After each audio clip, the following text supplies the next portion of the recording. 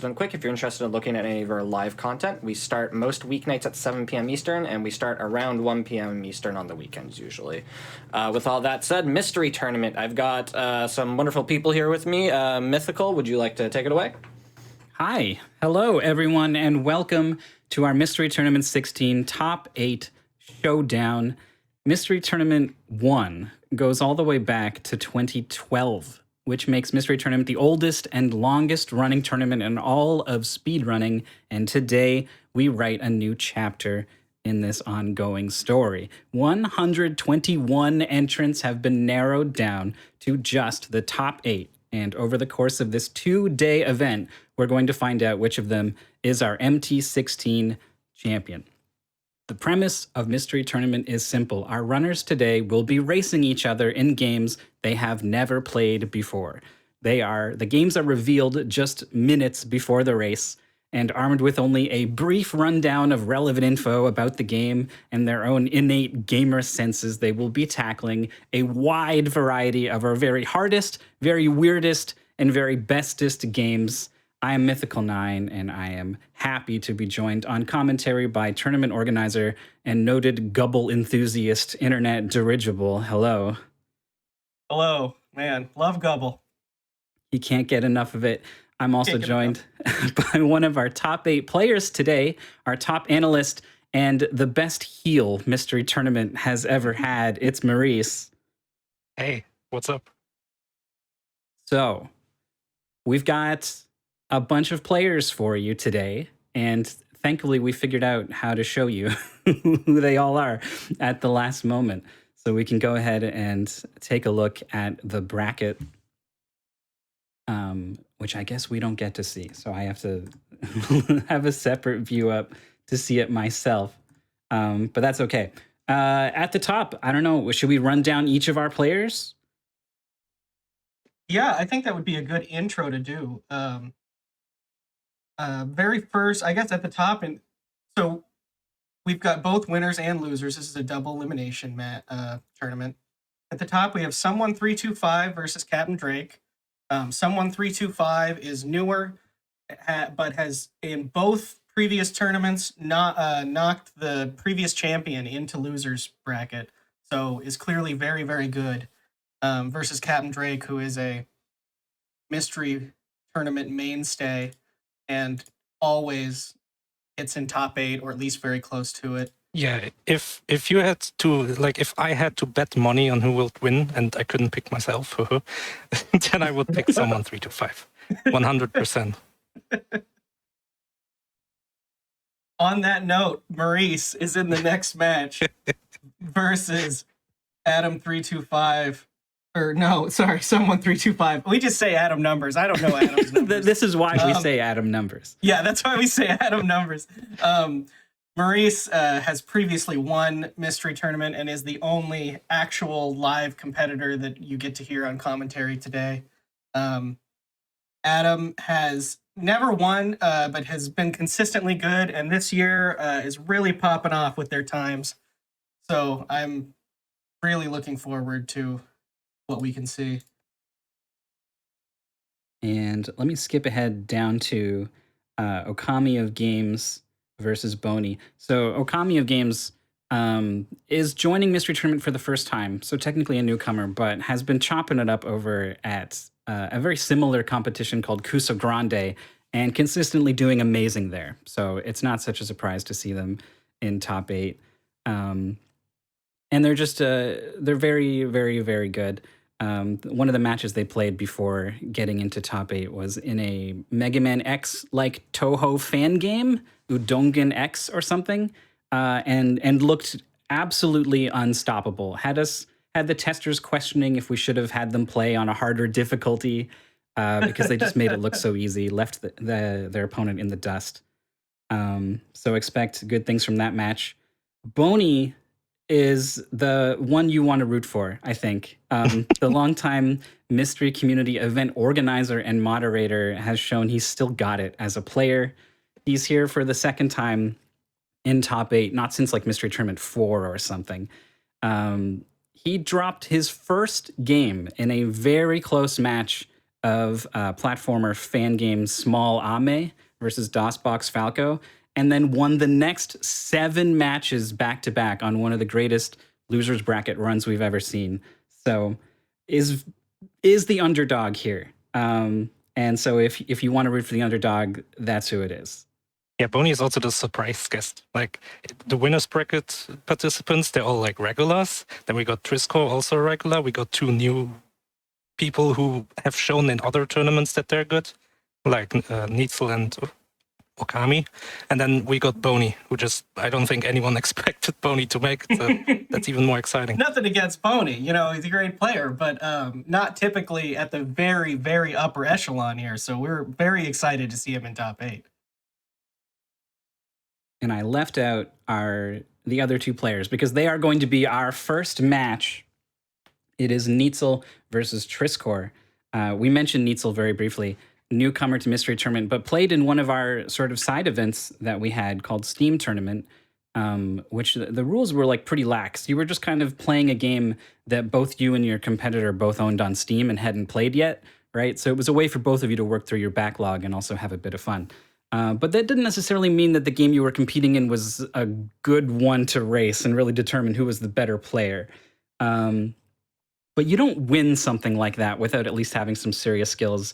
And so those skills were put to the test and proven as Neetsel got into top 8 by defeating probably the greatest mystery player we've ever had, Andy and 4H, in a fantastic upset. Just looked so strong.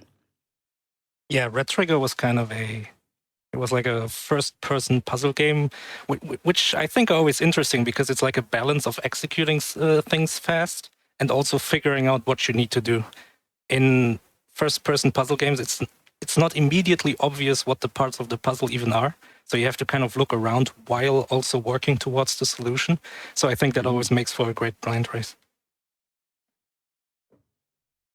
And is up against Trisscorp, of absolutely regular face in our top 8 events. I hasn't missed one, right? Ever since Trisscorp made top 8.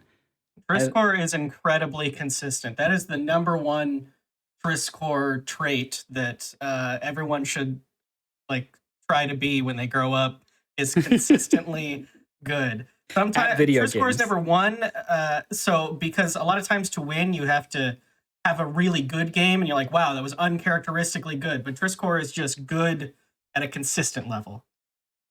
Yeah, got into top 8, denying Arc Bliss the top 8 spot, defeating him in a race of Alter Ego, an NES port of an old ZX Spectrum game.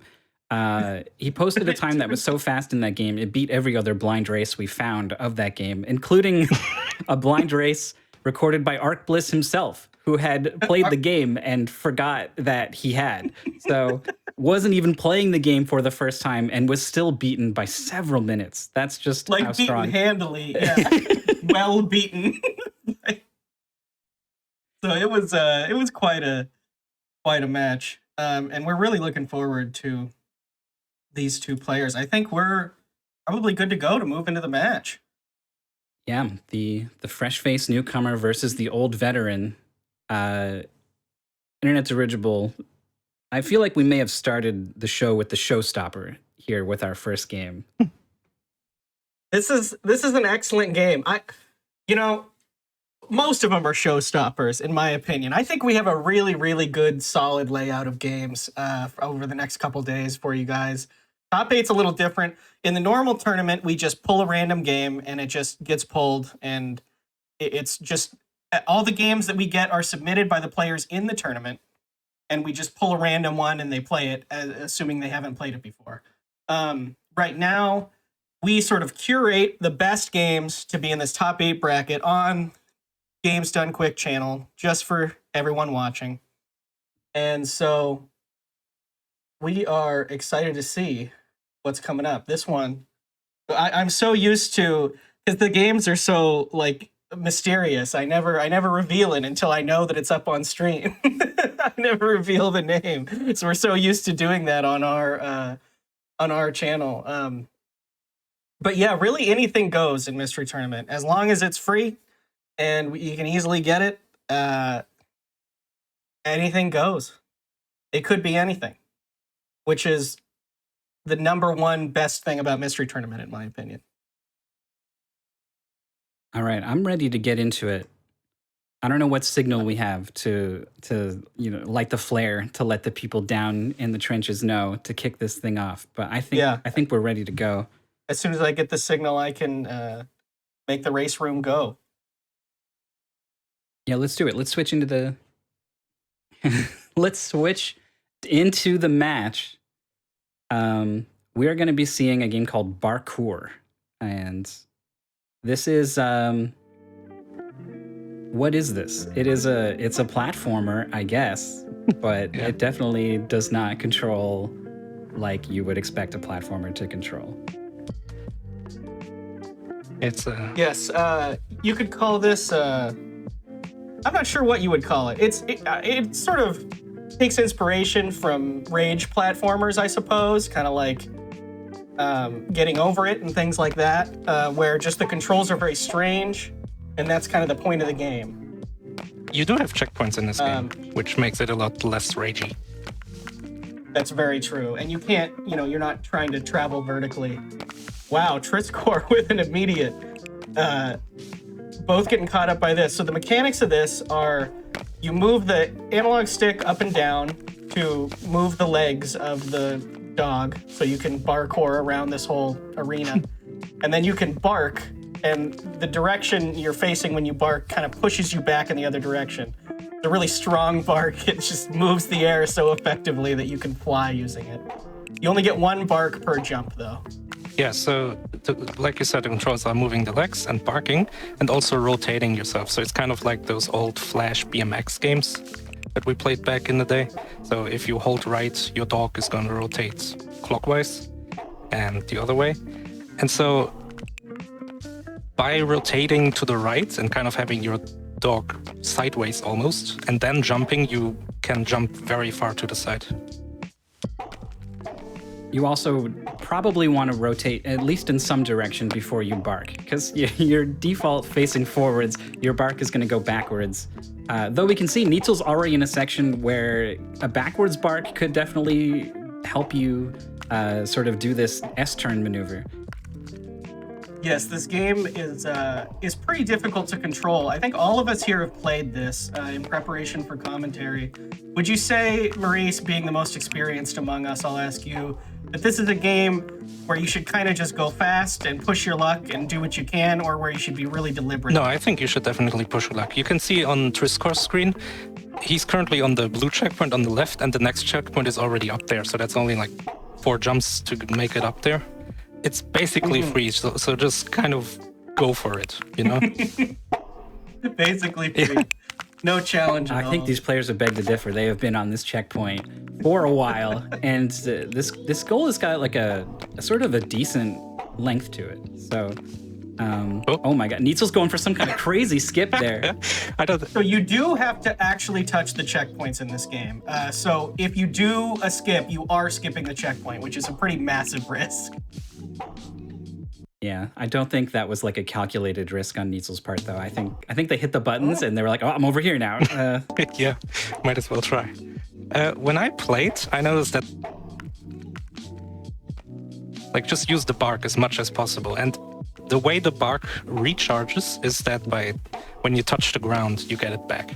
So, and immediately like touched the ceiling almost and was able to bark again, which could have saved him. He went over the checkpoint. Neetsel skipped the checkpoint. So I'm pretty concerned that this needs to go well. He's already doomed, I think. Well, can he bark his way up that steep cliff? Yeah, I don't think so. No, you can mash the bark as long as you're touching the ground. Oh, you're right. With your legs. That's the important part. So right now he can mash bark. Bark, bark, bark, bark, bark. Bark, bark, bark, bark, bark, bark, bark. Bark, bark, bark, bark, bark, bark, bark, bark, bark. Oh, look, he tucked his legs in for a smoother ascent. Oh, but he should have kept going to get the checkpoint. Yeah. Well, I'm not sure Neetsel knows that they've missed it at this point. We saw Trisscorp miss a checkpoint, go all the way back, and is like, oh, okay, I need to hit them. Neetsel has just kind of happened to hit them along the way. So I think maybe Neetsel just learned that lesson. Also, Neetsel... Unfortunately, Neetsel, lost their progress here. since we're still sort of in intro territory here, I just want to mention that there are kind of two main mystery skills. There's execution and there's like learning, like how well you can pick up on not only what the game is asking for you, but how much you can push the limits of the mechanics and that kind of thing. Oh, look at Neetsel. And I think go ahead. Neetsel is doing so well, like using the rotational force, because actually you can, like when you have your snout, I guess, on top of a cliff, you can actually like pull yourself up the cliff by rotating like towards it. Right. Just in general. Just like getting over it, you have that leverage on your rotation. Huh? There's the jump. They've sort of spotted the tell in the level geometry of like this little ledge here is probably here for a reason, and indeed that is where you want to be jumping. And like you were talking about in Interdirigible, noticing that kind of thing is such an important part of doing well in Mystery Tournament. Absolutely, and we see the same people. You know, we have some newcomers here, but we see the same people consistently doing well. Sometimes at the very top, you know, there's just a lot of good people, so it switches up a little bit. But the same people consistently do well, so you'd think it'd just kind of be down to what games you get, but really there's a lot of consistency and sort of gamer skill involved. We're all true gamers here, the important thing.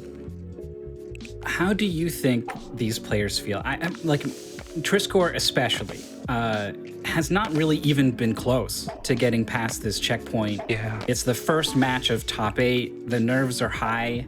I hope that Trisscorp's able to kind of deal with this pressure. Yeah, Trisscorp. I would be pretty nervous as Trisscorp right now. I will say that it's sort of an intentional wall. This was also my experience playing the game, that this checkpoint took me way longer than a lot of the other ones, because it actually makes you understand how to play the game, whereas everything leading up to this point, you can kind of just guess your way through. So, Neetsel's killing it though.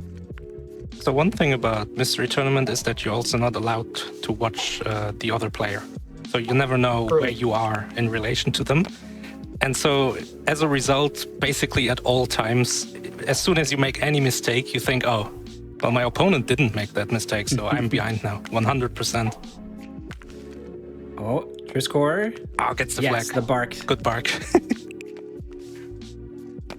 Okay, so keeping it a little bit close.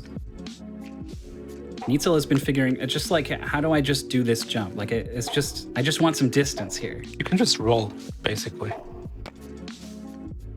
I consistently found myself trying to just roll towards where I wanted to go. And on this slope, you can see it's not working so well. You do need to sort of come up with a better mode of travel. You could bark backwards with your back laying on the ground. Does that work? It doesn't recharge your bark. You need to touch the ground with your feet. Or paws, I guess. Oh, it has to be with your feet. Got it. This was submitted by Bony, our other top 8, another top 8 competitor. Oh, there we go. Neetsel with the. Oh no, it's so easy to lose your momentum. Just missing the platform. Almost good enough platform to like get the last jump in. That would have been enough. Yeah, it is a good sign though to see that you're there with too much speed, right? Because that. Oh, he killed all his speed. That we needed more. Which I think is an even better sign, because now Trisscorp knows I can go this fast, and if I want, I can slow down and go this slow. So you just get somewhere in between, and you're going to get it next time. Going slow? This is great. This is a long checkpoint Neetsel is on. Luckily, there's not a whole lot of... Like, you're probably not going to die here. It gives you this really tough jump where you need to reset your stuff while you're on the wall with no risk of dying. Oh, Triss missed the checkpoint. Jump too far. Sailed right over it. And that's why you do want to go a little bit slow sometimes, Maurice. Oh, this one was hard. The one Neetsel is on right now. This one took me like 5 minutes of my 15 minutes this whole game took me was on this checkpoint. This is where I quit. I didn't finish this one. I did this for maybe 15 minutes. And I did it successfully and then failed the next part, and I cried and gave up. That was the privilege I had testing these games and not having to complete them here in front of this audience. I did complete this game, but that was fresh-faced internet dirigible with like 5 tests under his belt. you know, once you get to the 150th test, things You're a changed man. So yeah, you're a changed man. Things start to wind down a little bit. the problem with this And transition, I did not complete it anywhere near 15 minutes. the problem with this transition is that you can't really bark, because in order to bark, you need to be upside down, like to get to the top right. But then Right. you land upside down on this stupid red thing and slide back down to the left. So, yeah. Yeah, Neetsel was doing a lot of. so That's what I was close. doing a lot of. I kept trying to lean the wrong way. First of all, before barking, I discovered it was a sort of unintuitive thing to lean a different way to get the bark in. But you're right. It's always a bad landing on the red shape, and you're really at the mercy of where it is in its cycle, and just kind of a bit of good luck with how much rolling you have, Roll. friction you have. Oh, nice. Just enough. I do want to call out, someone in chat said this doesn't look that hard. I will say that the only reason Maurice is here with us today and in Mystery Tournament is because he watched Top 8 and thought that doesn't look that hard. Yeah, that's and true. now is winning tournaments. So maybe you're really just really good and you could compete with the best of them. So show up. We'd love to see you. Yeah. Also, for what it's worth, this is so much harder than it looks. I mean, Yes, it is. I think the fact that these players are so good, and we know they're so good, and they're struggling this much, would make me terrified of this game if I didn't already know how hard it was It's myself. true, yeah. Having seen, 50 or maybe 20 other Trisscorp matches, you know that this is a scary game. Yeah, absolutely. Also, The Neetsel holds on to the lead by a checkpoint here, but what a checkpoint it is. We Yeah. know it's This is really long. bad. and the one Neetsel is on is pretty long as well. There's like 6 of these jumps you have to do across these balls. The thing that may not be apparent about the difficulty of this game is that the legs are controlled with your analog stick. So in order to jump, you kind of have to do like that Tiger Woods PGA golf movement. And it's inconsistent. Like sometimes you're just not gonna jump as high as you expected to. Can you explain the Tiger Woods PGA golf movement? I'm not sure I'm privy. Don't you know that? Like it's like skate. Maybe not. Do you know skate? Or Oh, yeah. So like you control, like you pull back on the stick and then you flick it up. That's how you jump in this game as well. Yes. Except you do it the opposite way, but whatever. This is playable on keyboard as well, but I think controller is really where you want to go with this. That's one thing we should mention. We don't mandate the way that the players control the games. Obviously, they're not allowed to like mod the game or use turbo buttons or anything. Neetsel, you should have barked. He had that backwards bark opportunity and then Yeah. rotated past it, and then it was too late. It looked so good if you had barked. Yeah, there we go. See, that's what I meant. Like the What? bark just allows you to correct for all of this inconsistency in the jumps. Oh, Trisscorp with a beautiful launch. Rotate Is more. it enough Rotate. to Rotate. stay? Oh, you could see he did such a good job of getting himself so far onto that block, and it was not good enough. I wonder if he was rotating the whole way. Yeah, I wonder. Maybe it was good enough, and he didn't quite Rotate! capitalize. Oh. He's gonna get it though.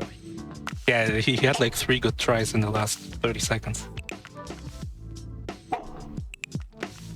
Yeah, and also to shout out, the vast majority of what you'll see over the next couple days is easily available. This is free on itch.io, so check some of this stuff out if it looks interesting to you. Yeah, people join Mystery Tournament for a lot of reasons, and I suspect most of the players in our top 8 today at least enjoy the competitive aspect of it. But lots of people join just to be a part of the community. Lots of people join to play games they would otherwise never play. And I'm guessing most of you watching right now would never be like, oh yes, Barkour. This is My definitely what I'm gonna pick up. You know, Elden Ring came out a week ago, but give me the dog jumping game, right? So it will kind of bring you out of your comfort zone, expose you to some really cool stuff. And I'm so happy that it's like a multifaceted thing that we get to do with everyone. Okay, Trisscorp, on to this tougher checkpoint. But yeah, the one thing about this game is that on a checkpoint like Neetsel's, you can kind of do whatever you need to, but it does seem to have a pretty solid idea of exactly what movements you're going to need to do a lot of the time in order to make these checkpoints happen. Oh, Triss, rotate. Some games would probably be a little more open. I don't know if Triss is rotating. Whoa. Oh, that's got to be good enough. Yeah. Yes. So Triss got caught up. Oh, it had a weird little boost at the end there. I don't know what happened. Oh, first try. Come It didn't on. look like it was his legs. No first try. We've got a tie game. Sort of. We like to say that because it's exciting, but it takes time to get the lay of the land, and Neetsel has it. Trisscorp doesn't. But Trisscorp got really far on that attempt, so maybe, I don't know. If you had your MT commentator bingo card, it would talk about knowledge Advantage or something. Yeah, knowledge advantage, where somebody made it to an area first so they understand it better, even though they're now on the same checkpoint. This specific square that Neetsel is on, I think you just need speed to just jump over it. I don't think you can really jump from it. It's a bit of a trap. And I understand the want to take it one step at a time in a game like this, Triss. right? Should have barked. Neetsel as well? Oh. I don't think they're barking enough, which is not the thing I usually say about dogs.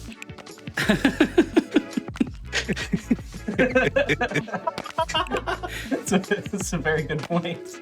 Yeah. Please jump up in the air more. Yeah, I definitely like it when my dog jumps and barks. Those are my two favorite things that my dog does. Although if my dog did do a front somersault, I think that would be sick. Yeah, that's pretty And bark awesome. in That the would middle. be encouraged. Yeah. Yeah, a somersault and a bark in the middle, strong enough to propel themselves across the room. Oh, Really be a Triss, powerful Triss. moment. Oh, Whoa. that's a big launch. Oh, The but it's bark too to big. save himself? It's too big. Oh. Even the bark couldn't cancel all that momentum. Well, the problem is Triss hadn't even seen what was coming there. You do have somewhat limited visibility. Even though you're so small on screen, you have to traverse great distances. This probably took inspiration from like Shadow of the Colossus, I would think. Yeah. Like all great, Yeah, I great think games. that was it. Yeah. Now I want to put the score of Shadow of the Colossus underneath this game. Yeah, what a game.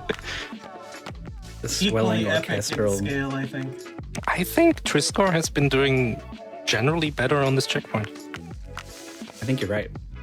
Just has kind of like the skill to go fast better than Neetsel. Neetsel is taking it kind of slow, and I think that's a trap. I agree with you. It seems like there's too many angles where if you go slow, you're just going to be losing your momentum and you're not going to be making it. Also, thank you so much to everyone in the chat. Our commentary is a little bit behind, so it's tough for us to respond to your questions and comments directly in any kind of reasonable manner. No! Score almost. Oh, So thanks to everyone who are answering questions. If you do have questions and stuff, there are lovely, helpful community members in chat waiting to answer them. A large amount of them, I think. We get excited. This is our top 8. We're all here seeing everyone through. this is a good setup. Come on, Triss. Go faster. Kind of lost the speed by jumping vertically up instead of like to the right. See, when I get caught in that V-shape thing, my brain starts going like, no, I can save it. I can jump off this wall and then that wall and Jackie Chan my way out of this pit. That is foolish of me. And so Trisscorp is like, no, I'm dead. I'm going to reset and I'm going to start again fresh. And I think this is correct. Yeah, the checkpoints are so short that, like I said, I am of the opinion that you should just go for it, try to go as fast as possible, and just kind of react fast enough that you can make it to the next checkpoint. In your short time with this game, because you beat it so quickly, Maurice, did you feel like you were doing the exact same thing from every checkpoint? Like, okay, jump here, or were you just kind of guessing your way through and making it sometimes based on reactions? I mean, there's like movements that work on every checkpoint, right? Like all the open checkpoints, just like lean to the right, jump, bark, so you go a little higher. Like you kind of learn that pattern, and a lot of the checkpoints are solvable with that. But there are those like the that climb with the bark earlier in the yellow, where you have to learn a new strategy, but really a lot of it comes down to this. Oh, one So final close, kick. Chris. Wasn't quite able to make solid contact. Yeah, no, you're right, Maurice. You can have this game plan, but it only lasts as long as your inconsistencies in those opening moves stack up, and eventually they put you in a completely unique position you've never been in before, and from there you're flying completely blind. But that's also where the fun in this game is, I think. Totally. It's really fun to like react to like which way am I pointing, where do I want to land, do I have my bark? It's just a good name too. Barkour is a really solid name for a game. I never forgot it. I saw it on like day 1 of testing, and it's been in my head ever since. Oh, Triss, okay. Couldn't like get a jump, like a small jump to make it to the next one. Oh, Neetsel gets that transfer off that difficult square that's been giving them so much trouble. But this one's not much easier. So needs to edge his way to the corner and then get a good launch off of it without going too far. No. Bark. I think if there was a rotation there that got his head out of the way, that maybe could have been something. Like a hook. Yeah. Also could have maybe saved it towards the left. Okay, since okay. Just go. Yeah, Oh, the that's bark! it. Does Yes! a downward bark to touch What a the bark! platform sooner. What a strategy. We are now in gift wrapping world. Oh, it just extends the texture to your body, so every now and then you turn a little blue. That's because of the hardware limitations of freeware PC. Like on any, where they have in Mega Man the pickups change with your palette. Yeah, it's that kind of thing. Yeah. This checkpoint is easier than it looks.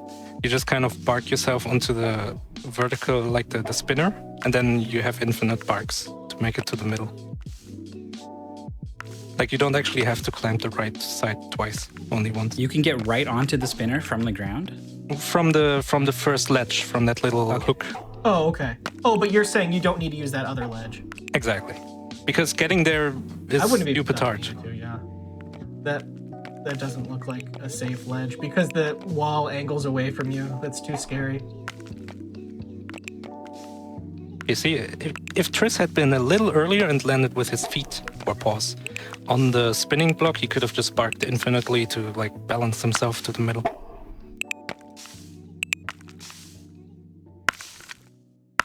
Neetsel is still was a little bit short on where they wanted to be on the jump, so they're like, all right, I'll go a little bit faster with the bark, and then went way too fast with the bark. Like it is really still struggling from this sort of lack of control. But I say this, and then oh my goodness, Picture perfect.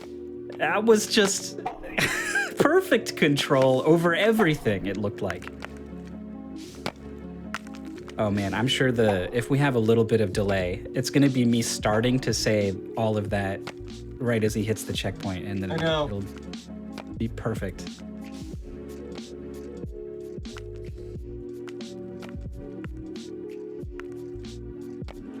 Yeah, Neetsel is doing a good job. Roll yourself up this ledge, and then when you have your right paw on the boulder, I guess. What are those things called in bouldering and climbing? Oh, I don't know. You won't catch me in any of those places. Anyway, yeah. Yeah, we're commentating a video game tournament. I watched the don't know if you Olympics, they did understand. that. I'm pretty sure it came up, and I forgot.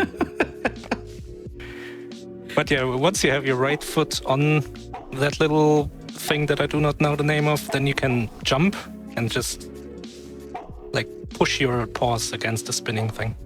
That's how I did it. Oh, Trisscorp did it. I wasn't even watching. Yeah. I was also looking up times because Chad is talking about we have an estimate roughly on the screen of 25 minutes and the players are approaching it.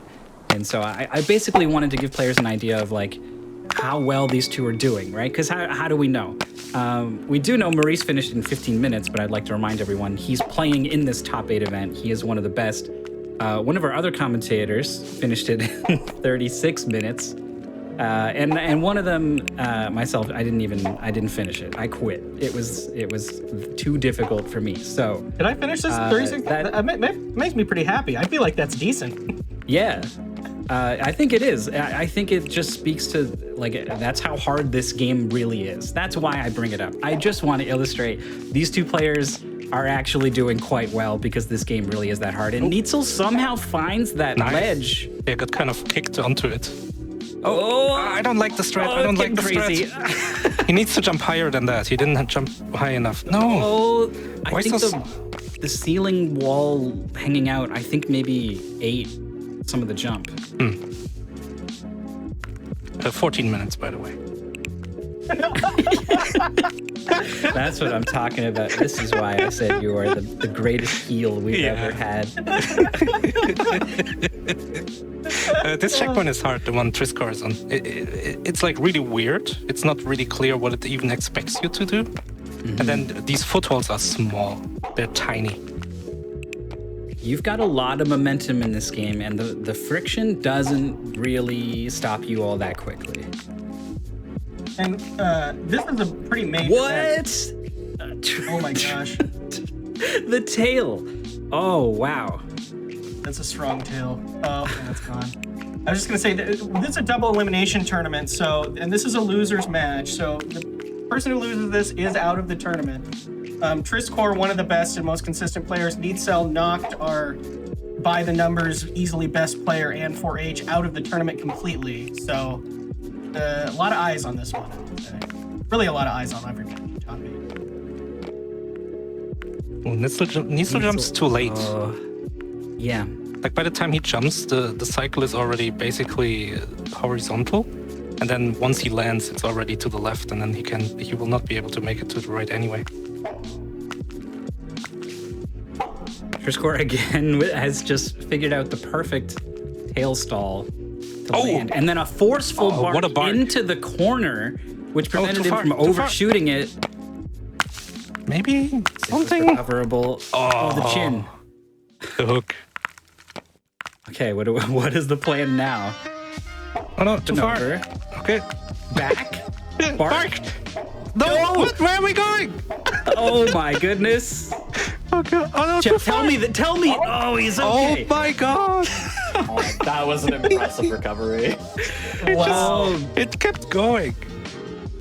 Virtually, my hand reached out to one of you guys to like hold my hand, like as he was doing that. Oh, what's that on Trisscorp's screen? There's something on the right there. I see a flag. Yeah. Checkpoint? No, I've seen checkpoints before. There. I believe that's the end. No, it's not the end. This was a long time since Internet to Ritual. It's been like 3 Maurice months. is coming on fresh, but this is months ago. I played so many. Many of them were not as good as this. Oh no! Oh, it doesn't matter. Fine, the checkpoint's right there. Oh, nice. Right, we got a ball. That's right. Oh, And you can't bark anymore because you have the ball? No, you can bark. You can. Okay. You can bark a lot now because the game even tells you, "Hey, mash bark." How does that work?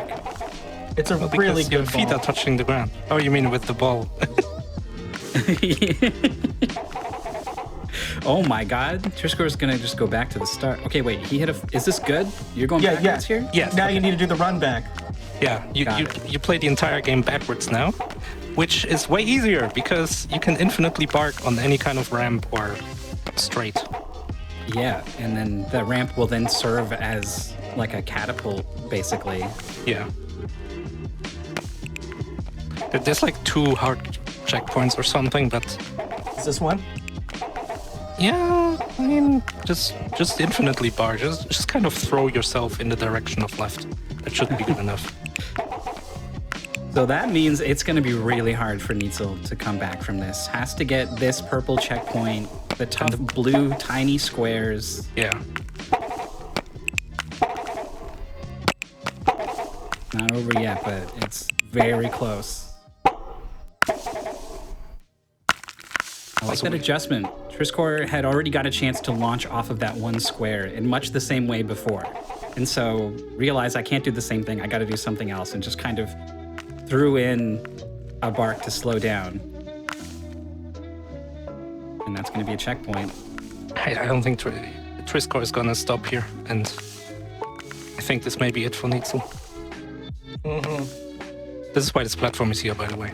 Like when you play it normally, you see this platform down here, you go there, and you can't get anywhere. And you're like, why is this even here? That was Almost. I think this is going to be it. I think we might be seeing our new fresh face and the big upset bringer taking out Andy. Oh yeah. But I think this may be the end. This last jump is not trivial, but like it's not gonna take long enough. I think It's we not a are going to whole- get like the thing Yeah, that everyone whole wants. portion of which the game difficult. Yeah. we are going to get to see what everyone wants to see in a second. I can't wait. I can't. Yeah, I'm excited. There it is. the dog. You use your analog stick to move the hand. Aww.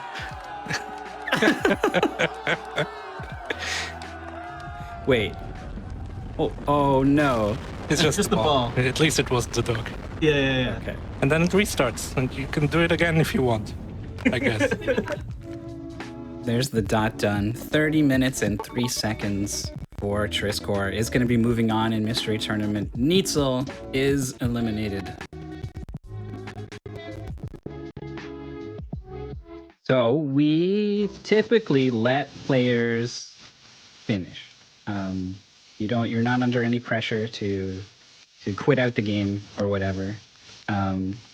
But also, if players don't want to finish, they don't have to, and it looks like that is the case. Both players immediately in the race chat admitting they hate this game. Why? This game is fun. Well, they were stuck on those checkpoints for kind of a while. I'm guessing that had a little something to do with it. Sometimes a good game is hurt a lot by being a little bit too hard. And oh my god, the controls, yells Trisscorp, who is not a very loud person in general, but is using a lot of capital letters in the race chat. Yeah, this is.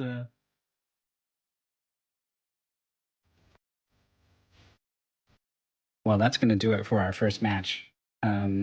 We have lots of matches. We're going to be going for a while today, a number of hours.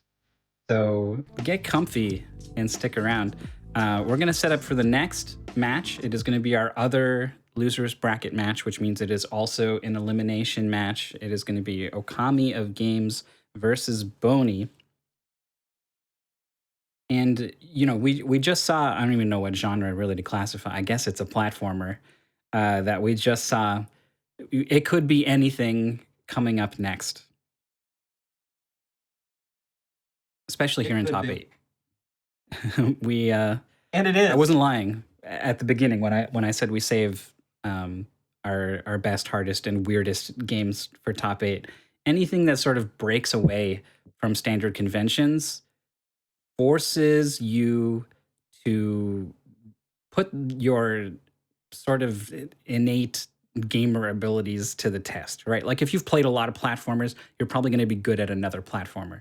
But there's no way to be really good at something like Barkour, right? Like you're starting from zero. And so that's really hard. And it's usually a challenge that we reserve for our best players. And even if they hated this game, I really am impressed with what they were able to do with it here today. And I can't wait to see what everyone else does with our other games coming up. Absolutely. And our next match is OkamiofGames versus Bony. And actually, we can see the previous matches that they've played.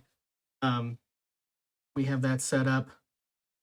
But they both OkamiofGames is brand new. Bony is the oldest player that we have. So, like in the tournament, basically, there's one mystery tournament you can beat Bony with, and that's it. Oh, perfect. But we're gonna take a break. Yeah. So please do not go anywhere. We will take a short break and come back with this next match: OkamiofGames versus Bony. Stay tuned. Just before we switch off, I'd just like to remind everybody, your subs and bits help support weekly hotfix content. So if you could, if you enjoy the content you're watching this, any of our weekly shows, please consider subscribing or cheering. It really helps us out. It helps us continue creating this content. And we'll be right back with Mystery Tournament. Hello, everyone, and welcome back to the Games of a Quick Hotfix. This is Mystery Tournament. We are at our second match of the Losers 8th. I'll hand it over to the crew here and let them take it away. Yeah, so welcome back. We just saw Trisscorp defeat Neetsel in the incredible platformer-ish game Barkour and moves on to loser semis. Today, on the first day of our two-day event, we're going to be doing all the matches on sort of the left side of the screen, and the three matches on the right side of the screen, winners finals, losers finals, grand finals, those will all be tomorrow. So there are a lot of matches coming up, the next of which is going to be OkamiofGames versus Bony. Talk to me about OkamiofGames, Internet's original. OkamiofGames is brand new to Mystery Tournament, but we have a close relationship with Brosentia. He runs a tournament called Cuso Grande, which is similar to ours, except the games have to be bad. In ours, they just might happen to be bad. There's no rule about it. So they've done really, really well in that tournament, and so decided to come over here. And turns out they're pretty good at games. Here in top 8, very first year. Which is always fun to see. We like it. Someone325 has done that, and Maurice here has done that as well. We're top 8, very first time they've played. And it's a really strong message to send to the rest of the competitors for sure. Regarding games that they've played, well, and also I want to talk about Bony, because Bony started Mystery Tournament back in the day, essentially, and is pretty much the oldest member who is still competing, aside from one or two other people. So it's a really kind of cool match to have one of the newest players versus one of the oldest ones in a top 8 match. It just goes to show that the competition has gotten stiffer because more people have heard about Mystery Tournament, but Bony still got it. Some of the old boys, they still got it.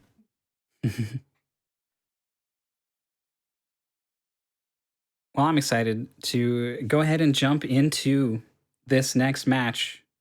We are going to be, we're revealing a game. So I guess we've got a backup, while we go ahead and switch over to the game. We've got a history around here of mowing the lawn.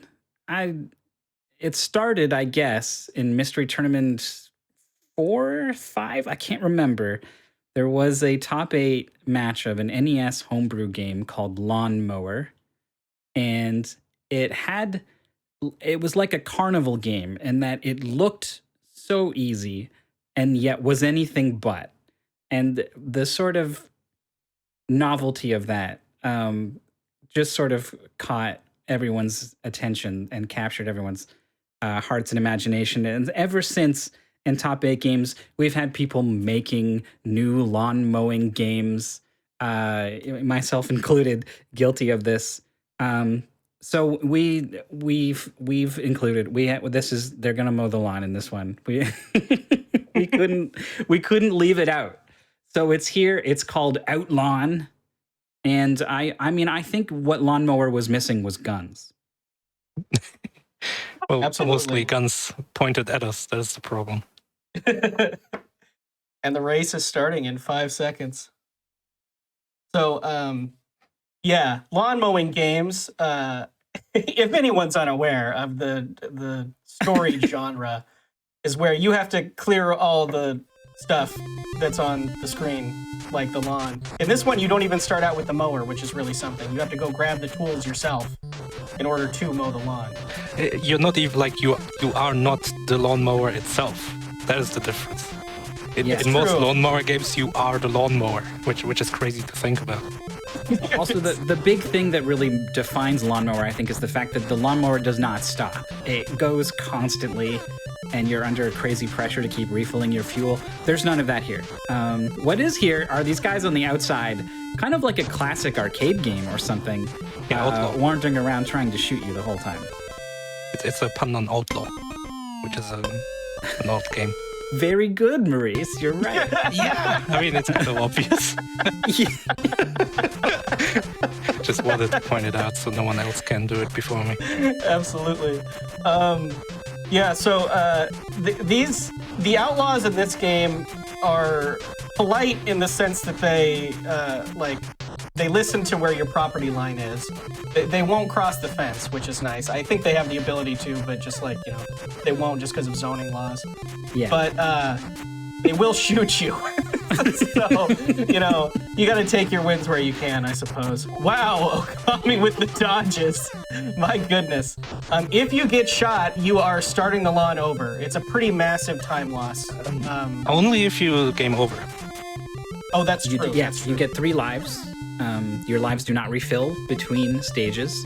So the intentional game over is a factor here. This is something that top players are very familiar with. They may want to do that intentionally, refill their lives when they get to a new stage if they are low. So I guess this could be a good moment to talk about paste spins, because if Mythical 9 had read the paste spin, he would know that you can switch to 5 lives, and you're supposed to. Oh, wow. Yeah. Well, it's also possible this was added at some point after I... Yeah, of course. But so in Mystery Tournament, we always have paste spins, which are just like short descriptions of like what you can expect, what the controls are going to be, some kind of hints, like, for example, go left before talking to this person or something. Just something that would normally not be great in a blind race like this. Mm-hmm. And in this one of the instructions is set the lives to 5. So we are going to have 5 lives before game over, which I think is actually really high. I never died more than once on a lawn when I played this. Good well, for you. la-di-da. I was dying constantly. Really? When Yeah. Particularly later on. These Some of enemies these we're later seeing ones, here, absolutely, I died a lot, yeah. Yeah, these guys who shoot on these orthogonal lines here, I mean, you can see them coming as long as you've sort of take the big picture, nothing. right?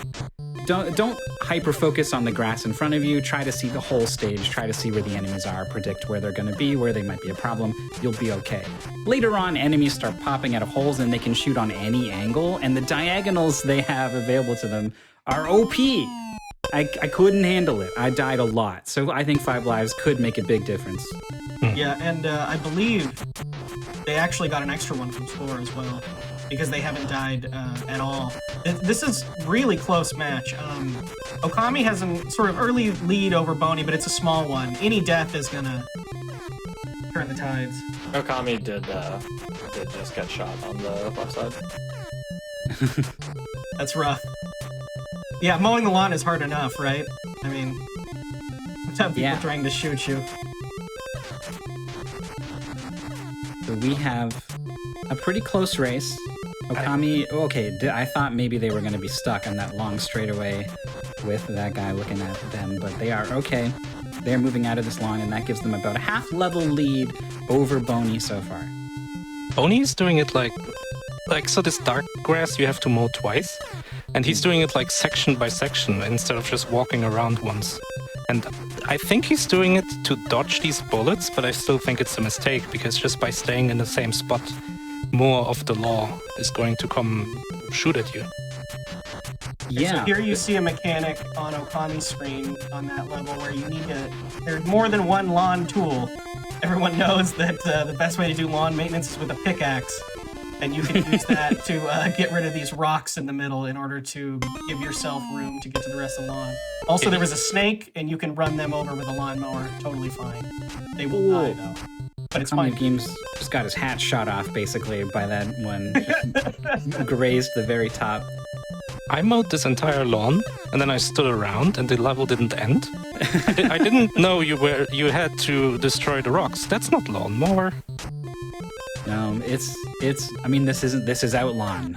This is different. Yeah. This is the dark side of the lawn. Well, also, I mean, this landscaper's fearless, really. There's a lot going on, and he's just kind of getting his work done. Takes his work very seriously. These snakes are clearly poisonous or something. They kill you immediately if they touch you. And he's just like, okay, well, I'll just work around him, I guess. Oh, I just got shot on the side by this more dangerous blue enemy here. I think he walks faster. In the back. I think that's the only difference. So one thing I noticed when I played this is that if you walk in let's say OkamiofGames were to go straight up right now, like he did just now, perfect example, thank you. The bottom guy, when he moves to the same column as him, usually they don't actually move to exactly the same column. Oh, you discovered an AI quirk. Yeah, so they misalign themselves to your straight line. And that's how I got a lot of lawn mowing in while the law was just watching. That's funny, because I was constantly like, if I have to go in a straight line, that guy down there could just move onto my line and then I would be screwed. So I was constantly playing around that exact thing. And now you're telling me actually that's very unlikely to happen. The hat types give them different AI as well. Like some of them are stronger, smarter than others. This blue hat, he knows what's up. But the normal cowboy hat, not so much.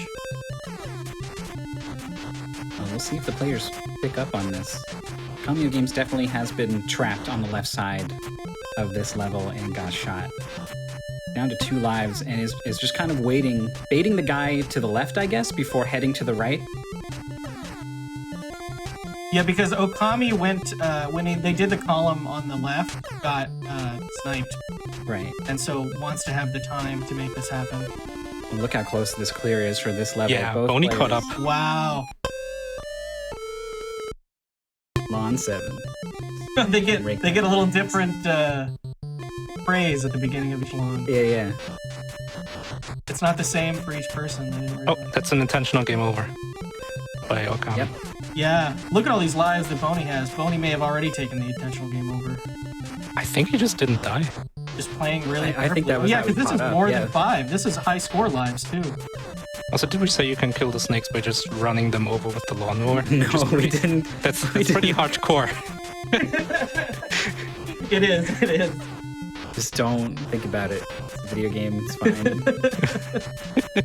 It's also like a really good idea. They're very annoying, especially if you're running around with the pickaxe or something. So it's a heavy incentive to, when you've got multiple tools, to head towards the lawnmower first and take care of him. What is Bony doing? Bony dropped the lawnmower on the pickaxe. That happened to me a couple times. Yeah. Oh god, Bony's right in front of this blue guy. He just didn't shoot. They can shoot each other, by the way. So that's why the blue guy at the bottom went away, because these outlaws have tunnel vision. They got one thing in mind, and it's to shoot you. So if the other person's over there, tough luck. I mean, that's just terrible, police strategy to have crossfire like that. yeah, not great. None of them on the horizontals here. Yeah. Both of them on the top and bottom. Not smart. That's clear for Bony, but just a tiny bit ahead of OkamiofGames at this point. Oh, Bony. Yeah, there we go. almost like, oh, I'm gonna let these snakes out, and was like, oh, I guess I shouldn't let the snakes out. It's probably a good idea not to do that. Kind of let them out at the bottom, though. I don't know why that was his default thought, too, because in what situation is it ever a good idea to let the snakes out? Oh, parted the snake sea. Look at that, making it happen. Not even going after the snakes. This hyper-focused on the lawn. Has a job to do, is here to do it. I guess as long as you have lawn to mow, it doesn't matter if you go after snakes because you're invulnerable if you have the lawnmower. Well, they could hit you from behind. Can they? Yeah. An inferior in a game player where you like could just, me would tap notice the button such a to thing. spin around at any moment, though. That's not such a big concern. This is why our testers can't be the best among us, because we won't know. They won't know if the snakes can kill you from behind, because Maurice just took them out. So both players have just the rocks left to work with. Bony's still a little bit ahead. A couple of nice moves, dodging some shots. There's some interesting forethought. A lot of old classic arcade games are like this, of working with what the AI is doing. And so you can see all of these rocks are in the same position now for Bony. So all four, and well, I guess three now, are going to be around this area shooting where Bony is. Whereas OkamiofGames has this rock up top, and while he's up there, he's going to be luring enemies over there. Then goes down to the bottom. He gets, if you leave yourself things to do in different parts of the level, you can go where the enemies are not and still be working towards your objective. But it is taking longer. A little bit. Also, I just noticed this game is basically Gobble. Gobble! Oh my gosh! Like, you got different tools, you gotta do all the things that the tools do. There's these enemies around. Look, you are in the best possible company to make that reference. But there are a lot of people watching who I don't think are going to be able to follow you on your It's Just Like Gobble. Gobble's a not very good game on the PlayStation that I submitted to Mystery Tournament, and people weren't a huge fan. It was maybe the most bland game I had ever tested. Like, it was fine, it was just so bland. I want to point out that Bony and Okami now in this state have a gun, which auto aims. So you want to use it up when you can. I never used it. What? Oh. You are blowing my mind. What? Yeah, I want to be mowing the lawn. That's how I go fast. I'm not going to shoot these guys. They can shoot each other. But it's just so easy to... You just die. And then you go back to mowing the lawn. I don't know. It's insane. This is just how it is. We play these games and we're like, oh, this is a hard game, and then someone's like, oh man, that was such an easy. No, just don't kill any of the enemies. Then it's easier. But they shoot each other. See? They do that. Bony didn't shoot anyone, and it went from 5 to 3. True. Now this level's going to be just about done. Level complete, but OkamiofGames making up a lot of ground here. Is back in the lead. One thing, like the pastebin says, don't mow fruit. And then when you mow fruit, it says, don't mow fruit. And I just kept mowing fruit and nothing bad happened, so I have no idea what that is about. I think you lose the opportunity to pick up the fruit for score.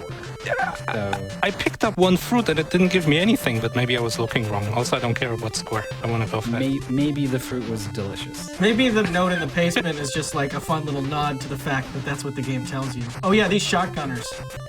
He mowed fruit, nothing happens. You're right, the shotgunners are sort of... I don't know, they zone out certain areas around the edge of the level, so they force you to sort of think about things differently. But if it's a level of entirely shotgunners, you can find yourself only having to worry about one enemy at a time instead of a potential 4 or more all around. Someone in chat saying you might lose a life if you mow fruit? We'll have to pay attention to that. I would have game overed at some point, and I mowed so much fruit. I was the fruit poor. You were just mulching them up over there. Making applesauce all over the lawn. Yeah, basically. Bony, half a level behind, went to work on some of the rocks at the bottom and then picks up the lawnmower, I guess because the snake was sort of becoming an issue. Oh, he put the mower down to get the fruit. Oof. That snake. No snake in my fruit. Uh-oh. OkamiofGames gets shot in the back, but has a lot of lives here, not in danger of game overing. That's going to be the big thing in this race. Yeah, I think Bony did a mistake here. What is leaving those rocks down there? Yeah. Like just... It's going to take so long to walk all the way from up there, get the pickaxe, go either up or down, and then walk all the way around again. Yeah. I agree. This race has been back and forth. I think it can be an advantage to have things to do in multiple parts of the level, but not this one. Not if this is like a corridor and he's got everything on one end and the other. Level complete for Okami. Oh wow. Bony hikes it all the way around. Let me remind myself myself. There are 16 lawns in this game, and OkamiofGames has just reached lawn 12, so we are getting down to it.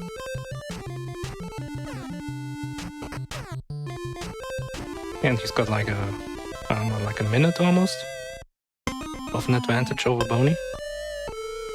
Yeah, it's probably the biggest lead we've seen in this race so far. This is a difficult level, though. Yeah, I feel like Bony might want to take an intentional. Man, Okami is just like doing stuff. This is kind of wacky, his strategy here, but it seems to be working out.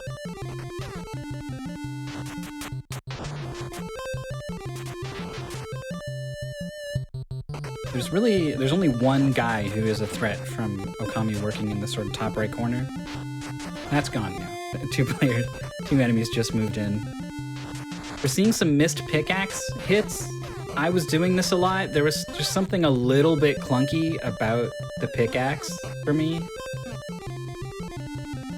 And it just feels so bad. It's a game that is about being efficient, and so just knowing that you're wasting time swinging this thing for no reason feels bad.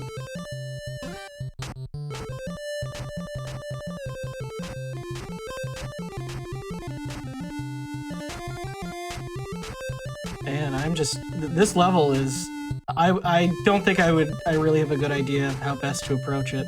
There's a lot going on.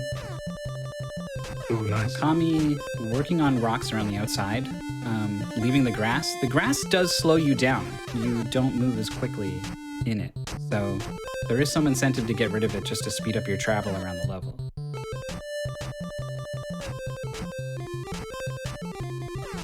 Does the gun recharge, or is it always just like 3 bullets per gun or something? Oh, Yeah, Bony. that's it. Bony is on his last life. This would be a huge time loss. Yeah, this is what this game really is, and Oh this no! is, oh, there it Can't is, shoot the snake!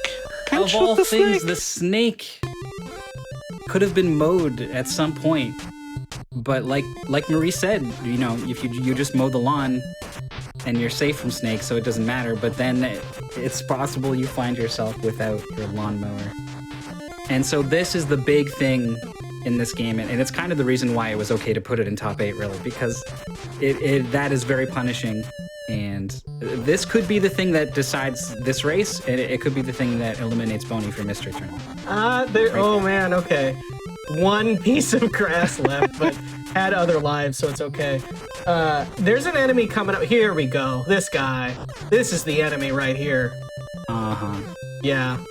OkamiofGames with 3 lives is not opting to take the intentional game over, but knowing what I know about these guys popping out of the holes with their diagonal shots, maybe this is not the right play. So the shovel is another tool you have to sort of fill in these holes, and that prevents guys from popping up out of them. It does mean they will just pop out of the other ones more frequently until you get rid of all of them.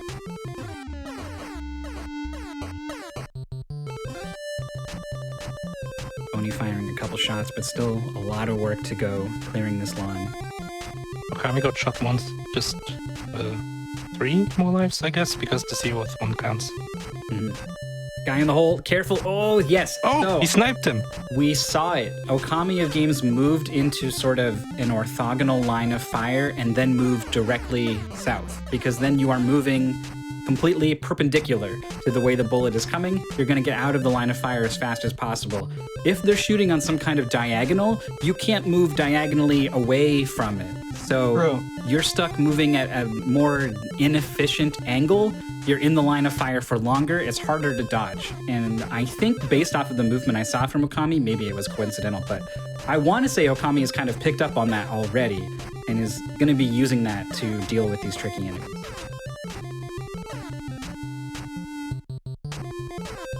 Only really close to the end of this lawn now. Also, I hope Chad is Hold on to enjoying this 4 lives. music.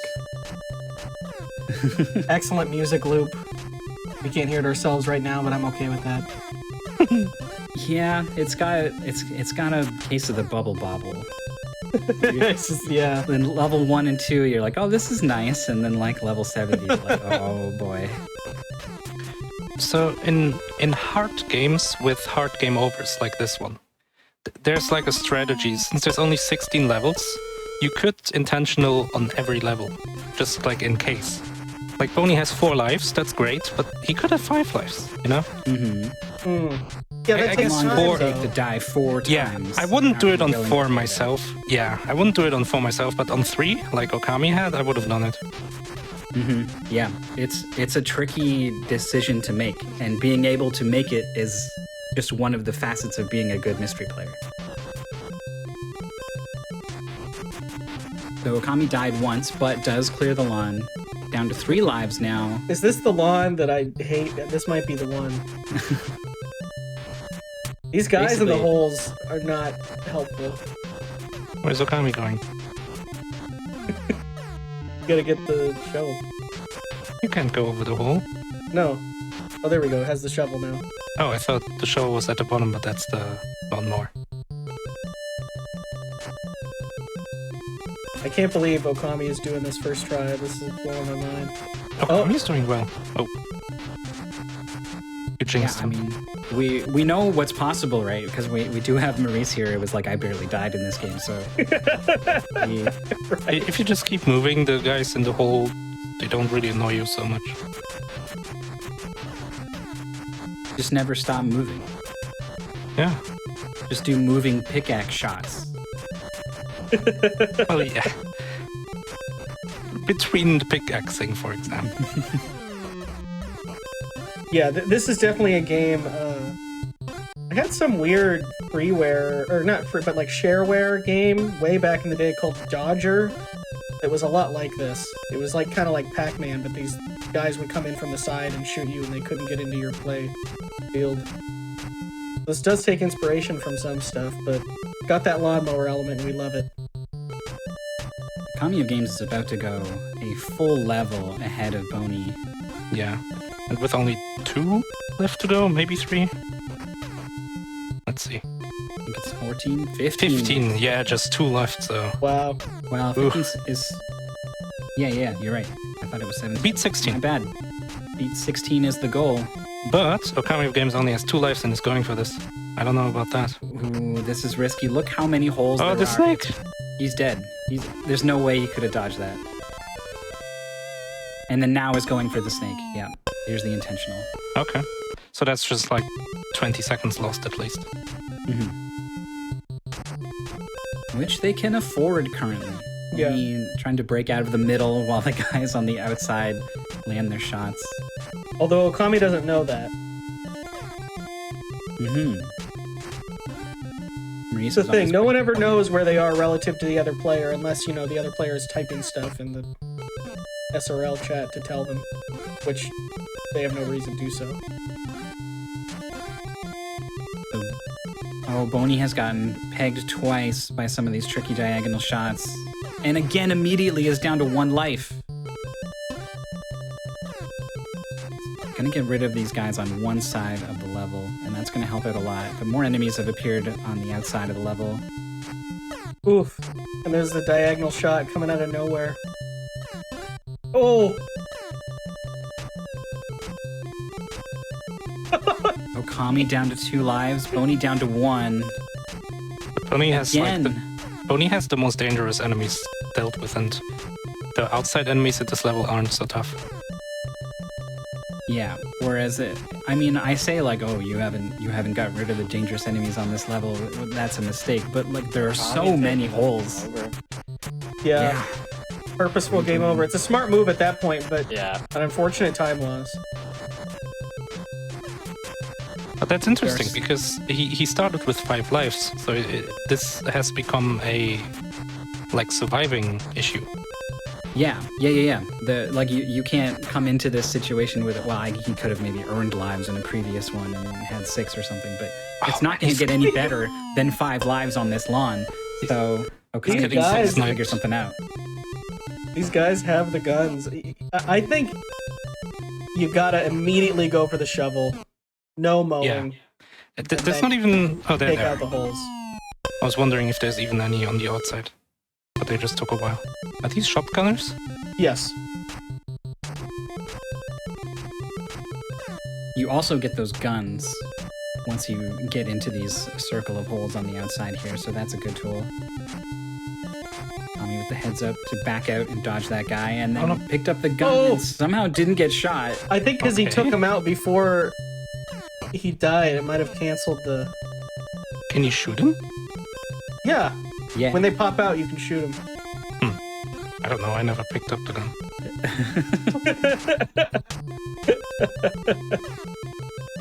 And the auto aim is weird, but generally I was able to kind of get the guy that I wanted to get with it. I don't know if shooting the hole guys helps. It's difficult to know if there's like a limited number of hole guys or if it's related to how many What holes you happened have. to Bony? He dug the hole, but the guy was still there and just shot him. Up close. Just the top half of him floating in the void. Oh no. Yeah, it's supposed to knock him out of the hole when you dig it. Oh my gosh, this snake! Gunning for him. He's trying to shoot the snake again. Okay. Yeah, the mower is locked away in the bottom right corner too, so getting rid of the snakes, you would have to forego getting rid of the guys with the shovel, so they are going to be around and they are going to be a problem, but not anymore. I think Boney's going to have a decent chance of clearing this lawn, but... It's actually not that far behind. Yeah. Yeah, this is really coming down to the wire here. One more level after this, equal on lives.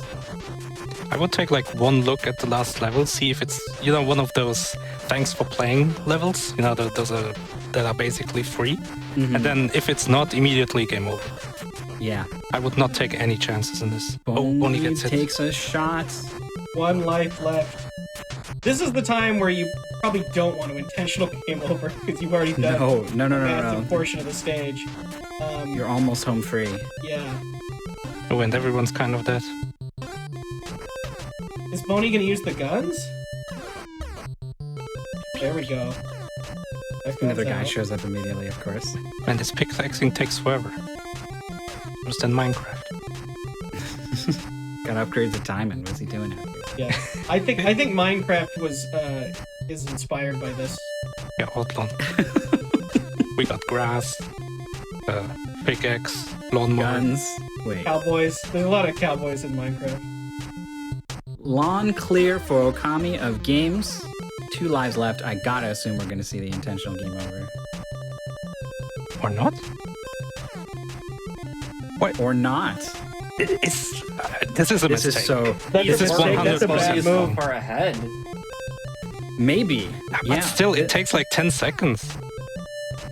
It's tough. It's... Oh my gosh, Bony, don't die. Ah, was about to shoot. He had a Okay. life left. Bony's gonna intentional 100%. There's no way he's gonna do this with 1 life. Yeah. Yeah, and it's basically going to come down to like I don't think Boney's going to be able to mow this lawn so fast that he can catch up. Yeah. I think it's going to be guess is what OkamiofGames going to be able to do this with 1 life, 2 lives, I guess total, or not? That's what this race is at this point.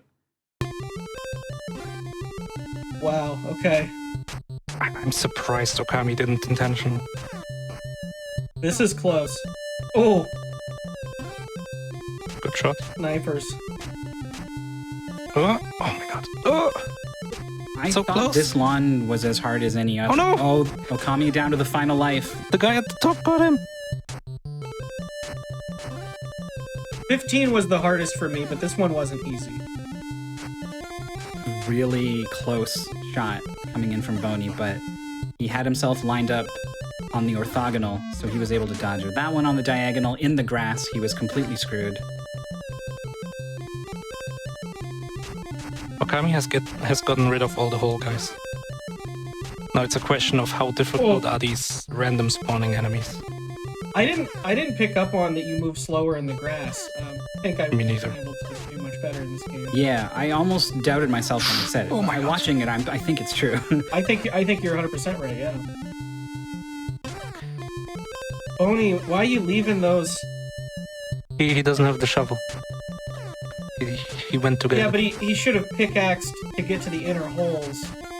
Oh, I mean, yeah, I guess. He did get rid of 3 of them. Oh, okay. The guy got shot. No, he by doesn't the- trust it. He doesn't want to shovel him because he's Oh. already been betrayed by a guy who didn't care that his hole got shoveled. So he tried to dodge, didn't work out. Now he's down to 2 lives. Okami is kind of got the level on lock, but earned enough points to get an extra life. Yeah, Has got that barrier now. And Bony is also on 2 lives. Okay, holes are gone for Bony, but that's a lot of pickaxing to do. It all comes down to Minecraft. Oh, Bony just got shot. Bony Looked away for 1 second. final life. I would be so nervous here because like this is like a balancing act of how fast do I play and how safe do I play. Absolutely. I will criticize this game for having not a lot of lawn in the later stages. That's true. They're stretching the definition. It's more like out mining. It's a quarry with a field Yeah. nearby. Oh, Bony made like a smiley. Quarrial. Quarrel. This game was almost definitely found by searching the word lawn on itch.io, so it's... This is what we're looking for. Oh, this is so close, but I think Okami is fast enough. And also Bony has to be afraid of dying. 1 more death. And he's done for. That's true. Okami has that buffer, but dying does cost some time, right? Maybe they're actually close enough. If Okami is playing too safe, I don't think so. I think Okami has this. It's what a close match, though. 3 rocks remaining. They're all in the corner. There's only 2 enemies left. They're even on the same top and bottom, so you don't have to worry about sideways shots. There's the final rocks. Oh man. OkamiofGames gonna be moving on. Our hopes and dreams with Bony, unfortunately, shattered. It was really close, too. That was really close, yeah. If Bony hadn't game overed in that one stage 10 or whatever, Yeah. he would have won. Yeah, Wow. it was a defining part of this race, absolutely. I want to say OkamiofGames had enough of a lead that they could have taken the intentional game over on this lawn and still won. But it would have made a close race even closer. Oh Here's the yeah. final 3 rocks. Oh, he's misaligned. Yeah, look how scared. Oh, no, never mind. There's one in the top left. Sorry. This is probably the right play. And there are the final rocks for Bony. 32:49 is the time. Less than a minute behind in a 30-plus minute race. Fantastic job from both players. OutlawN. It's a funny title. It's a funny title.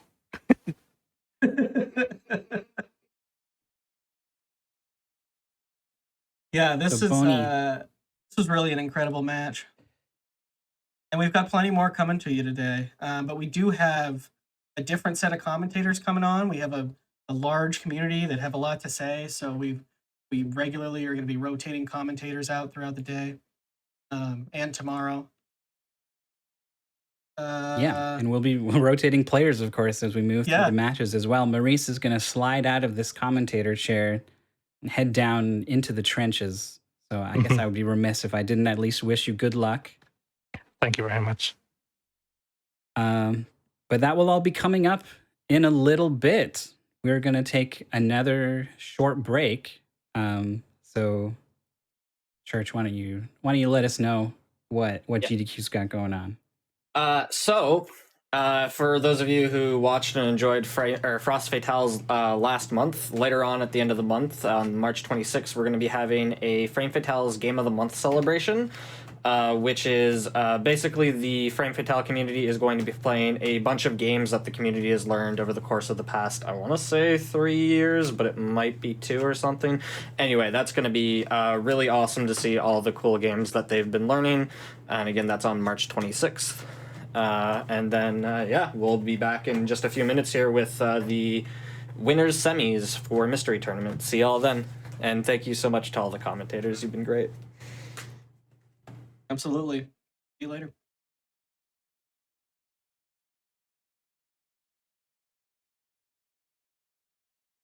Hello, everybody. Welcome back to the GDQ Hotfix. This is Mystery Tournament. We are in the middle of it, and this is going to be the winners semifinals. And I will hand it over to the rest of the Mystery Tournament crew so that they can introduce themselves and take it away.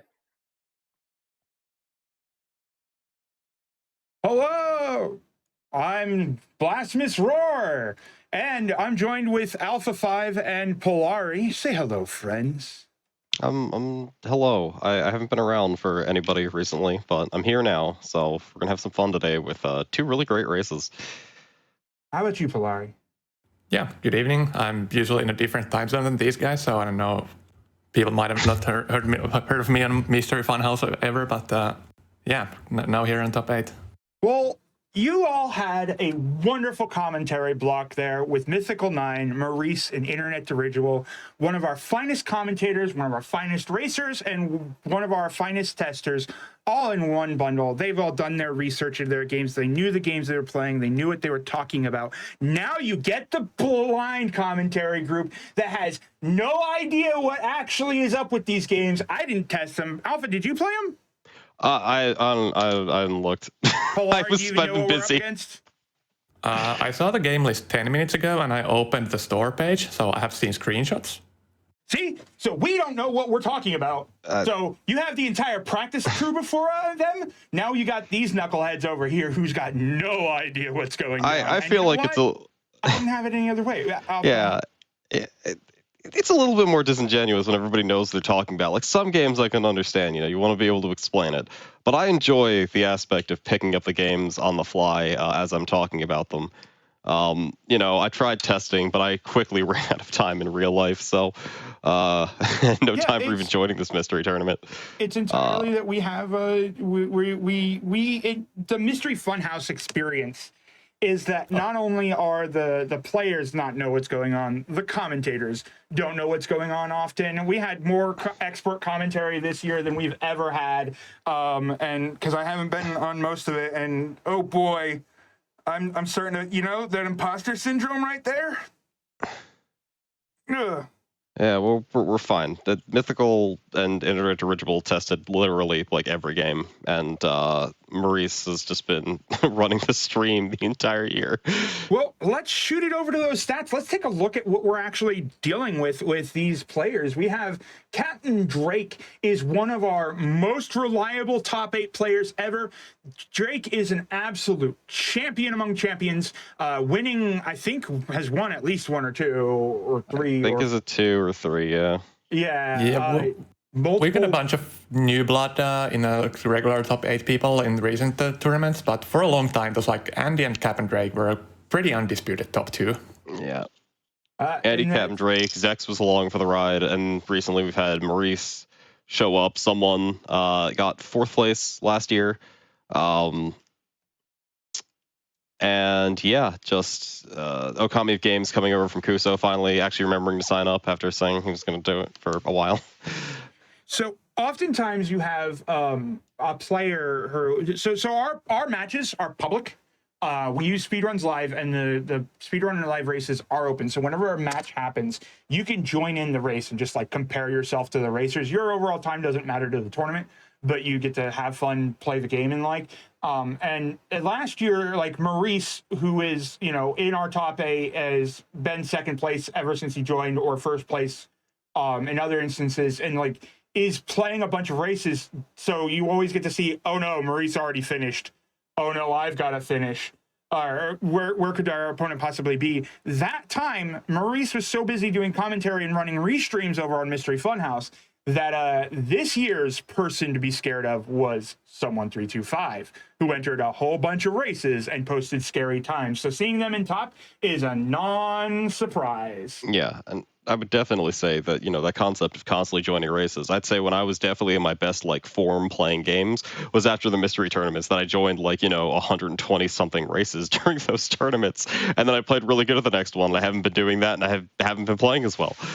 So it's a skill to get and to hone, and maybe not play JRPGs all day instead of practicing mechanics. But yeah, it turns out that as much as we do seem to have random games that there's no way for you to practice on, the best way to practice that is to play games with everybody else. Yeah, play random games.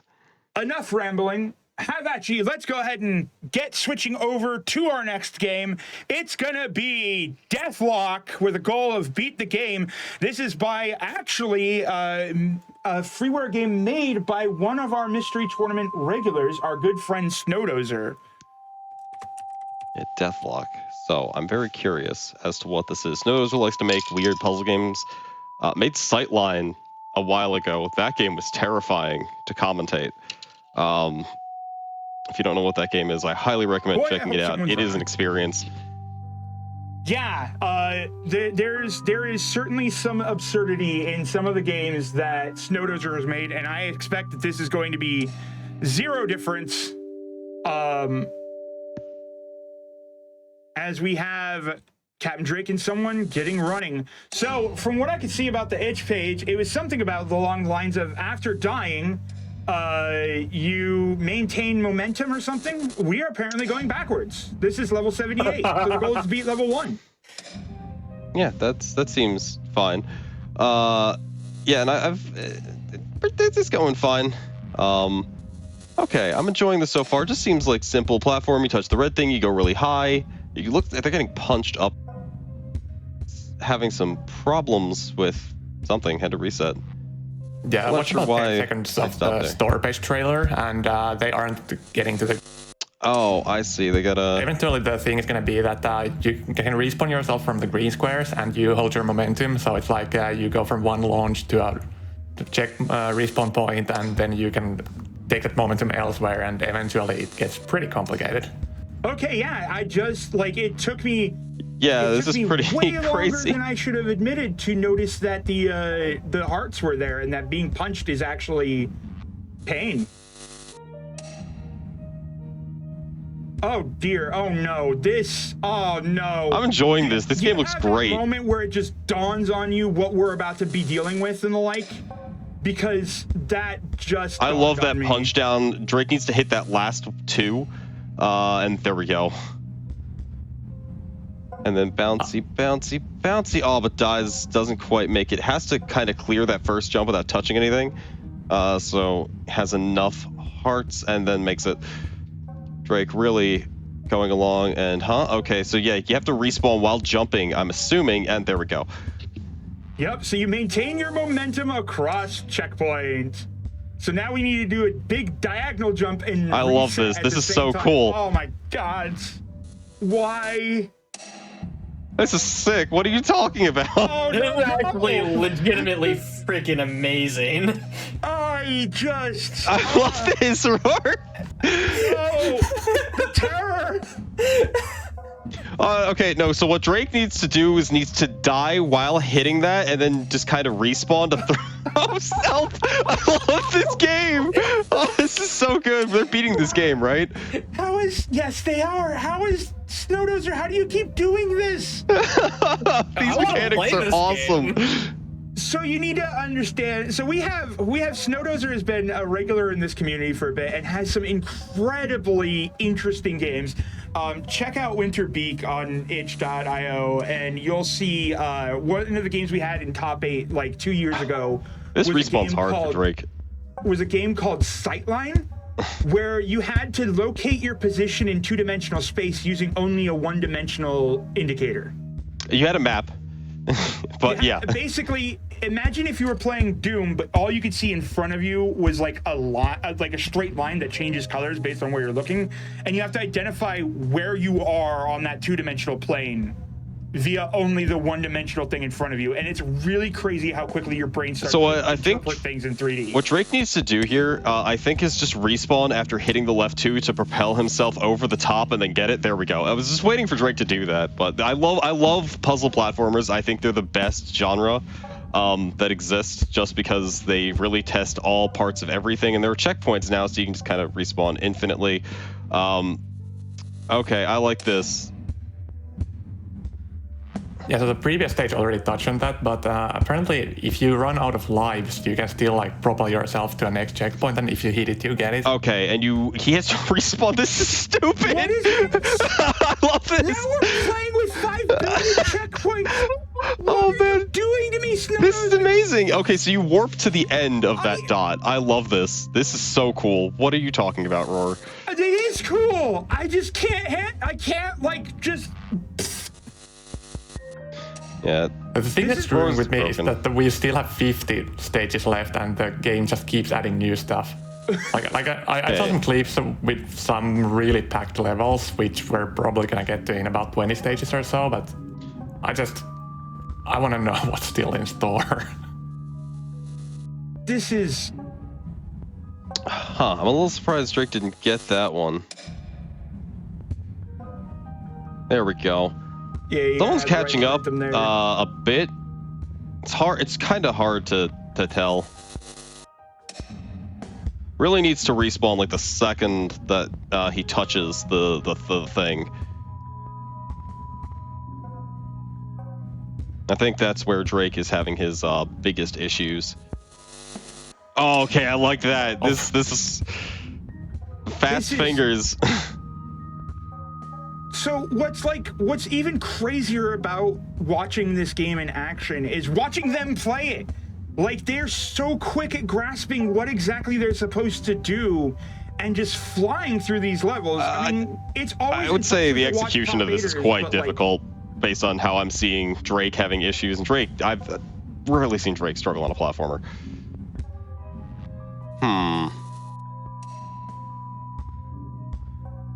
Yeah, Drake is a really, really strong speedrunner and blind runner at the same time. Like, is absolutely... Okay. Okay. I'm just like, does he have to go back? Nope. He's just got to wait there until his momentum gets good enough. This is beautiful to watch. Oh my God. Someone unfortunately taking a tumble, falling at the bottom of the stage. I'm trying to figure out exactly what it is that... Yeah, Drake had to. Okay, so Drake needs to get past this without touching any of the checkpoints. Okay, gets it. Oh, it goes too quickly. I'm like, this is... Yeah, No, that's his the restart. first problem was that he touched the first red blocks multiple times, so he didn't have the health. Oh, yeah, I didn't... But I have to say, like, for me, like, my best genre is Twitch platformers, and I think this plays very similarly, so you guys are losing your mind. This is a game I would absolutely adore getting. Yeah, I spent most of my time thinking, like, I could do that, and I want to say, like, I'm not just bragging. There were a couple of times, like, the one where Drake just quickly respawned, changing the direction from that one checkpoint, like, that was...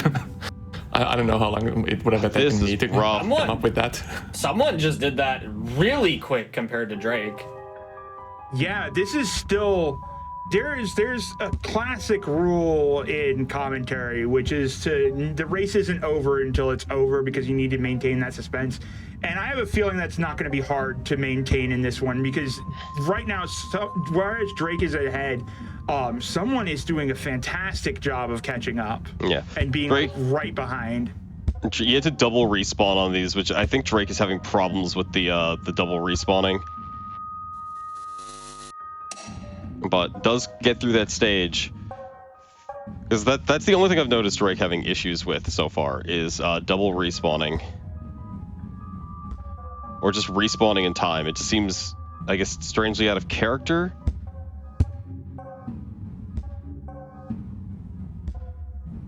Oh, this is... I like 38. 38 was fun. Oh no, purple light! It's gonna go away when you lost all your hearts, isn't it? Yep. Almost certainly. You had to die in the goals. You gotta die through it. Oh no. Now we have to worry about the momentum of our body. I mean, this is a bit of a like. I think there was a straight line that Drake could have taken there. I don't think there was. Drake needs to hold left on the last hit. So. Yeah, there was a ledge on the left side, which looked like it was put there. Oh, okay, just skips the rest of the level.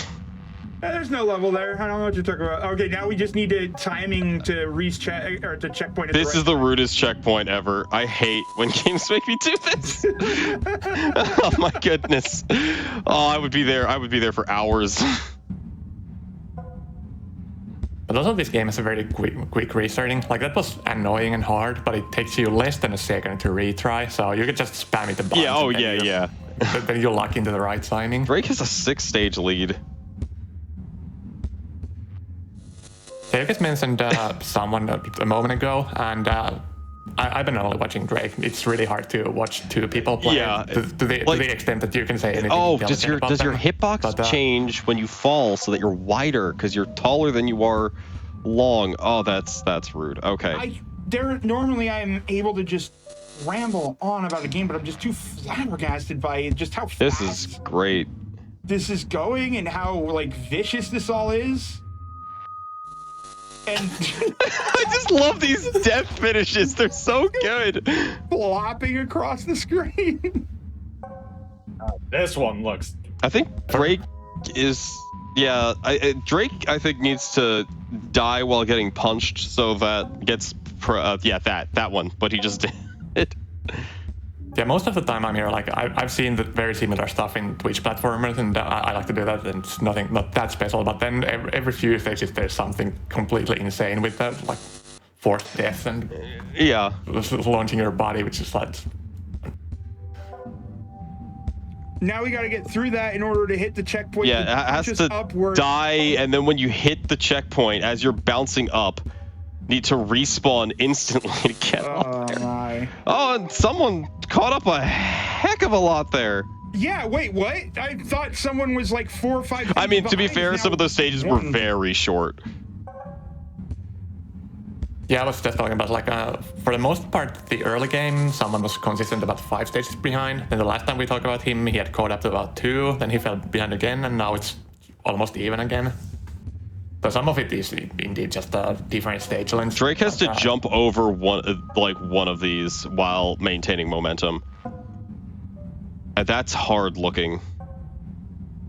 But has to only jump over one of them. Yeah, that's rough. 2 and hold right. There we go.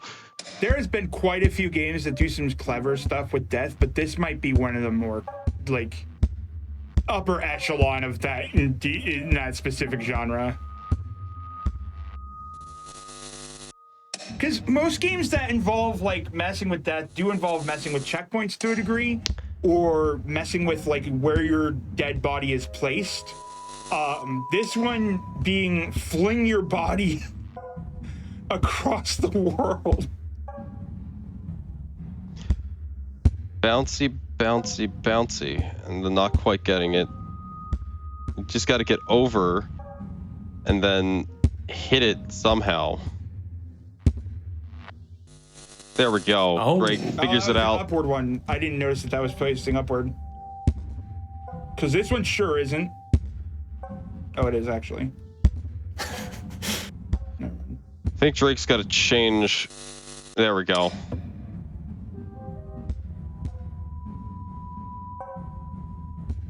Speaking, by the way, of Snowdozer's incredible submissions, we actually did a game jam for mystery games a while back, and we have Puzzle Script, which was done in ever since Alpha unleashed the scourge of puzzle script. That was Saiho's fault for me doing that. It was Saiho's fault. Saiho started it, and then I submitted a lot of it. I don't like whatever's happening on Drake's screen. Oh, it's about to happen on someone's screen. Yeah, someone's right there. Wait, he caught up again? Yeah. And Drake's got to die and then respawn on the third hit. This is why you can't say the race is over until it's over.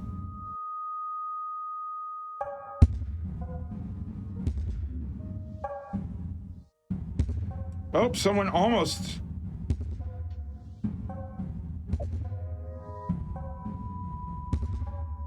Oh, there it is. And someone takes the lead. Drake is right behind him.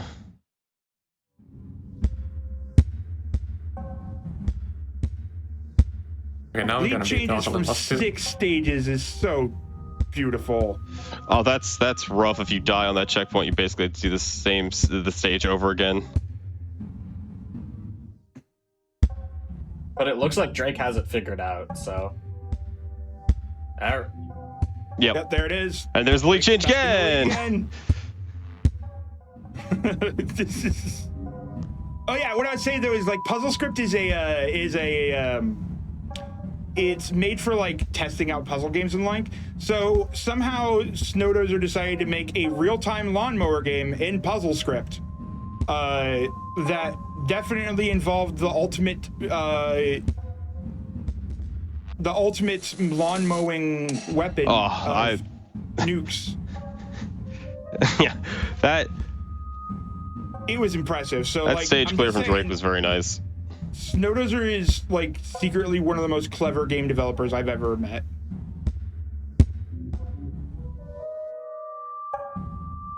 I highly recommend you check out everything. I wasn't 100% sure if Drake had failed that. There. Oh, that's unfortunate. Has to respawn as he hits the up, so he gets the extra speed. Someone's caught back up again. And Drake gets through that stage. This stage is a bit tricky because you have to, like, really understand all the moving parts and you have to use everything. Okay, I'm trying to say things about the state of the race, and anytime I wait for a chance to talk, the lead has already changed. Yeah, it's impossible to say much about the exact goings of things without just suddenly the next stage is there already. And I'm trying to figure out exactly how Drake gets the momentum. Yeah, at around stage 15 or so, these stages have got a lot more puzzly. Like early game, Okay, so hits that. They were clever mechanics, but there weren't a lot of moving parts, and it was pretty easy to see what you're supposed to do. But right now, I'm just looking at this stage, and I yeah, have no idea what I'm looking for Drake to find is unless you can just get a ton of a certain type of velocity or upward velocity somehow, but I don't see it coming out anywhere. Yeah, it looks like you need to somehow get leftward momentum and then get into the or you need to you need to get just a ton of rightward momentum and then die as you're going up and over. My best guess is that you have to do the portal mechanics of just dying, going down and slightly left until you can completely arc that platform and then just bounce off the two right platforms. Oh, okay. What it has to be is you have to somehow jump lower. You need to die on you need to die earlier, if I'm looking at this right. So that oh, Drake lost his momentum, but Drake has figured it out.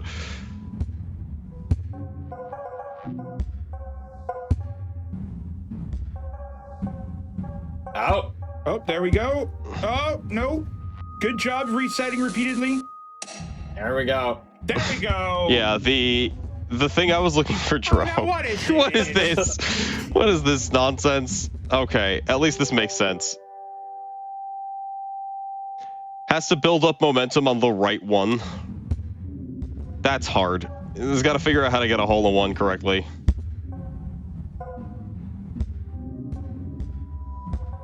I'm still not over stage 12. That was insane. Yeah, I honestly think you can die off of bouncing something else, or maybe that's a down punch. Okay, and there it is. Someone clears it. Maintaining this close race. This got this is some degree of, because you have to die really early on that lower thing, so you have to maintain your horizontal momentum really hard. Oh, here we go. Drake's got the. I love how you got all this precision movement and then just. There we go. Just flop, hit the ground. 10 more levels, huh?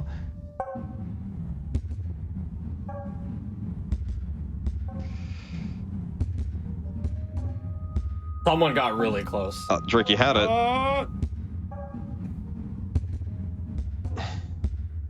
Oh, and we've got if you hit this checkpoint, you need to restart the entire stage. Okay, I saw a screenshot of this stage in the store page, and now level 10 more levels, starts making more sense. Oh, that's unfortunate. Because Drake was really close to getting it there. Oh, there's someone staying lockstep right behind Drake.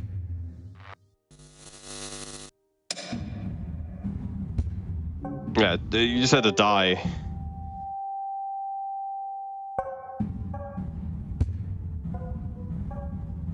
This one, Drake just has to tap that checkpoint and then gain enough downward momentum that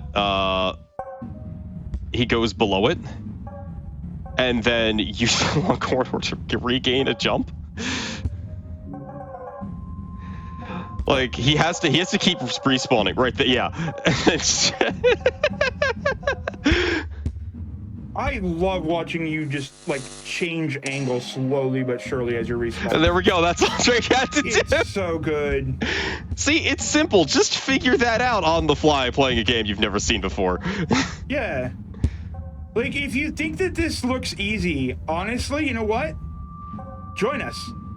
We're here to take on your challenge. Mystery tournament is open to everybody. We'll be having a new tournament at the end of starting sometime near the end of the year, and we will have more other side events as well. A lot of casual stuff for you to join in on. So like if you're watching this and going, man, I can do that, well then come do this.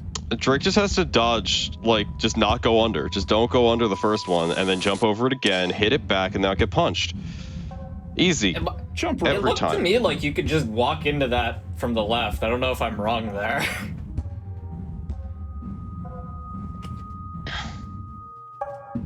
So most of the game I haven't been paying too much attention to the level names, but for the final 10 or so they seem to be just taunting you.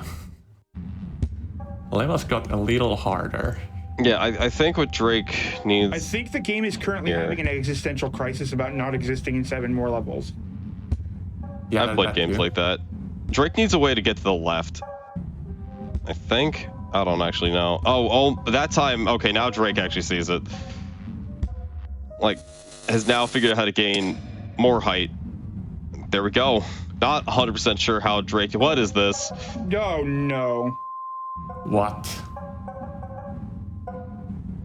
Fall in the Void?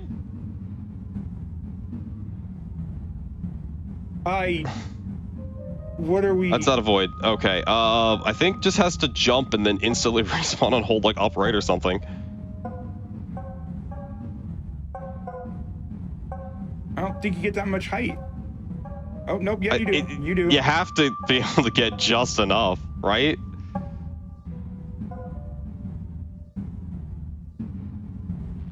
If you were to that and then fall. Oh, is there a down punch there? Can you? Oh, that red one right there, I think hits him.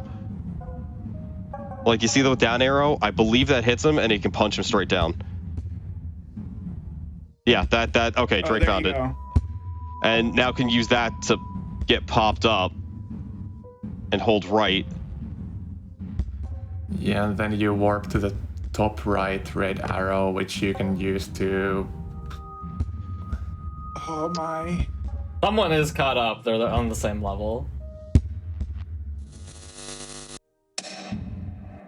And actually gets through it. Finished at the same time. Yeah, they got through it at the same time. Drake had it, but it was a solve your own level type of thing. This is hard. These two. What is... I just can't even handle this. I'm bad at like getting overwhelmed by things, and this is... That's to basically go like up and over, up and over. And Drake gets through sooner. Yep. I'm really impressed.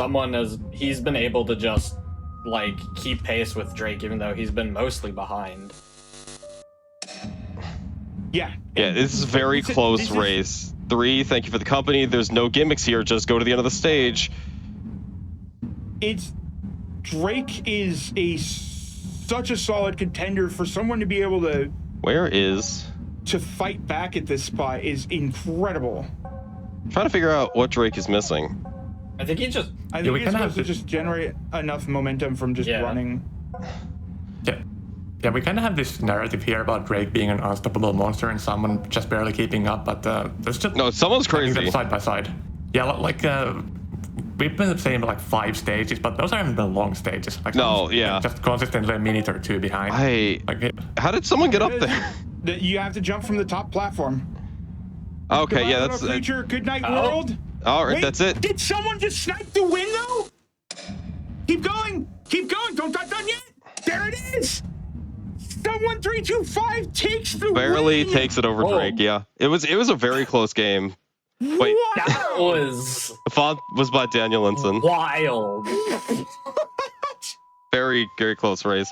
Yeah, it was just that last little thing, and like there were no gimmicks there, and I'm just like, I thought Drake jumped off the top of that stage at the very, very end, but apparently not close enough. There was 6 stages lead at one point. That's kind of how I lost to someone last year. Was something like that. Wow.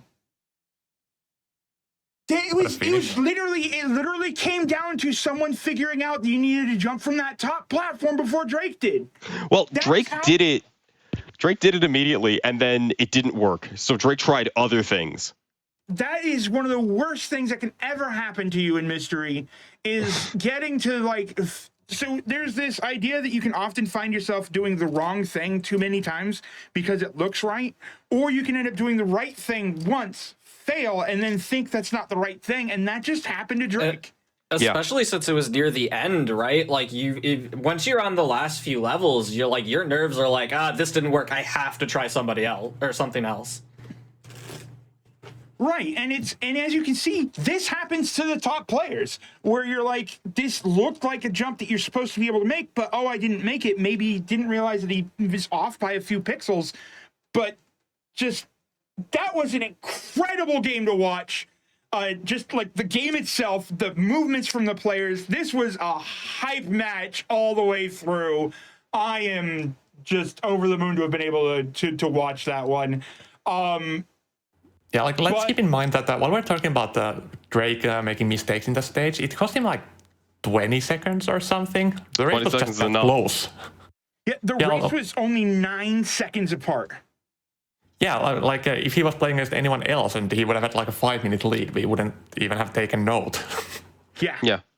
This is why you have to, when you say it, like I said it at the start, you cannot call a race until it's over, as a matter of just like, on one degree, it keeps the hype going, because you lose interest if it's like, well, there's clearly an obvious winner. But the other reason is because it just doesn't end until it's ending, and boom. Well, we're going to have to end that high note on a little bit of a break. Church, what do we got in store? We're going to take a quick break while we set up the next race. Just a few housekeeping notes before we go to the break. If you're over on YouTube watching, this is a VOD, tomorrow, you can come check out twitch.tv/gamesdonequick if you're interested in any of our live content. Most weeknights we start at 7 p.m. Eastern, and then on the weekends we start around 1 p.m. Eastern. And then if you're over here on Twitch, and if you're liking the content, if you would consider either supporting us with subscriptions or bits, it really helps support the weekly content. So if you like what you're watching, if you want to see more stuff like that, consider either subscribing or cheering. And we'll be back in a few minutes with more Mystery Tournament.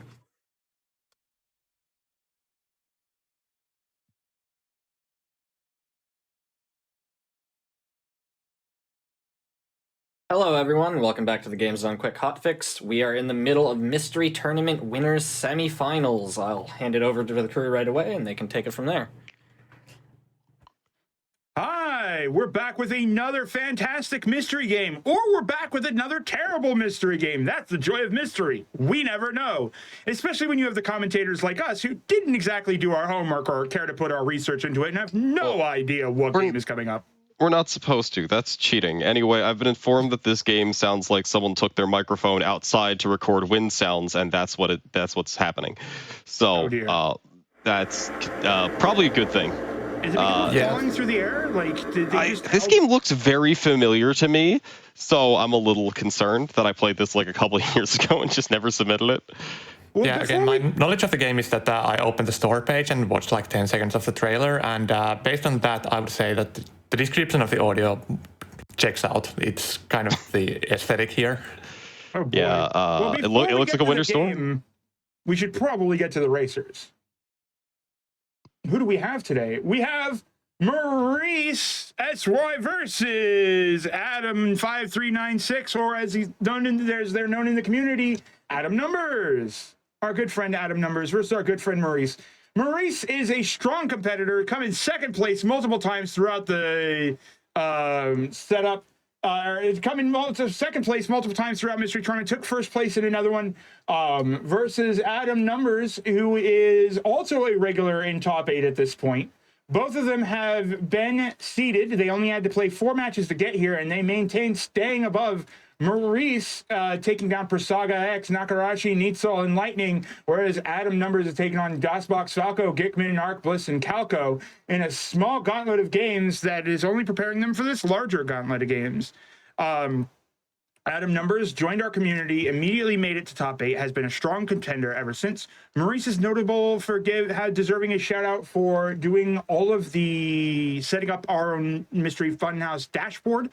If you did not know, all of these races are broadcast over on our Twitch channel at Mystery Funhouse, where we do broadcast the entire tournament. So if you're wondering how these players got to this point, you can check that out on either our Twitch or our YouTube as well.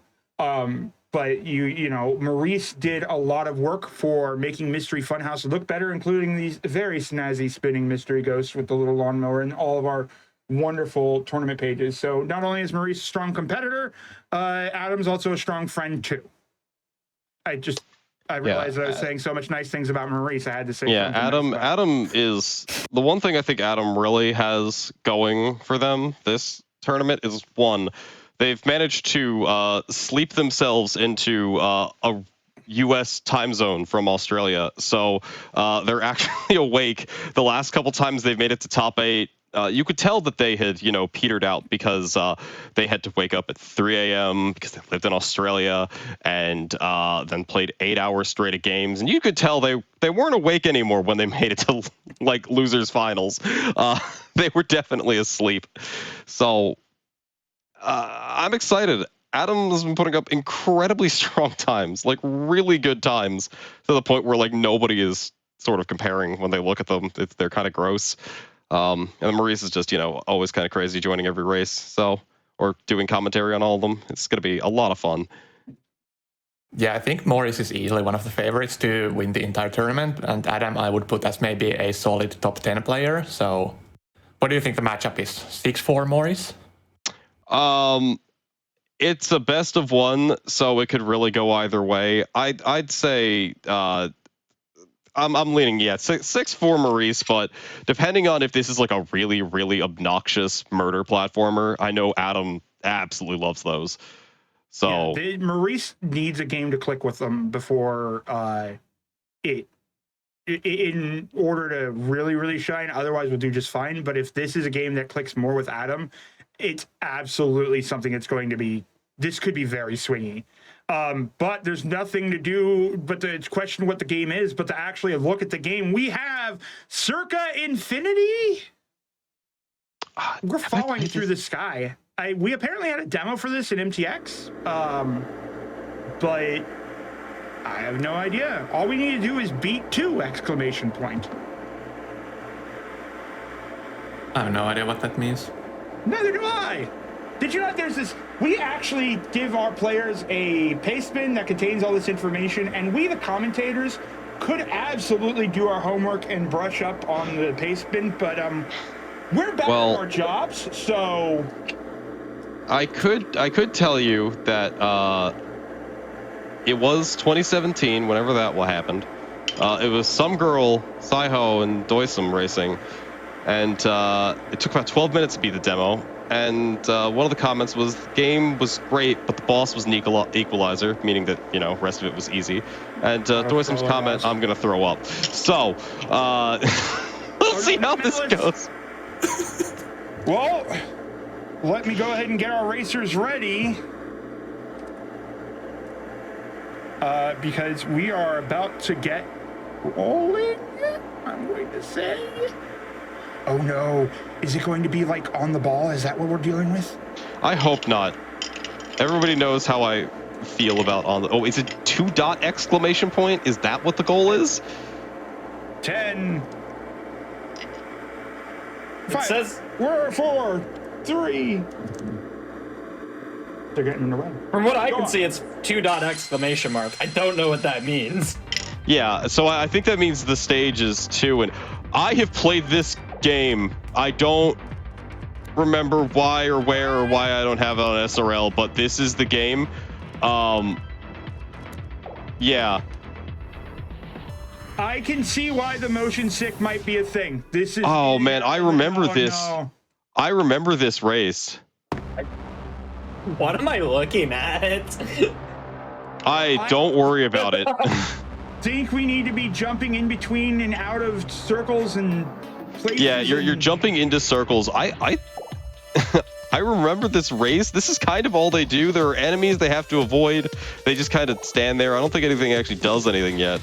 But they're just going in. Adam's off to a small early lead of like half a screen. I'm trying to figure out if they were actually forced to continue moving or if that's just...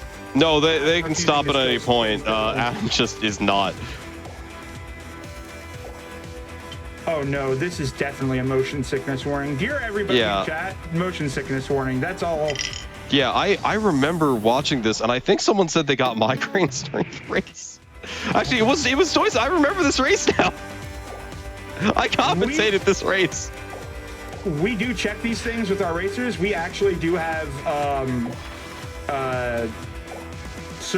we do have restrictions on race to make sure that if they do have very sensitive motion sickness issues or color blindness or whatnot, we do actually check these things. Yeah, and deaths aren't too bad. You just get sent back 1 layer of where you are. So it's not horrible to die in this game.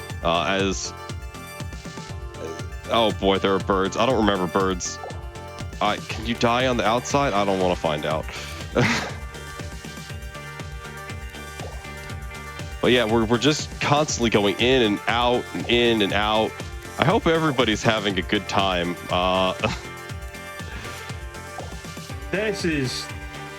This is a crazy. Yeah, I fully remember this race now. Jamming with Adam, by the way, because wow. Yeah, Adam is literally not stopped moving, and I think it's like a 2-stage lead right now. Like, this is kind of insane. Adam has not stopped moving at all. Maybe it's all that Final Fantasy 14 they're playing with Roar. Also, there isn't a whole lot to incentivize you to stop moving. I mean, like, there's not a whole lot you need to dodge, and even if you fail, you don't get sent that far back. Adam it's just 1 layer. Times. You just, I do remember, like, you could get chained into going out. It's basically a full level lead right now for Adam. And yeah, so now we have the enemies that go in and out, which is how you lose a bunch of progress. Because like, if you die, you could start chaining deaths, and then you end up in a very bad, like, you just drop like 3 layers at once. Oh, this could get real rough, but Adam's not letting it. Yeah, Adam has not stopped moving and is tearing it up.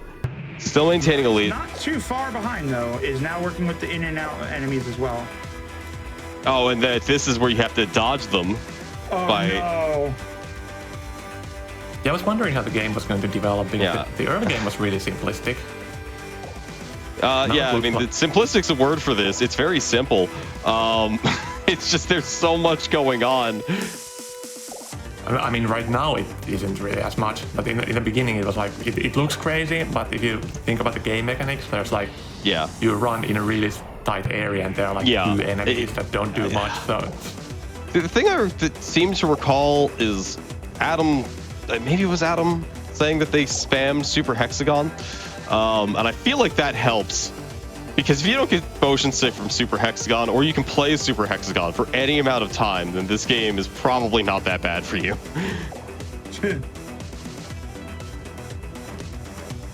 Okay. It's the first time I've actually seen Adam slow down a little bit because they had to.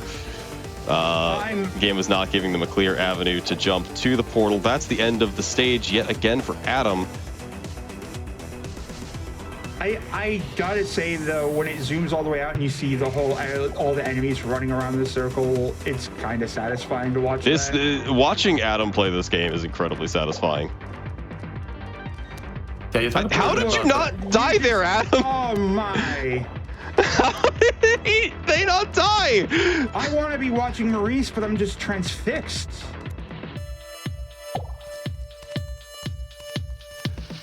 I thought for sure Adam was in like that hitbox. Like finally missed a cycle, but still. Yeah, earlier you talked about the Adam not stopping, and I was thinking like that's usually a more general topic about your approach to blind races. Like you gotta judge whether this is a game where you need to play careful and slow, or whether it's something it's just balls to the walls. In old platformers, it's very ambiguous because you're not. Okay, so Adam has finally met. See that enemy's still red, so you can't run through him when he's on the other side. That's tripping Adam up. Adam's not recognizing it. Yes, I know the game is finally getting hectic enough that you might want to slow down. Like with modern games that usually are very forgiving about continuing, you usually just kind of run into everything and you don't lose anything. Adam's figured out the mechanic of having to roll. Oh my. Yeah, you have to do the switch thing to smash the ground in order to dodge these things. That's giving Maurice some time to catch up, but Maurice is still like a stage and a half behind or something like that. But yeah, these are the enemies that, okay, and the game just lined up and told Adam they were allowed to win. I think we're on 110. Yeah, I just noticed it flashed in the top left corner. Adam started 110 and Maurice started 19. Yeah, so this is in a game like this, where again I believe the demo goal that was in 12 minutes or whatnot was beat. Actually, I think it was beat 110, and I don't know where they are right now in terms of time. But this is fast, and okay, that's the end of 110 already. I believe we're about 7 minutes in. At about 7. Why am I getting all the games on commentary where I just am speechless about them? Oh my. All right, this is a boss battle. Okay, so this was the goal of the demo. As you can see, the game will tell you that red is bad. So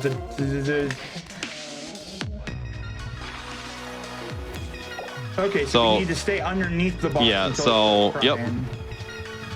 Adam, I think being a little bit shaky-handed, just saying that based off of the I don't know how much of the boss it resets you to, but I think Adam needs to actually maybe slow down for once. You're telling Adam, who's been playing like that the entire time, to slow down for a moment? Yeah, this is giving Maurice a lot of time to catch up. Maurice is not that far behind, I would think, but Maurice is having problems executing these stages a lot more than Adam. Like, okay, lucky cycle for Adam there. Oh, this boss is kind of obnoxious. Okay, that was aggressive, and yeah, here we go. Oh God. Yeah, I was just about to say the boss might be the equalizer again. And yeah, this it was, and then Adam. Okay. Now we're a guy. With squares. Did we change characters? Are we in part 2 or squares? Circa squares? Yeah, we're part 2, or we're a guy now instead of the girl who was just here. It looks like the amount of insanity has reduced a little bit. I say. Seeing that I think that there's just a warm up. No. I've noticed the part where more than one layer is active right now below you, so that's something to be concerned about, probably. I have a feeling this is about to get very bad. Okay, Adam needs to be on the other side of that. There were 2 Oh, the circle's not spinning anymore. Yeah, that's what's happening. Now we actually have to get to a specific point in the little circle in order to do this. Whereas this stage is like, yeah, actually, it's going to be really easy for you to do that because we're going to keep putting it up top right where you spawn in. Yeah, so actually having to platform and dodge enemies.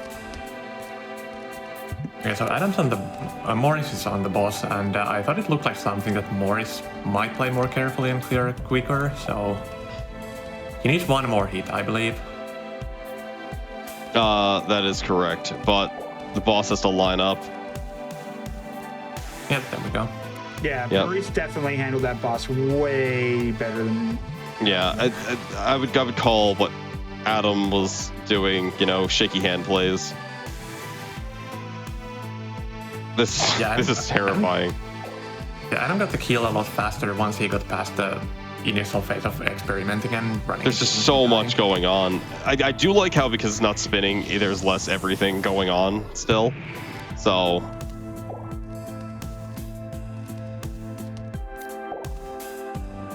I didn't check. This is hypnotic. It's so.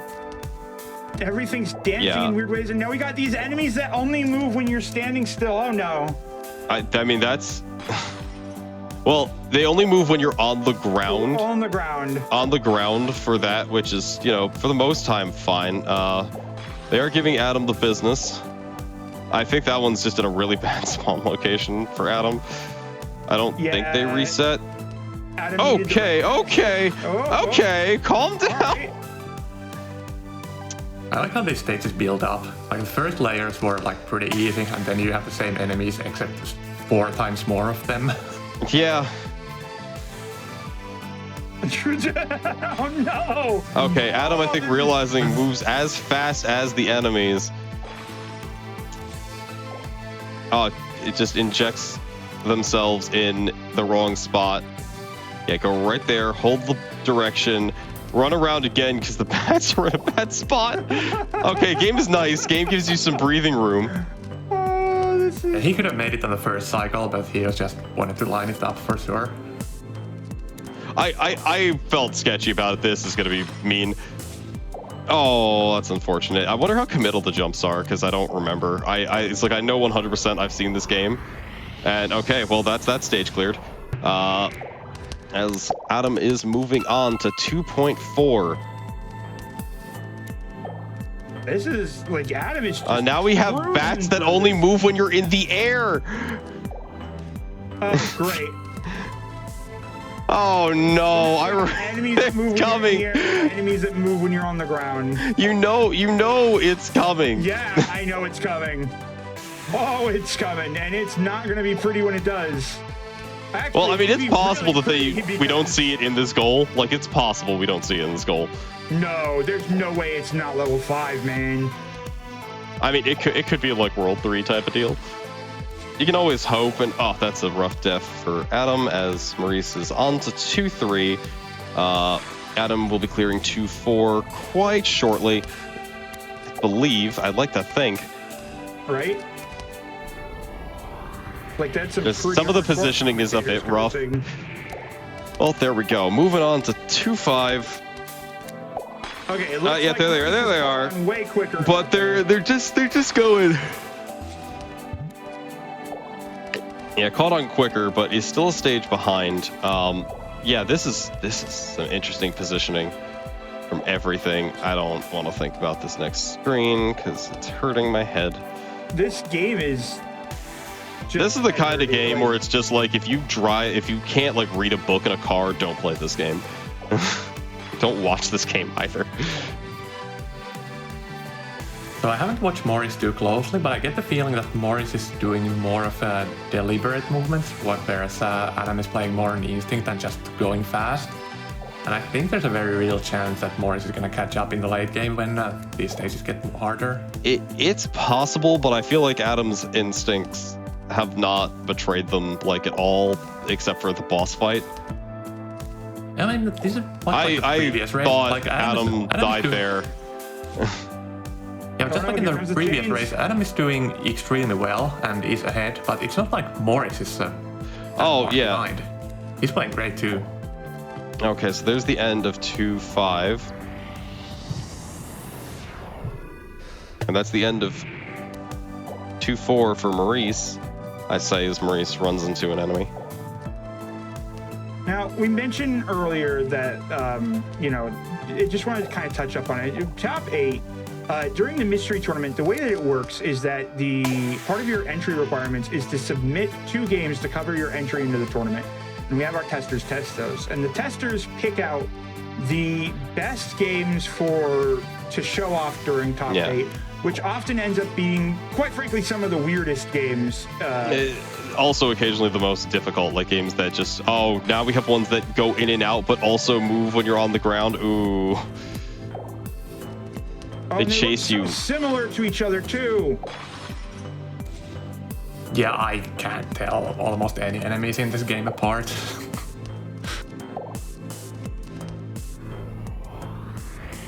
Okay, well, Adam's through. That was close. Apparently Adam can. Honestly, I don't think Adam was really looking for that. I think they were looking for just, the opening. Just let him flip.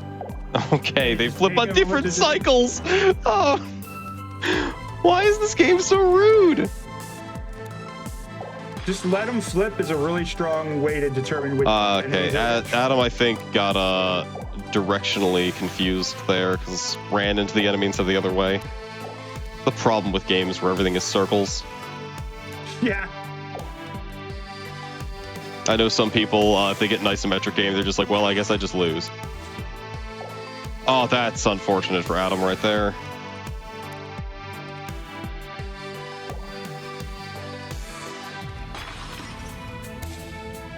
Okay, so that's a tight finish on this stage. Oh, they're in alternate cycles as well here. Yeah, and that's like deliberate.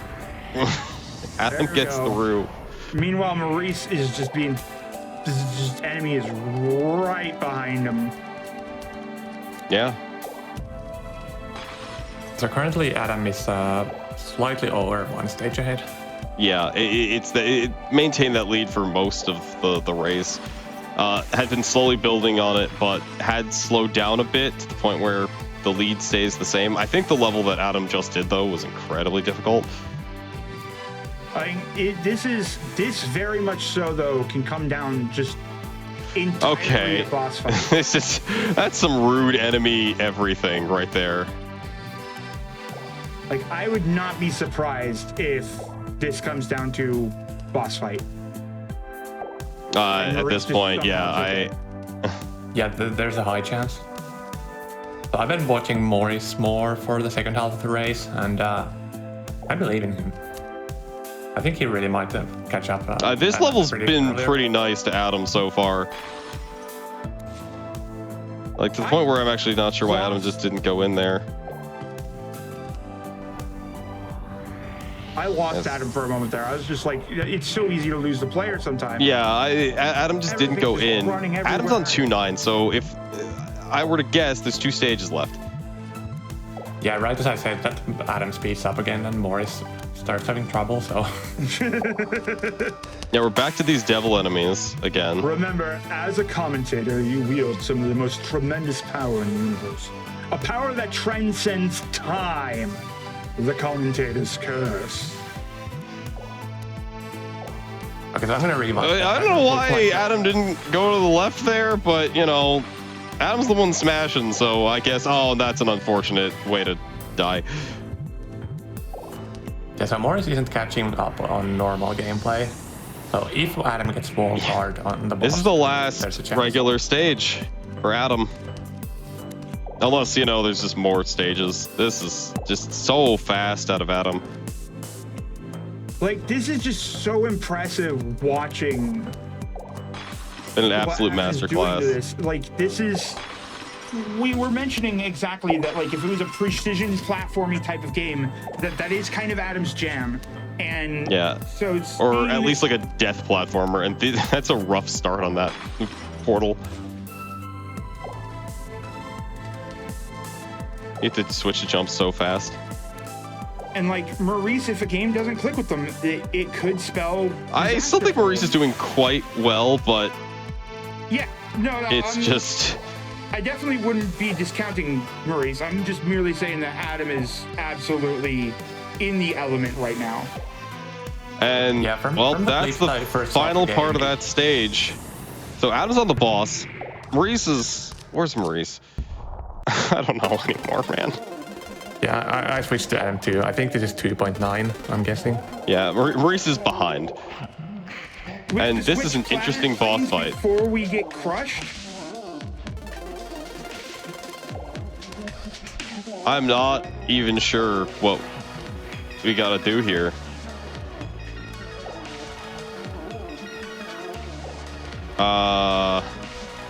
This could be the rudest boss fight I've ever seen. I think it might just be that you need to survive. How far back did you go? So far back, though. Okay, yeah, Maurice could win this race. This is brutal. I'm just like, I'm looking at this and like, Maurice can win this race still. Like, bosses like this are just the worst, where you have to just survive forever.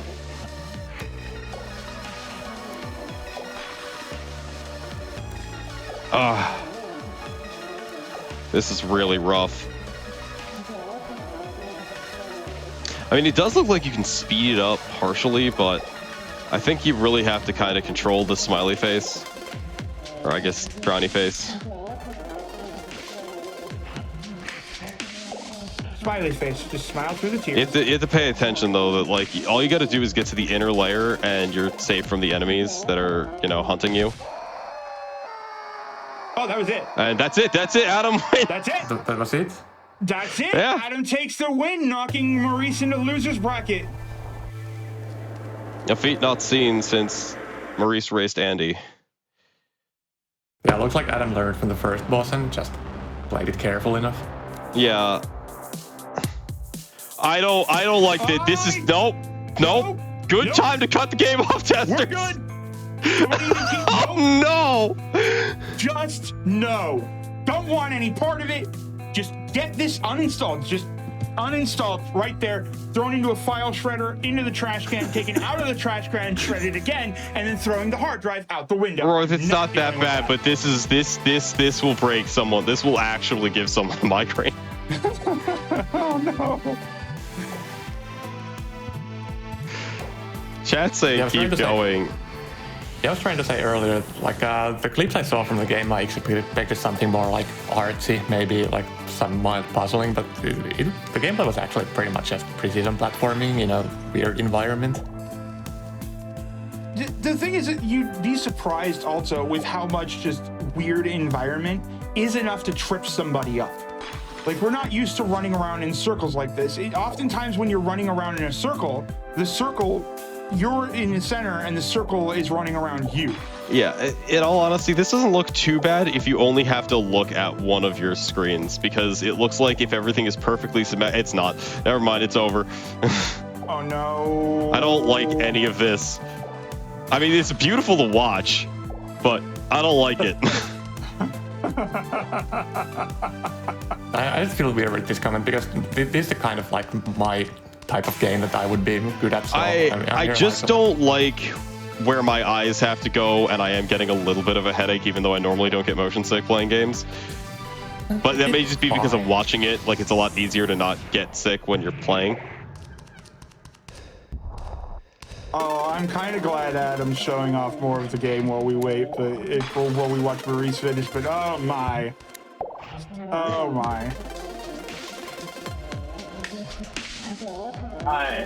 What? I don't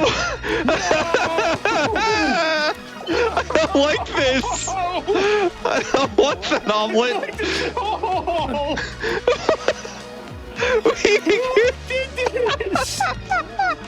This is amazing.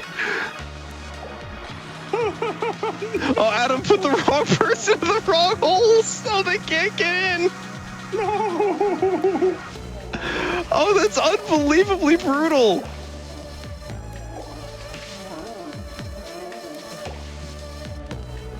No, runs just a bit too far. You have to figure out what person goes where and when. Maurice. Yeah, but I mean, you have two options. Yeah, Maurice has figured out, like, because that was the one thing that was bugging me about Adam's play, was just not respecting it. You got to respect the boss. It's just...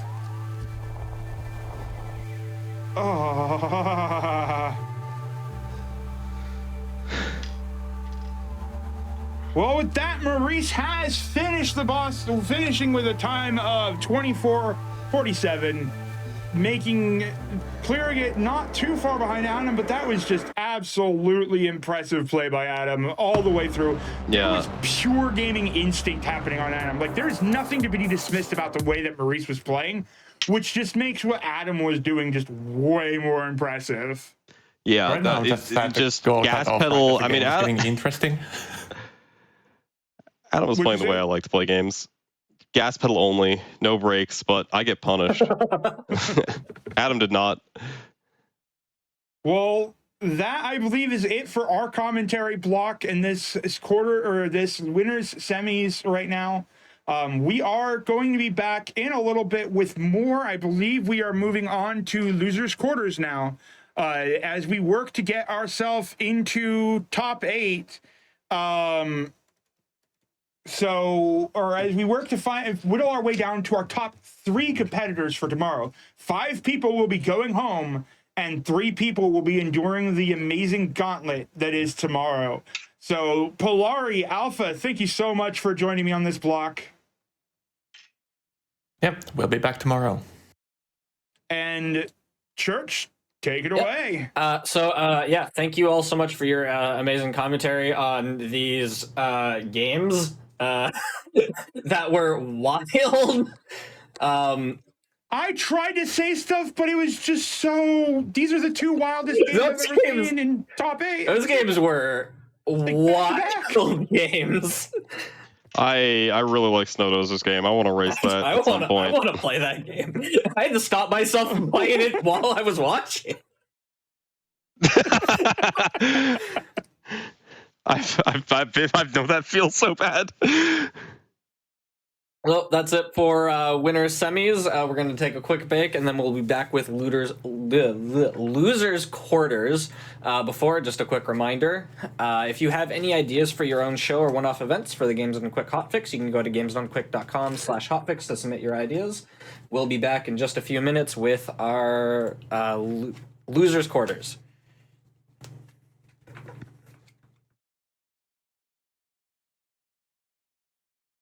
Hello, everybody, and welcome back. We are here with our first best of 3 of the losers quarters, and I'm joined with the rest of the mystery tournament guests. How are y'all doing?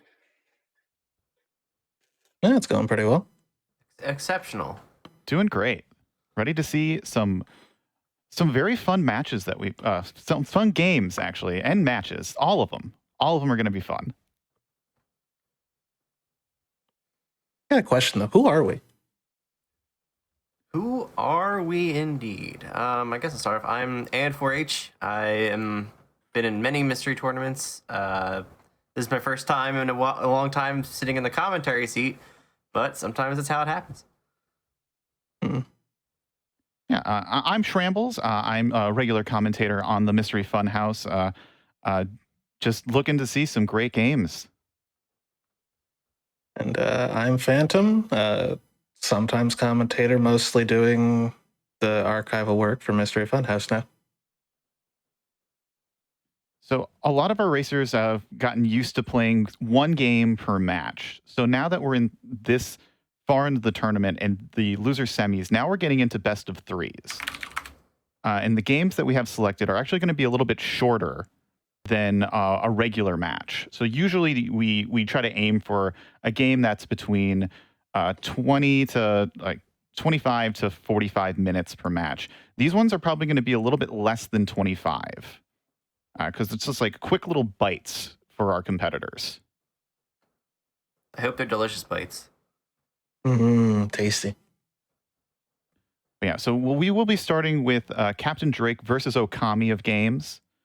So you probably, if you're just tuning in, they have both respectively played one match so far in this top 8.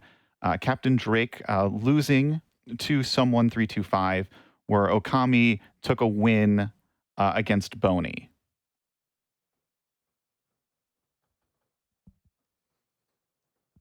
Well, ain't that fantastic? We're doing 2 best of 3s with our group, so hopefully they're fun, and hopefully we get to see a lot of fun games. I personally hope that we just see all 6 games. Me too. We're here for video games, if you haven't noticed. We got to see that content, man. Yeah, we're just setting up with their second game. So we haven't started the first win, but we're having them prep both games that they'll play because this is a best of 3. So if someone does happen to sweep, we won't actually be giving out that third game. So we can save it just in case it is needed. I'm going to look at the placement for the second game right now just so I can understand what they're going to be playing after this cool-looking game. So I know the first crew did a lot of testing. The second crew did absolutely none. Where do y'all stand on having tested / played? Seeing as I'm a competitor, I'm forbidden from looking at the list. So yeah, this crew, actually, all 3 of us were participants in this tournament, and we all got knocked out at various points throughout the tournament. Yeah. So yeah, we don't have the list. We only just know that it exists. Yeah, so we don't even know. We're finding out just today what these games that were submitted, and we didn't even know beforehand all of the games that were submitted, like the previous crew. If there's a way to be less prepared than what the previous crew is saying they were, we have found it. Yeah, we keep upping the game of like how unprepared are our commentators for these blocks. From what I've been told, though, at the very minimum, the first game has been played by some of these commentators. I am not one of them. One of these commentators. Yeah, one of these commentators being me, and I have a very vague memory of how it goes, so I will probably be just as surprised as everyone else. Isn't that great? Fine. 10 minutes of surprise is going to be great. 10 minutes of excitement. It'll be pretty exciting. Yeah, don't forget, everybody. If you've been enjoying what you've seen here, join the Discord. Yeah, do it. We don't bite much. Well, unless we tell you to play Adventure Ball. Yeah, we do a bunch of things coming up after Mystery Tournament. It's going to be like a fun fest thing. A fun fest. Got a cool name. It's called Mystery Fun Fest. And it's going to have a bunch of events where you get tickets for a team. I think it's just 2 teams, right? I haven't really read too much on it, even though I joined it. It's like, look at the events. It's like, hey, look at all these things I can do. It's big flashy lights. Adventure Ball is not great. You're lying. You're lying to yourself if you say Adventure Ball is great.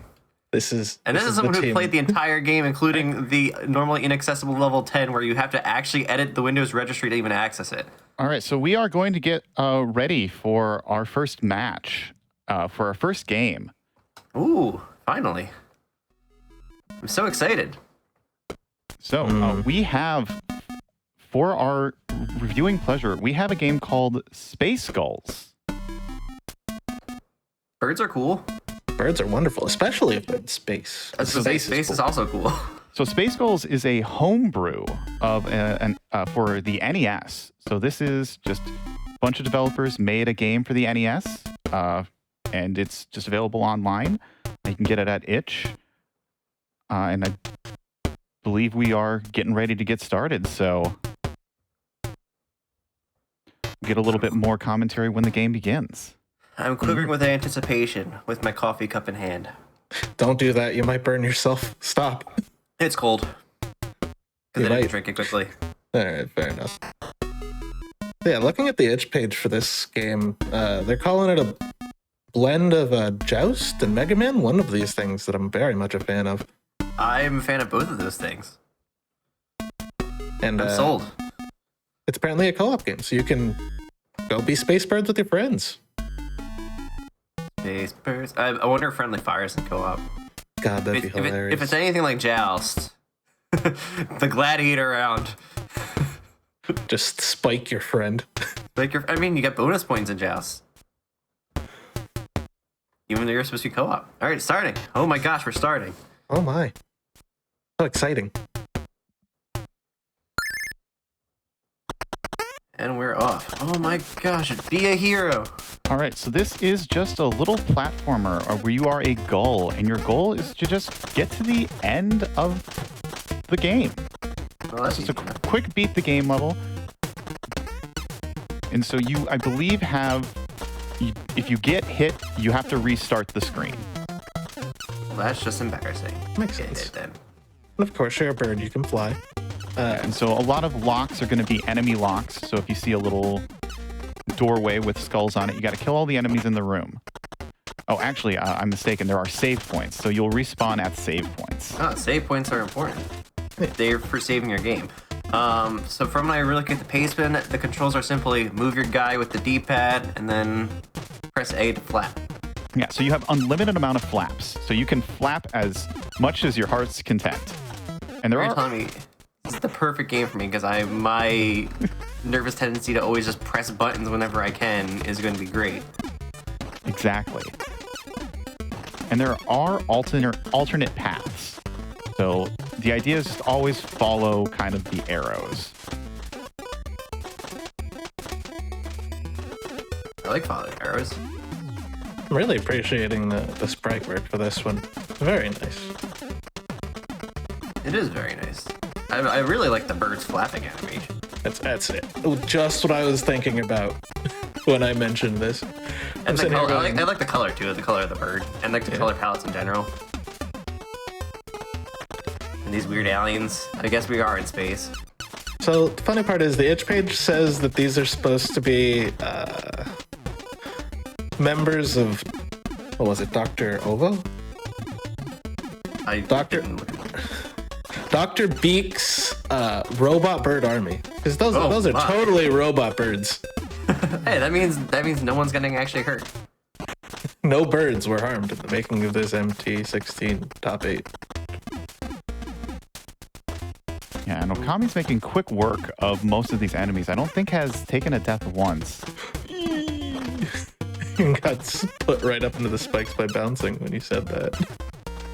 Not fatally though. If it was Mega Man, you would have already died, and it would have been very embarrassing. Yeah. See, so all these eggs that they're collecting are just extra. You don't need to collect them.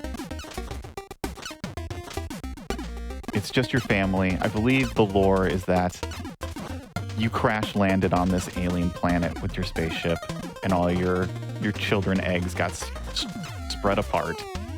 Well, that's just uncool, man. And so now we're getting enemies that can shoot up.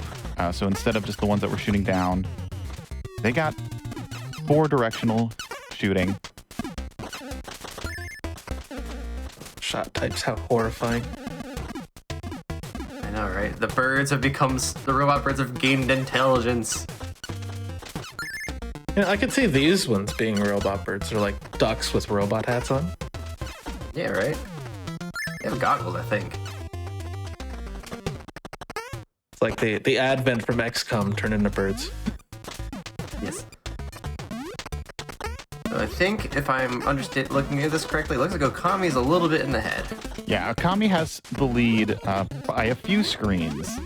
Now, the issue with this game is that it is very easy to get a little lost in, since there are multiple paths that you can take.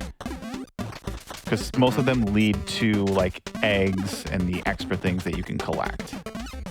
Content. As you would say. But usually the path is going to be where the enemy gates are. You can kind of just infer from there. So we're a bird of violence.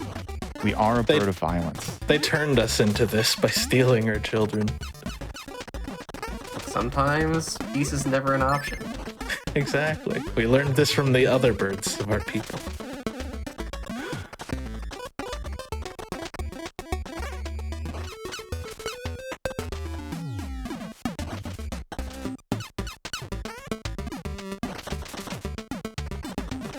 If I'm seeing this right, doors and everything stay open if you... Yes. Yeah.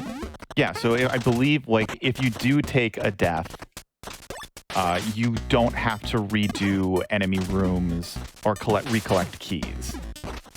Well, that's just a nice game design. That's a sword bird. That's worrying. He's a sword bird on a hoverboard. That's pretty cool, not gonna lie. It's extremely cool. I mean, all of the designs in this game are just adorable. Even, like, that sword duck, even though he's trying to murder you. It's just so cute. He has, like, a little grimace that he puts on when he's trying to slash you, too. It's like, I'm gonna get you, space bird. Darn you, space bird. Yeah, I don't know why Okami wants to kill this enemy. He's tastes violence. He wants more. The gull has a taste for blood. It's becoming a goose. Maybe he was farming for health.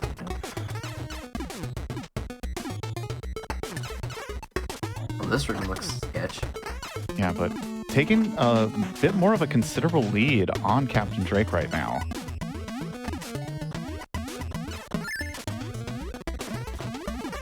Yeah, it's hard to tell how much game is left. But aren't you the expert? I mean, I played this like 6 or 7 months ago, so like... It's been a while. That's like approximately half a year.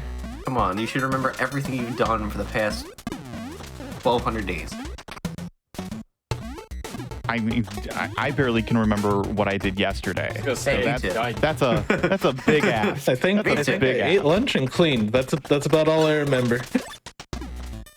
Yeah, but I do believe that this game does end with a boss fight, so we will know when we're getting to the exact end.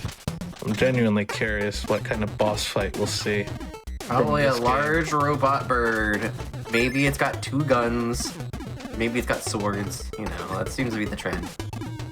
Oh, what a good spot to get stuck in. Oh, yeah. Yeah, That was Okami great. timing that enemy hop perfectly. You know what? We're schmoving. Yeah, now just essentially it's like realizing that you have more than one hit. You can take the damage boost. Pretty lucky with that Picador section, getting the key. It's a good strategy sometimes, you know. Just sometimes just take a bullet to the face. You know you can take it. Yeah, Andy, being someone who has been in this situation before in a top 8, having played best of 3, is like, what's your mindset like when you're playing a best of 3? Well, I just try to just continue playing as I have been. I mean, like, just my game strategy always tends to be play as aggressively as the game will let me get away with, and then when it turns out when it punishes me for it, then okay, maybe dial it back. But so even in a best of 3, I try to keep that mindset going. Yeah, Okami definitely following that philosophy as like I saw that Okami took an intentional death just after hitting a save point because they had no health after getting blasted through the damage. Oh, this room looks sketchy. Drake making a bit of a mistake, not going down a layer, and has to go all the way back and around in order to get to the key. But not that far behind, but again, it depends on how much game is actually left. Yeah, I think we're getting near the end because I do remember this enemy gauntlet. And it's a ominous vertical ascent. Especially because you can only hit enemies from the top. So coming from below makes hitting enemies a little bit harder. Especially when you have rooms that are littered with spikes. Well, there's a save point, a key, and an egg. I don't like this. I'm feeling, it feels bossy. Yeah, oh, this is definitely bossy. You have that Mega Man boss chamber. Yeah, Dr. B. It's a Wily machine. It's a Wily machine. Thank God it's not teleporting for once. Yeah. Yeah, it's true. So it looks like the strategy is just don't get hit and just, Just keep bopping. Yeah, there's a rhythm to it. There is a lot going on here. Oh, he's dead. What a foul way to die. That is ample time for Drake to make a comeback, though, because there's only 2 more rooms that Drake has to take care of. So Okami that was the data round for Okami though. So now he studied the frame data. He's got the matchups. He's been in the training session, labbing bird combos. Interesting strat on Drake's end. As soon as he finished that room, he took the immediate death. It looks like the top is cracking, so he might not be dead after it cracks. He might have to bop himself, teach him a lesson. I really want Dr. Beak to do a Wily prostrate. Nope, he's dead. And there he's actually dead. He's just dead, and he exploded. And Okami takes game 1. 10 minutes and 17 seconds. That's very fast. Okami blazed through that game. Like, Drake didn't play it badly. Just Okami was going ham. I think I didn't see Okami die aside from that boss fight. He died once after touching a save point. Like, remember when he took all the damage boosts? Like, after he hit the save point the next room, he just instantly off himself. I see. Yeah, so that's what we're going to be expecting here. We're going to expect some very quick finishes because these games aren't terribly long. Because Drake's probably going to finish up within the next minute. Yeah, we don't want to take too much of your time. Sorry. But this is kind of testing a different mystery skill where, like, before you don't really know, like, how long you're actually going to be playing a game. You know, for these games, they're going to be quick. They're going to be quick snippets. And it's a lot about that immediate reaction. And there is Drake with the dot done on his end. Drake did a lot better on the boss than Okami did. Yeah, Drake did it first try, but it's those tiny mistakes of just like, not going down, maybe not taking that intentional game over where you need to. That's where a lot of these games are going to be the deciding factor.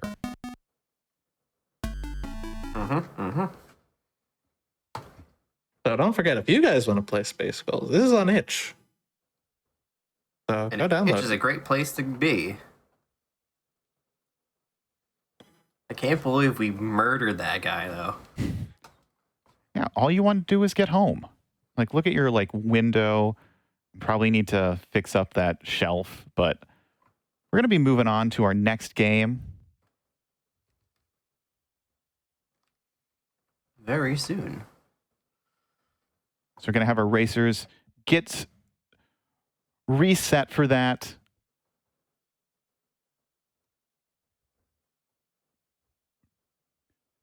But we got 2 more games left. Do you think Drake is going to pull out the 2-1 sweep or the 2-1 comeback, or is Okami going to sweep Drake here? Drake being a former champion and Okami being in this tournament for the first time. If you're asking me, I would say it's going to go to 3 for sure. From what I remember, Okami is also one of the Kuso players, isn't it? Yes. But Okami beat me in Kuso once. Drake beat me in Mystery Tournament once. So these people are both gamers. I know that for a fact because they have definitely shown me the ropes sometimes. But we said it before. I just really want to see all 3 games. Yeah, me too. Let's see. Video games. Dun, dun, dun, dun, dun.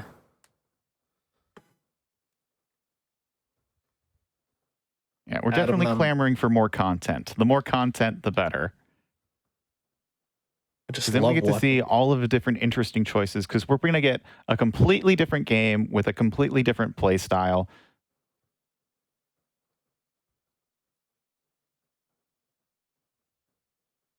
I, for one, wish they were longer games, but I understand why they can't be.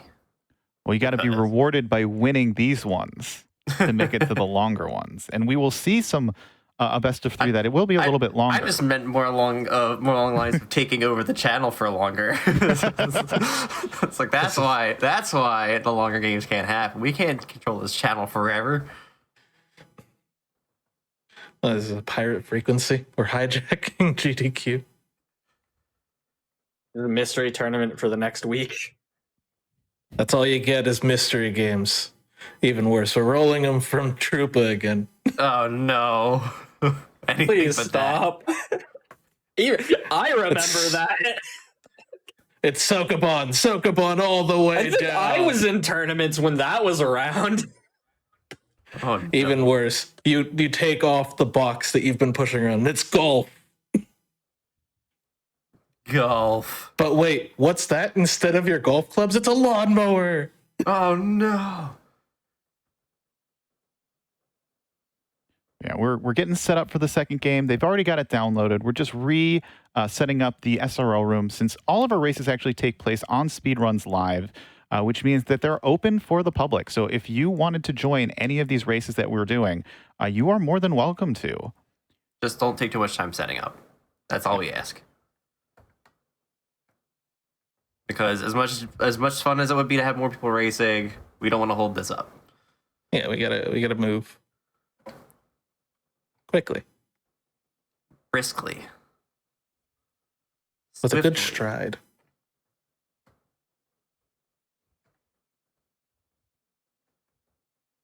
I actually like that idea, Mikan. Me too. That's a really good idea. We gotta talk to some people. Can somebody get me Hampuli? Oh, You push a Bob. block. That's the mower. Baba is golf. Yes. Baba is lawnmower. Baba is golf. you have to mow it. the course Nailed before it. you're allowed to play it. You can design your own fairway to make it easier, but it takes longer because you have to mow it harder. If you mow it too much, you get a sand trap. Oh no. Well, I mean, sand traps are part of the course. If we talk about it Existing long ones, but enough, you can get more. it'll be ready for the next mystery tournament, right? It's true. Here's hoping. I mean, last Mystery Tournament I was lawn mowing while playing Doom. So I mean, and you can make anything into a lawn mowing game or Wait, a golf game. Is there a Doom lawn mowing game? Is there a Doom lawn mowing golf game? I don't know about lawn mowing and golf, but there is a Doom golf game, and I played a Doom lawnmower last top 8. So All right, so clearly we know what engine to use for this. correct. All We right. have fun So here, Mr. it looks like we have our next game ready to go. Captain Drake and OkamiofGames will be playing a Pulstario. Very hard word to pronounce. I Yes. don't think it's a real word. But created by Fred Wood, copyright 2019. Yeah, it looks like our racers are ready to go, so we'll be ready to go as well as we get this race started. Oh, we're starting. There's a countdown. Oh boy, oh boy, oh boy. Yeah, so Already? I don't know anything about this game. Hey, me neither. I have a pastement in front of me. All it says is fly and collect things. Yeah, looking at the edge page, we're in space again. Space is always fun. Oh, whoa, we're fast. Oh, our ship has gravity? Weird. Sure looks. Oh, There's guns. Touching walls explodes you. it's like what's it called? Nimbus. Is that what that game is called? Ever without the gliding? I don't know. What is this? Yeah, so This is interesting. Subterranean. That's what this is. Yeah, so it looks like you have pretty much. So don't hit the walls. Do not hit the walls. It looks like it keeps your progress if you die. I'm looking at the count of objects that you need to collect. And So it doesn't seem- we could be seeing some very strategic deaths here. Yeah, could. Yeah, Okami with the early lead. Yeah, it definitely remembers. That's good. But it is a collect everything in the level to move on sort of game. Thankfully, the top left corner tells us how many things we need to collect. Whatever these things are, these rotating white squares. So this one is also an itch game, and I feel like I must mention this little snippet. The gameplay for Pulstario has been described as wobbly free-range Pac-Man, lunar lander without the landing, asteroids with gravity, and Luftrausers for pacifists. Ah, I see. These are all very apt comparisons. Okami with the strats, realizing that it would be easier to just crash your rocket to get to the last one than fly all the way there. Are we sure that was on purpose? I think If it was. It looked intentional because it looks like you actually get an arrow on your rocket that points you to the nearest collectible. Yeah. Yeah. Oh yeah, I didn't even notice that. Good point. When they're off screen, though, very, Specifically very when they're important to note. off-screen, Yeah, I'm wondering how easy this is to control because, like, I've seen capndrake take a few unfortunate, like, bounces into the wall. I think if I was playing this, I don't think I'd be great at it because I think controlling the rocket would be fine. It's just I have the memory of a goldfish, so I wouldn't even remember what the things looked like, like what the level looked like after I died. That was a good sneak in there by Okami. Don't all games have twists?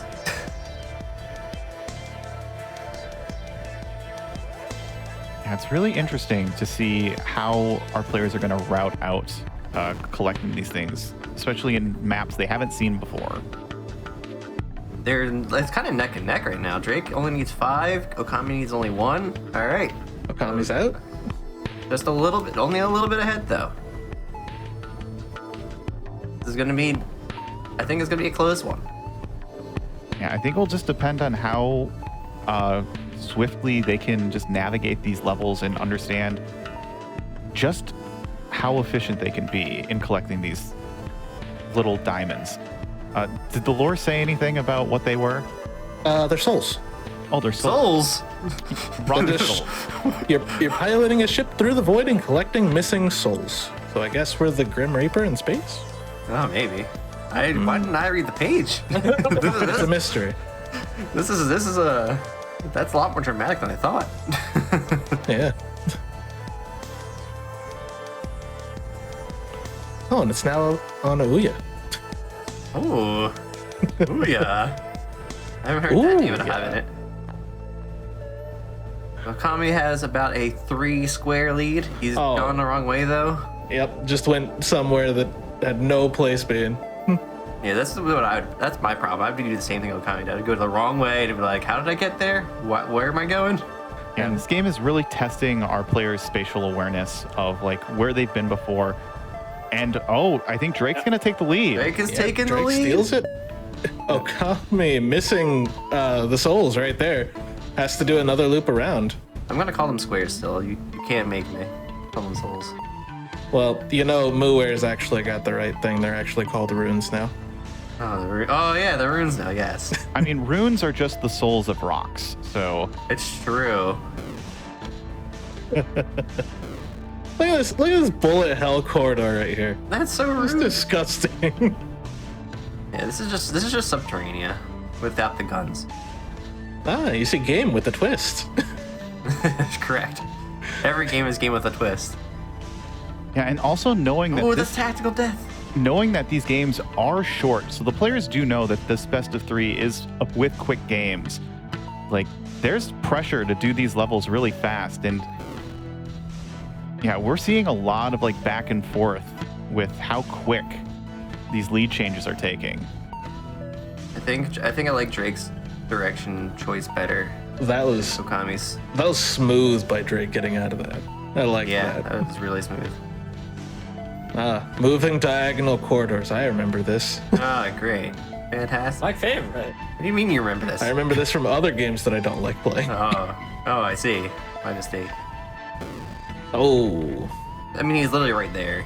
Like, he's not very far. that is impeccable routing on Drake's part. Like, you could not have planned that better. Moving Great. on, taking the lead back. And this is a decisive one too, for sure. Okami still got 5 more squares to collect. Yeah, I think he was 10 up when he got to the next level. Mm-hmm. Oh my. This is definitely a turning point for sure. If Okami can't get these runes soon. Yeah, I think Okami has like the hardest 4 to get and does get them. So is back on the same level as Drake. 20 runes behind-ish. Yeah, Drake with the sizable lead moving through here. Ooh. But these rotating corridors, very tricky. Yeah, especially with this being such kind of like a Twitch. It's almost got the energy of a Twitch platformer. It kind of does. Like the quick deaths, the very fast movement. He's going straight up. Yeah, because it feels like the only, like, because you can't really move your character. You only have power and then leaning left and right. And that seems to be your only control. That's what it seems to be. Tommy caught up pretty quickly. Yes. Yeah. Yeah, I stare at one player who's in the lead, and then just a moment later, like... The other player's already there. It's like, oh, yeah, right. Yeah, this is just showcasing how talented these players are. Like, they are staying neck and neck with each other. Let's up the downway. But they don't have from... necks. They're rockets. They don't have necks. They're rockets. That could be a bottleneck. Oh, yeah, I guess so. Oh, he's going for it. Oh, wow. Yeah, but like Drake So aggressive. still maintaining this very big lead. Oh, this level has 63 squares. Oh, and there's a lot of tight corridors. Now, this is where hopefully you've been well practiced enough to drive your rocket boat. This U-turn corridor.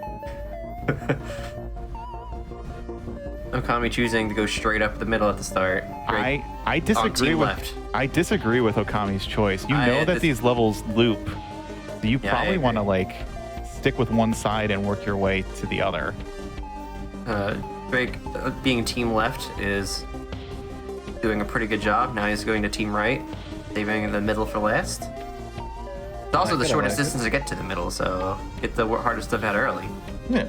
If you take a death, you just go straight up into the middle. Easy. Hopefully not crash into these death blades. I noticed that the squares get brighter the closer you are to done. Oh! Good morning to you, too. We got like spinning exclamation points. Yeah, Okami still staying in tow. This is that was an honestly unfortunate death, though, by incredible Drake. neck and neck. Drake died. Oh, a smiley face. Oh, dude's Drake, happy. not happy anymore because he's gone. We've consumed him entirely, body and soul. Oh, not a.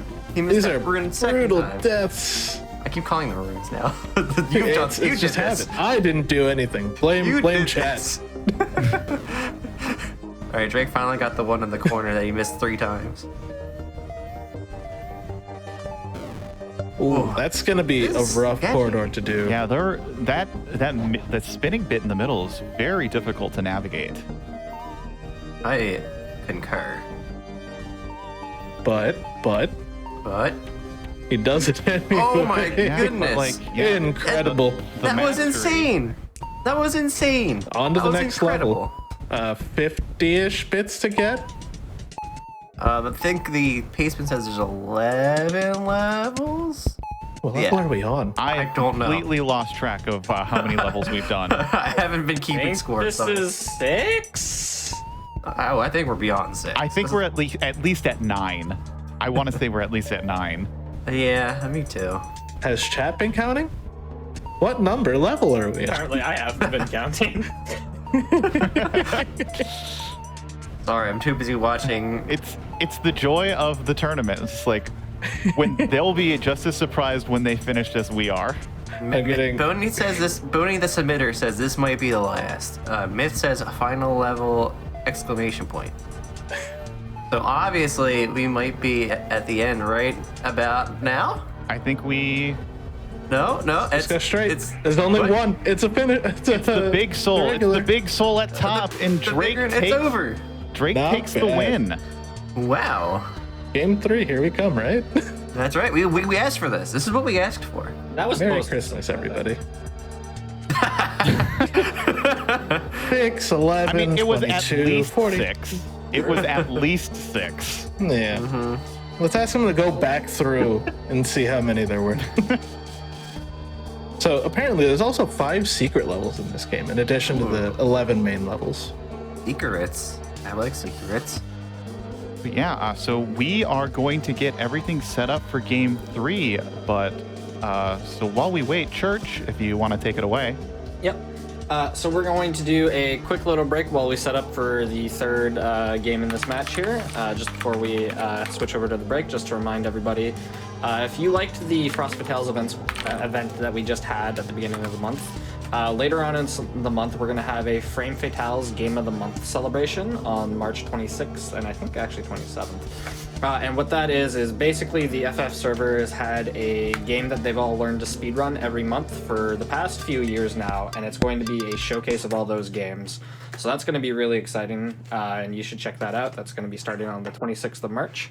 And then we're going to go to a quick break, and we'll see you in just a few minutes here for the final game in this match.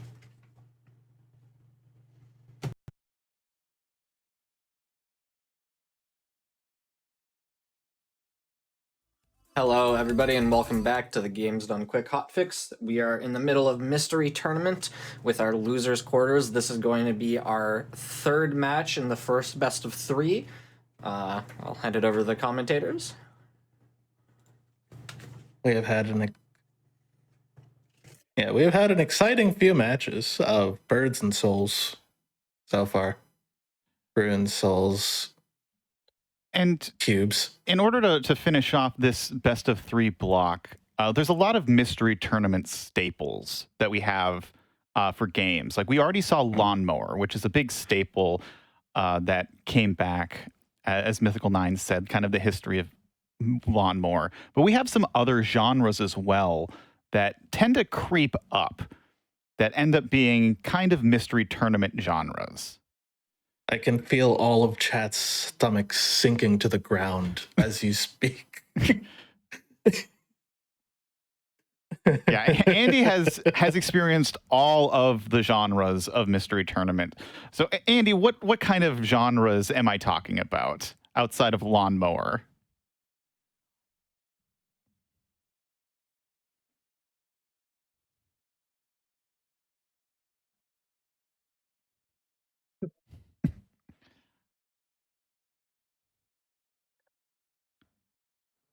Oh no! Oh no! Oh no! But it says I'm not muted on the thingy. Hello? Hooray! We have Andy. We found Andy. Back. He's back from the void. I swear I was saying many things, and I didn't change a darn thing. But anyway, as Andy was saying, what are some of the genres that you think might possibly pop up? So ball games are a classic, usually physics-based, but sometimes not. Golf shows up frequently. Sokoban is a meme that shows up occasionally. Geez, what other mainstays? I've played so many races at this point. I'm seeing grapple platformer in the chat. That's a good one. Grapple platformer is the thing. That's a recent addition. Get your bets in now, because we're going to switch over to the game. And we're not going to tell you exactly what genre it is, but you might be able to infer based off of the title. Yeah, some of you are going to cheat because you'll know this game. I feel. I mean, I'm looking at the title and I still don't know what it really is. Yeah, but our racers are ready. We are about to be ready ourselves, but as you can see, we have a nice little menu. It is... Sorry, I just totally lost what the title of the game is. Hold on, I got that. I have the thing up. Where was it? It is One Shot Wonder Panda Ball, or Ichigeki Neokon Panda Ball. Apparently, it is a ball ? Game by the same developers of Marisa Analysis Trap Tower, which is actually a pretty good game. I know about that game. Yeah, we are going to get started. We're going to see what possible game this game could actually be. It's a mystery. It's a mystery. Well and truly. Okay, I can't read any of this, so you're gonna have to do it for me. What? This panda scares me, man. Is that a person in a panda costume, or is that actually a panda? I'm pretty sure it's a person in a panda costume. What is happening? Or is it a panda in a person costume on the left? So if you guessed golf game, but also ball game at the same time, it's golf. You'd be correct. Good golf. Oh, goodness. Do you really need to hit that button? You probably fly across that gap, dude. I think you need Nope. to. I think there's like an invisible wall there. Yes, but it looks like the controls of this game are you use your mouse to make a line for your panda ball head. Yeah. Sure looks that way. I wouldn't necessarily call this game golf, but it is definitely golf adjacent. Golf edge. So I'm looking at the Tailspin, and it says you have to get 15 stars to fight the boss. I think this is the world map that Drake is in. He's kind of lost, I think. This is intended. So if you fall off the void, it restarts the level. Oh, Yeah, that was oh. the hub. That was the hub. Oh, Drake. That's a lot of precious time. That's right, I believe in Drake. So I guess we're the cute anime girl in the corner that's hitting the ball. And it's not a golf club, that is clearly a fist. Yeah, I was about to say. A stick with a fist on it is not my preferred golf club of choice. I mean, It still makes more sense than a flamingo. Oh, for sure. So, from what I understand, it looks like you need to collect 15 stars. So it looks like you can skip some. Yes, Yeah, that looks about right. The pace does say that you need to complete every level, but you need to collect enough stars in order to unlock the boss. So this is another game about, kind of understanding which stars are going to be the easiest to collect. Just so you don't have to 100% every level that you're in. I'm paying attention to the HUD better, and it looks like you have an arbitrary energy meter that goes down when you are hitting your panda. And when it gets down to the bottom, your character gets angry and has to wait for it to refill. And it does look like every time you collect a star, your energy does refill. Yes. So I have to wonder, does the star count? Like the exit star, does it count as one of the 15? I don't know. I think it does, but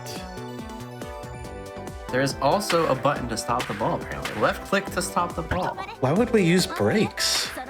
Why would we use brakes?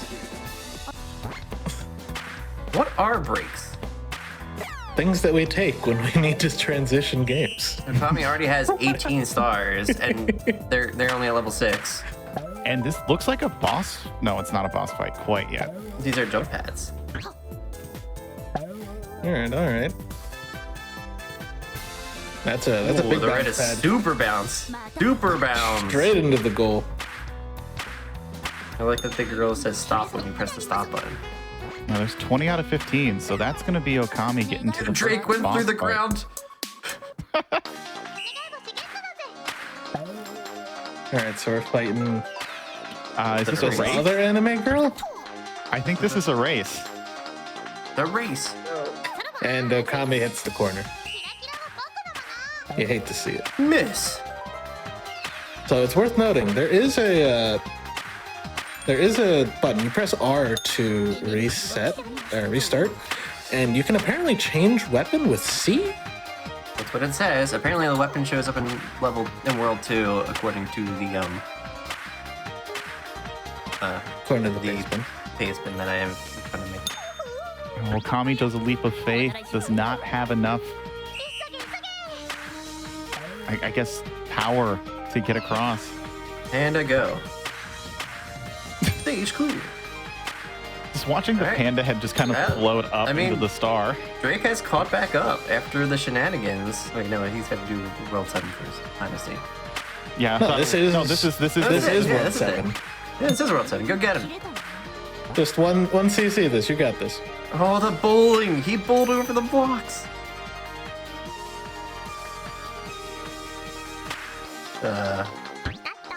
Okay. Go. Easy. Drake is playing this level much faster than Okami has, so this Yeah. is gonna be. I think This is pretty Okami has been doing a lot of like smaller adjustments, whereas Drake is just kind of just like going full power and then just letting the momentum of that shot take him to the end. Yeah. Myth did say in chat you want to be doing long hits because doing short hits lose you momentum. What it sounds like. Yeah, and that is what Okami is doing a lot of. Cute anime girls, panda bears. Now we're... I think that's the weapon, quote unquote. That is the weapon, which is probably going to knock us up. Probably. It looks like an oar. Tennis racket, it looks like. Tennis racket? It's a tennis It racket is a according tennis to the racket. You're Tailspin. right. Oh, yep. Now for the other important part of mystery tournament games, reading the pace spin. Reading the pace spin is exceptionally important. The anime girl in the bottom right corner says change when you change. I think Drake keeps switching off of the weapon after picking it up. Yeah, I think isn't recognizing. Oh, it's almost like he's double Look at the inputting anime it. girl. Look at the anime girl. She's adorable. Debatable, but we'll discuss that later. Well, you're telling me smacking a panda thing with a racket or a fist isn't adorable, then you have not been paying enough attention. The fist scares me, man. I'm gonna be honest with you. Yeah, so all that time that Drake caught up with lost to not being able to use the tennis racket to its full extent. Not what? I don't like what just happened on Okami's screen. Me neither. It looked like he fell through the floor? Gravity is evil. Gravity, truly our nemesis in all of the games that we've commentated thus far. Oh, there's a switch that's getting hit by the dominoes. You have to wait patiently for it. It wasn't... The floor wasn't there yet. Oh wow, Drake who flew needs- straight to the goal. Who needs the floor? Who needs it? Floors are for people who are unable to fly. Clearly. Clearly. So yeah, we're neck and neck now. The goal is only the stage 2-6, so... Yeah. No, dying in the hub is not what you want to do, though. That is definitely not. Yeah, as long as 2-6 isn't a boss level that requires stars. The demos, the note says there is no boss stage in World 2. Oh. So. Yeah, it is just about getting the level done. Go Panda! Go Panda! Definitely rooting for the panda here. The competitors have now become secondary. We are only panda supporters here. Only Panda supporters. Yeah! Sorry, I just Ooh, love the... Drake, not... When you run out of juice, your ball literally stops. It says so in the pace spin. Important. Girl gets tired.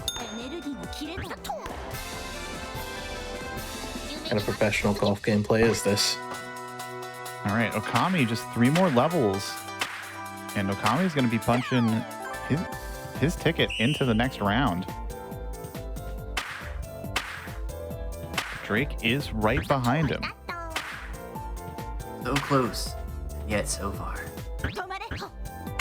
There sure are a lot of spiky balls. I wonder if they're fatal.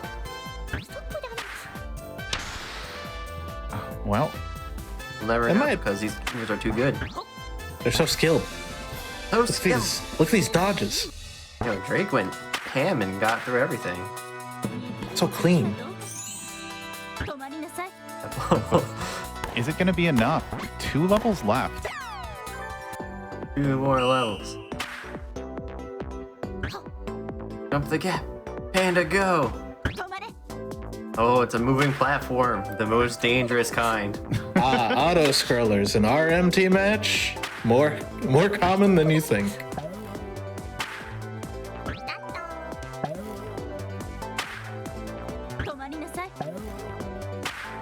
Some platforming again.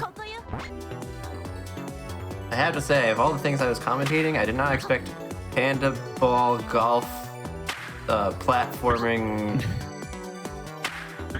thing. It's anime panda golf platforming thing. The only thing It is. The only thing left that this game needs is to be able to mow the lawn in the last level, right? Yeah, well, I mean, it's not over yet. It could happen.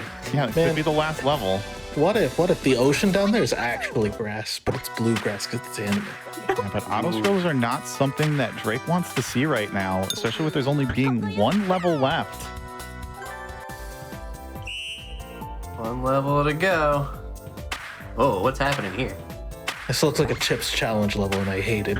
I'm just. This looks like Sokobon. Oh no! Oh my goodness. How did we stray so far from God's Light? Very easily, actually. I don't know. Is it like it's under one of the blocks? I think you need to push the box onto that green switch at the beginning. Yeah. Oh, there's a button. The button. No, just hitting the button makes a jumpy thing appear. Why is there? What is that block? There's clearly just got to be more blocks. No, more switches. Oh, there's a switch over there. Is that a timer in the top that just appeared? I think it is. I hate it. It's over. But that's it. Okami takes the win. That was a fun video game. That's what they're saying. I don't know how to read that language, but that's what they're saying. I'm source quote source. Trust me, bro. Like this was lost because Drake got lost in the opening menu select. That's really a shame, but sometimes that's really something that happens. Yeah, especially in these quick games, you misinterpret something, it's a death nail. And so, sadly, we are seeing a former champion in capndrake get eliminated. The new blood continues to flow strong. Mm. But yeah, exciting matches. And we're not done yet. We have another best of 3 in this block. But before that, Church, if you want to take it away. Yeah, so while we get set up for the next best of 3, we are going to take another quick break. Just to remind everybody before we go to that break, if you're over on YouTube watching the VOD tomorrow, you should come check us out while we're live. We stream twitch.tv/GamesDoneQuick. Pretty much every day. We start around 7 p.m. Eastern on weekends and 1 p.m. Eastern on 7 p.m. Eastern on weeknights and 1 p.m. Eastern on weekends. And if you're over here on Twitch and you like the content you're seeing, if you enjoy any of our live content, if you would consider subscribing or cheering, it really helps us make this content, and it'll help us continue to make this content. Besides that, we're all set. We're going to go to a break so we can get all set. We'll be back in just a few minutes with more Mystery Tournament.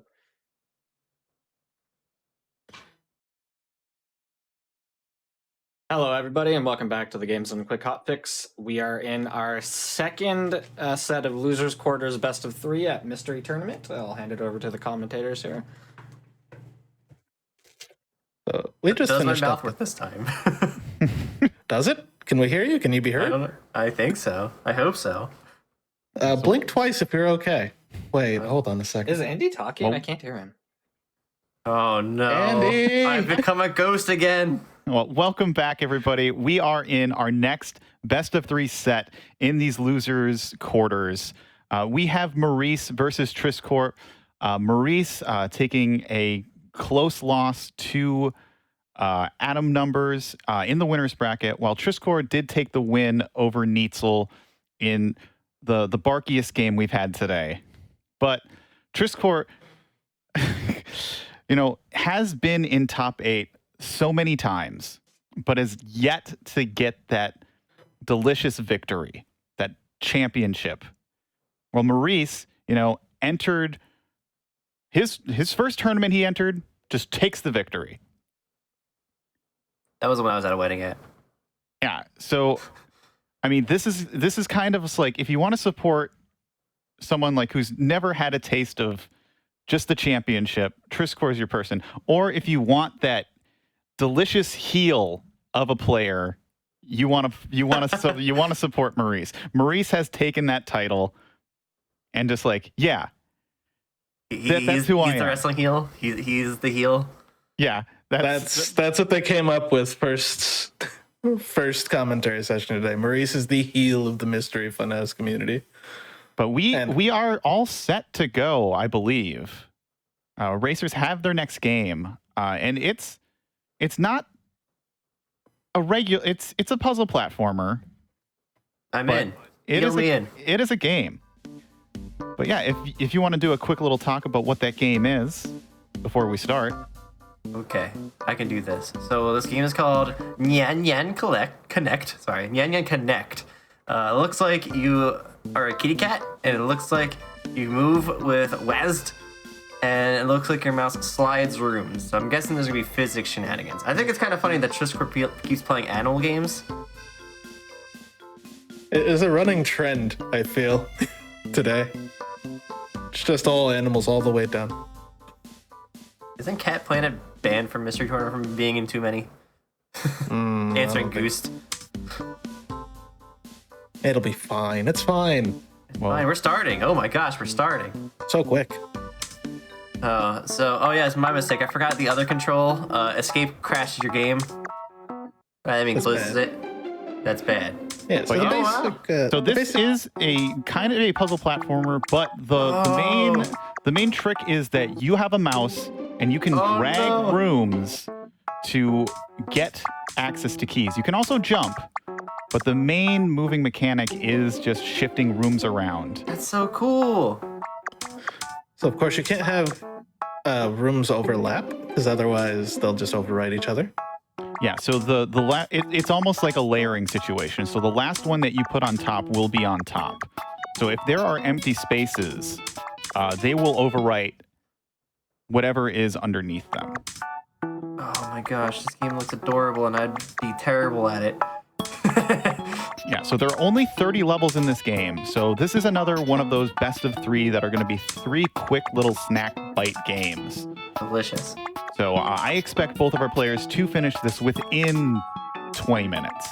That's what you say, but you know. I do say that, but because this is a puzzle game, puzzle games are notorious for like having at least one level that someone can get stuck on.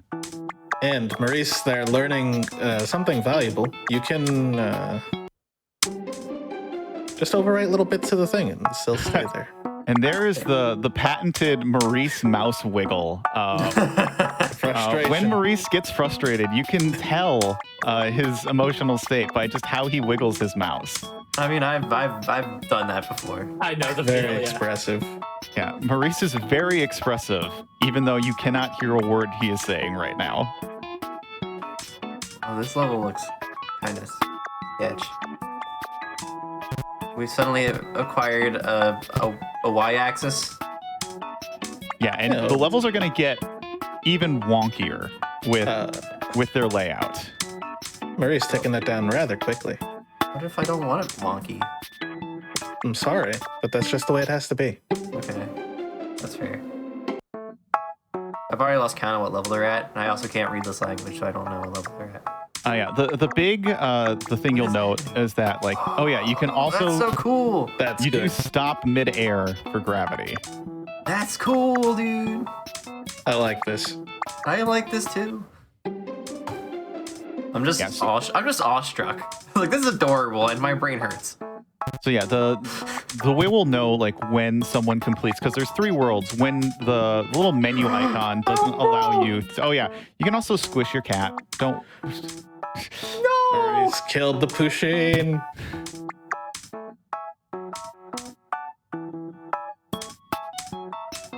But yeah, as I say, like as soon as they finish their first 10, so like Maurice just finished the 10th level. Oh, great. So he's done World 1 already. Maurice is moving on to World 2.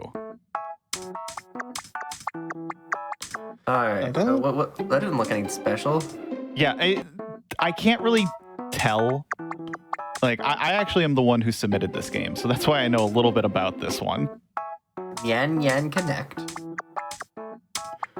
I couldn't really tell like what new mechanics were being added with each world. It just kind of felt like they were just a mishmash of just levels, and they were just put in whatever order they were in. Yes, I think we need to break reality. Yes, break reality for me. Wonderful. Correct.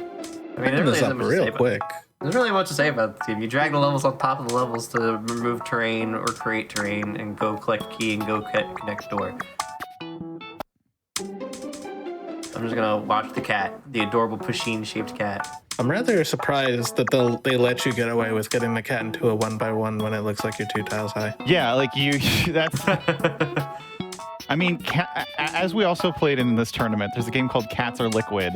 We have found out that cats are indeed liquid and will fit in any squish. Any squishable space. That is canon. That is cat canon. Yeah. Maurice is struggling to get his door. What is happening? Mouse wiggles while you're moving reality. Not advisable. In any way, shape, or form. Yeah, the trick here, Maurice needs to have that, like... Yeah, I think I see what he needs to do, but I can't put it into words because this game is brain. Yeah, I think he needs to like put the square on top of that thing, the thing that he just did. Yeah, he did it. There we go. You can use the top of the box as a platform. Yeah, he did the thing I was thinking of, but I can't use words, so it's whatever. He understood. He got your message loud and clear, Andy. That's great. Maurice is blazing now. I think he understands cat who. The cat physics, what the game is demanding of you. Cats don't have physics, do they? They work around their own physics. Yeah, they definitely follow their own rules.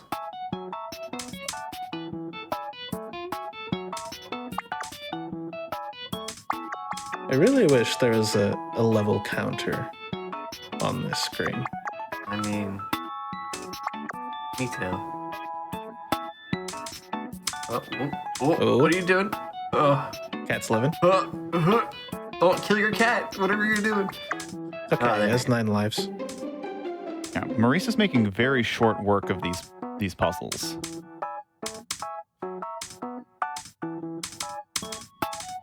All right, yeah, I see that. Oh, no! Oh, yes, but you cannot fall. Like, the void is not a place you can have your cat fall. I mean, I also die when I fall into a void, so it makes sense. There's some interesting tile layouts now, too. Yeah. I don't know if I like what Maurice is doing here. Playing with fire. Save your cat. Yeah, this game does make it so if it does fall in the void, the cat does not land on its feet. Look at this, Maurice. I Good think stuff. Maurice finishes level 20 and is moving on to the last set of 10. Oh my gosh. And I think I just saw a little nervous mouse wiggle from Maurice. It's like, oh my god. What? Huh? Yeah. What is this? What is this? The first few levels of each world are always kind of simple. Oh, geez. That is not what I was expecting to see. Oh no, the cat! Oh, rest The in cat's peace. dead again. I hate it. Live on only in merchandising.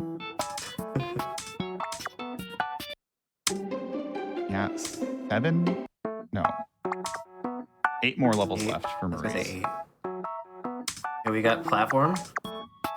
Oh, this is cool again. Very nice. Yeah, this game utilizes all of its mechanics to its limit.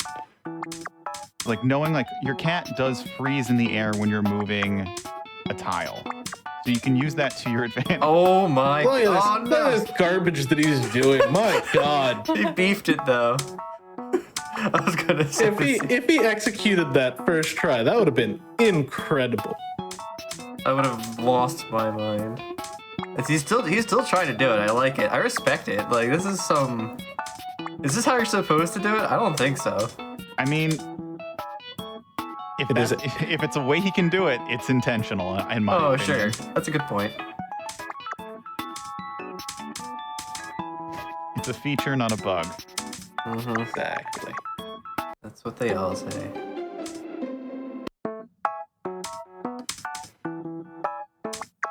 Oh man. Now I just have this little bar I mean, here. that's a straightforward. Yep.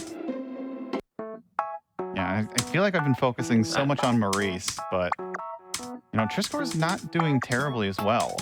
It's not just Maurice is just blazing through with magic and cat. Yeah, I think Maurice has that, I just lost to Adam. I cannot lose my next match. And I think is just pumped with adrenaline to make sure that he does not lose. Which is like a scary feeling, because when you do lose a match, it kind of does hit your morale a little bit. For sure, absolutely.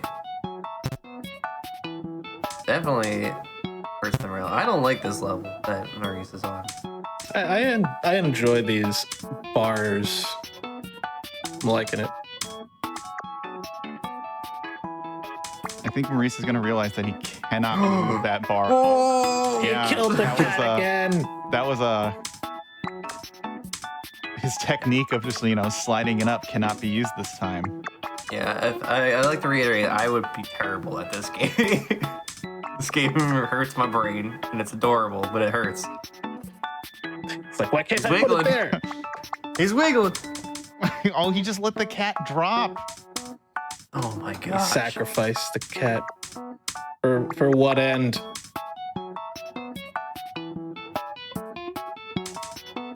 What is this? All right, and Triss How do you do this? seems to be done with these Triss 20th level. on to World 3. Not bad, not bad. And these first few levels in World 3 are pretty quick, so we might see Triss catch up.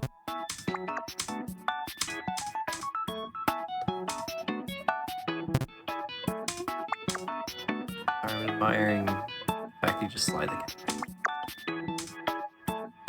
Oh?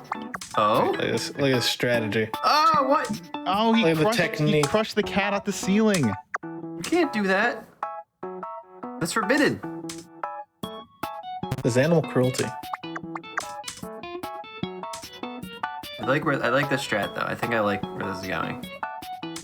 I think all Maurice needs to really do is just put the one that he's on as high. Yeah, there we go. Yeah. He just needs to get it high, and I think he just needs to move that because you have pretty good falling momentum.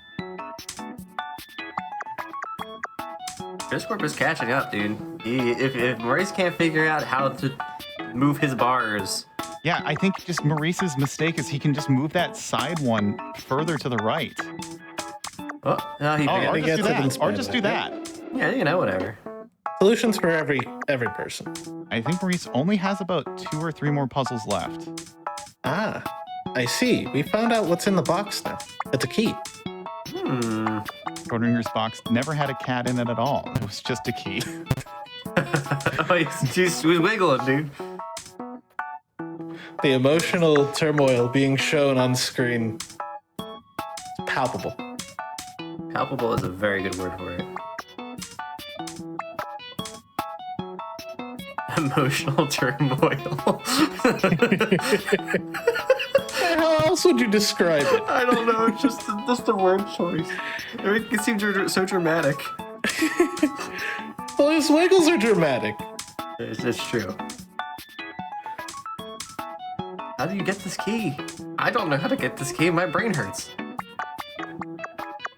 You have to set up that one dot to be above. Oh, above the key. Yeah, good point. Good point. That's smart. Yeah, See, this is why you get paid the big bucks. Yeah, We get paid? And then Maurice resetting it. I think Maurice might see, because I think Maurice needs to identify that the square that he's in needs to actually go lower so that he can match it up with that vertical tile. But if the sin is he can't have his cat be in the square at the same time. Or else.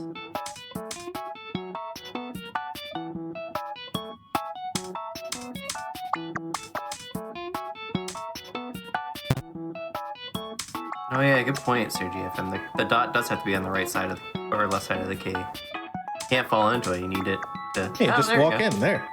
Wow, that was so easy. I think. Gosh, Maurice, why'd you make it so difficult? Maurice just wants to put on a good show. He's getting telekinetic advice from the chat. And they figured it out before we did. We being me, the royal we. No, I think it's we in general It's this a time. group effort, Andy. We're all working on this together. Oh, okay, my mistake. I'm sorry. I'm holding you back. No, we're in this together. It doesn't matter.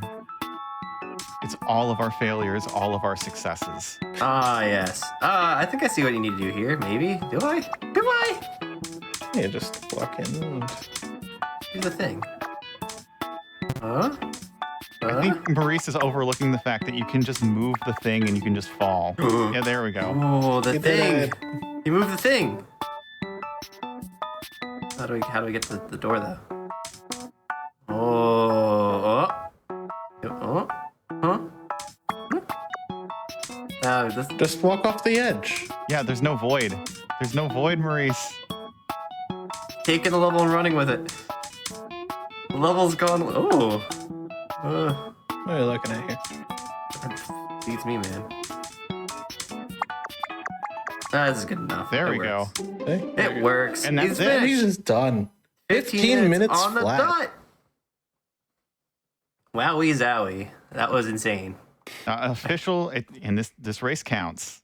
This race counts by barely. Officially counts by barely. Why did I close the thing? Dude, I don't know. Did you the press next- escape? I pressed escape. I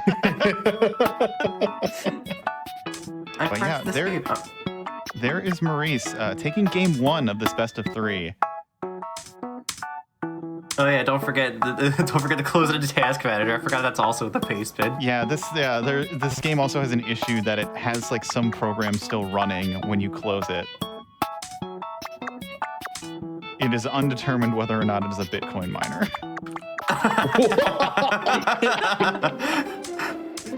Trambles, how could you let something like this in?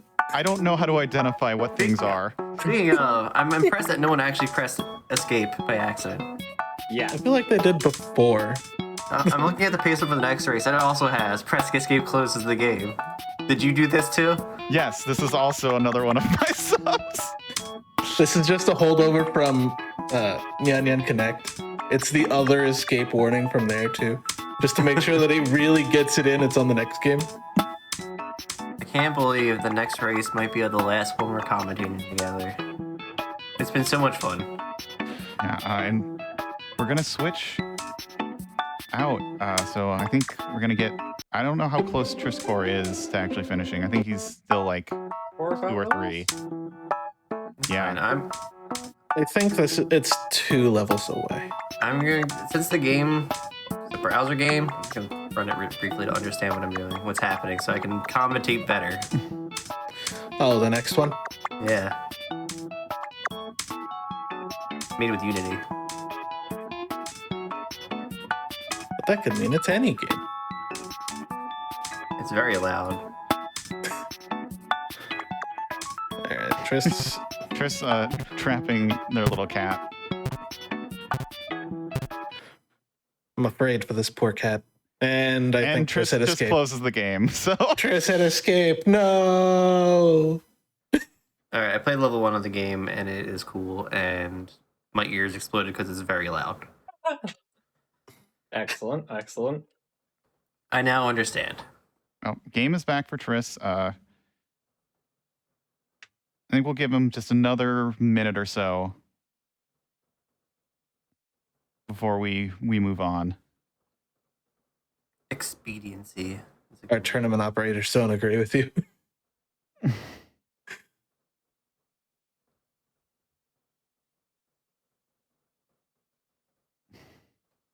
Now that I played the first level of the next game, I know exactly what's happening.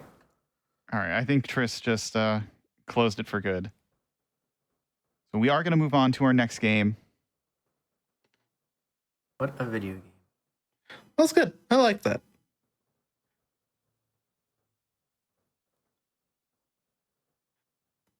Tris only has 1 forfeit ever? Oh, man. I have like 30. Ah, No, there it is. The there it Ford is. Fiat.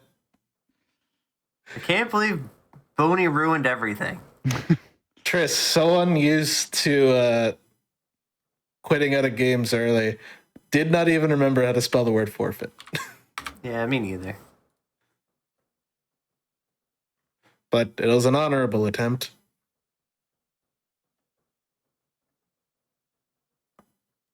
Yeah, we've got another match, hopefully. So if you want to see a third match, you want to shoot for Trisscorp.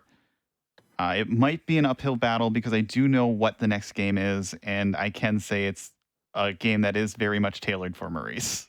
I think so too, and I agree with everything. I want to see Trisscorp win because I want to see another game and commentate further because it's been fun. But we will see, because you never know with these games, because even though we might think one player has an advantage, they could absolutely not sync with the game, which is the beauty of Mystery Tournament, is that because you don't know what you're going to get, any match can go either way.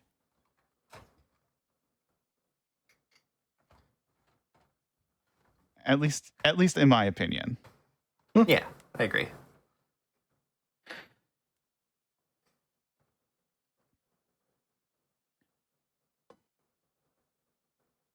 Race recorded. So as we're setting up this next game, after this match, we still do have one more match. But it won't have us in it, so it's going to be less cool. It will be less cool because we will not be in it. But there'll be other cool people who will also be announcing. I'm vigorously looking. They're for cool. Those cool. They're gonna be really people cool. Give But me they're a only second. like only 99% as cool as us. It's TPC, Tetsuya, and FFAO. Never mind, I take it back. Tetsuya is like 40 times cooler than me.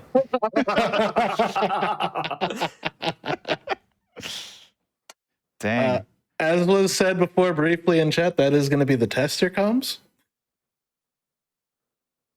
Everyone well experienced. So you get all the different variety of people who are in Mystery Tournament, from the organizers, the testers, the competitors, and whatever the other group was.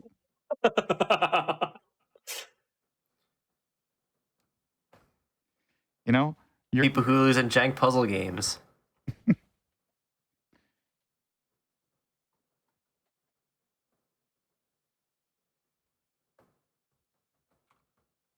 Trying to figure out why there's a Kieran in Discord. I think they're talking about with generic bingo and something. One of them is like defeat a dragon. One of the goals, I think, and Aaron Dobb is trying to argue that Kieran is in fact a dragon because in Monster Hunter lore, anything that can't really be classified as anything normal is called a dragon. Which all goes back around to say, we have many events running in Mystery Funhouse. We try to keep it busy. That's going to be one of the events for later, the Mystery Fun Fest, which will be taking place after Mystery Tournament is done. But we're still supposed to be all hands on deck for Mystery Tournament until tomorrow. Until tomorrow. Then we can do whatever we want.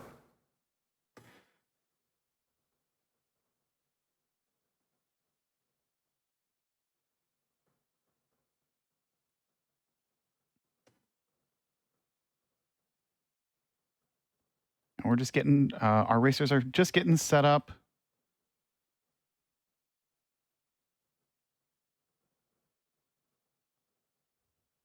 I really want to see what this third game is. Yeah, me too.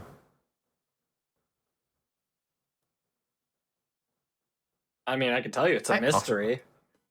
It is a mystery. I had to bite my tongue there. I was ready for a pun.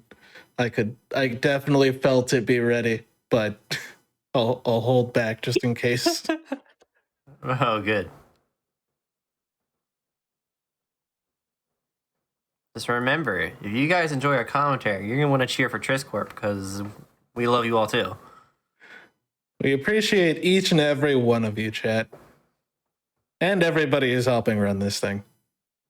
Especially those folks, because without them, we wouldn't be here.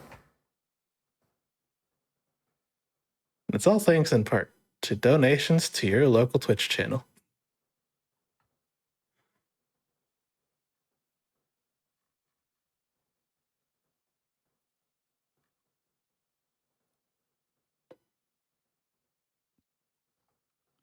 Yeah, we can switch over to the next game that we have. We're just hoping that it's up soon.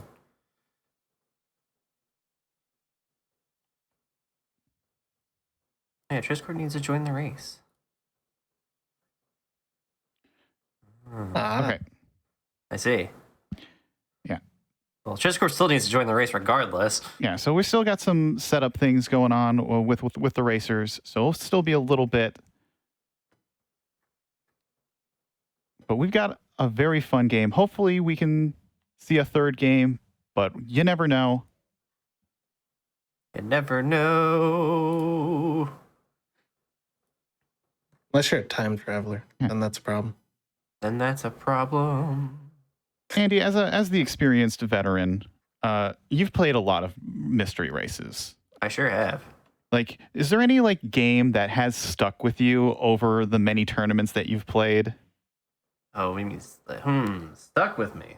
So like, it doesn't have to necessarily be like a great game, just a game that's like something that you think about.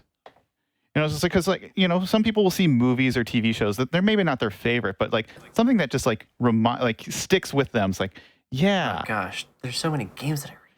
Like I've been in like 12 mystery tournaments now or something like that. I lost count, by the way. I don't know how math works.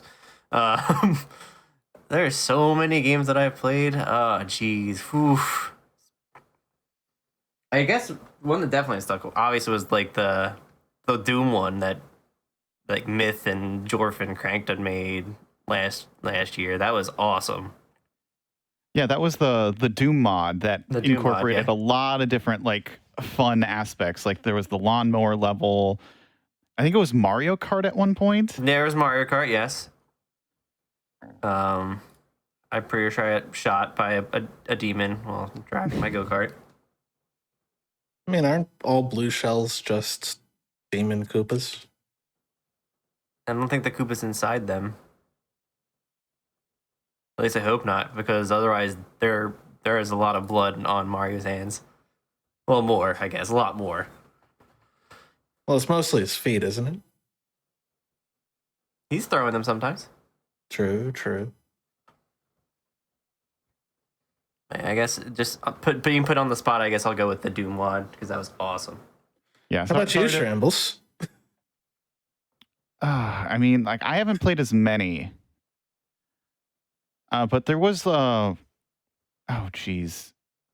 Now you're on the spot. How does it feel? I am on the spot because it is like because once you play a lot of games, they all kind of just start to blend together, and like that's kind of the fun with Mystery Tournament. Like you get so many different genres, and you get to play so many different variety of games that you don't really get like a great handle. It's like because all the games kind of just seem similar.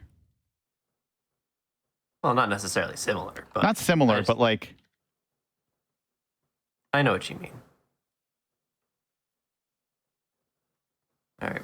And we get that. I think we have our racers set. So we are going to transition over to our next game in this best of 3. Maurice is jamming. I can already see it. Yep, he's got that mouse movement. That mouse movement. Yeah, so this game is called Prism Light.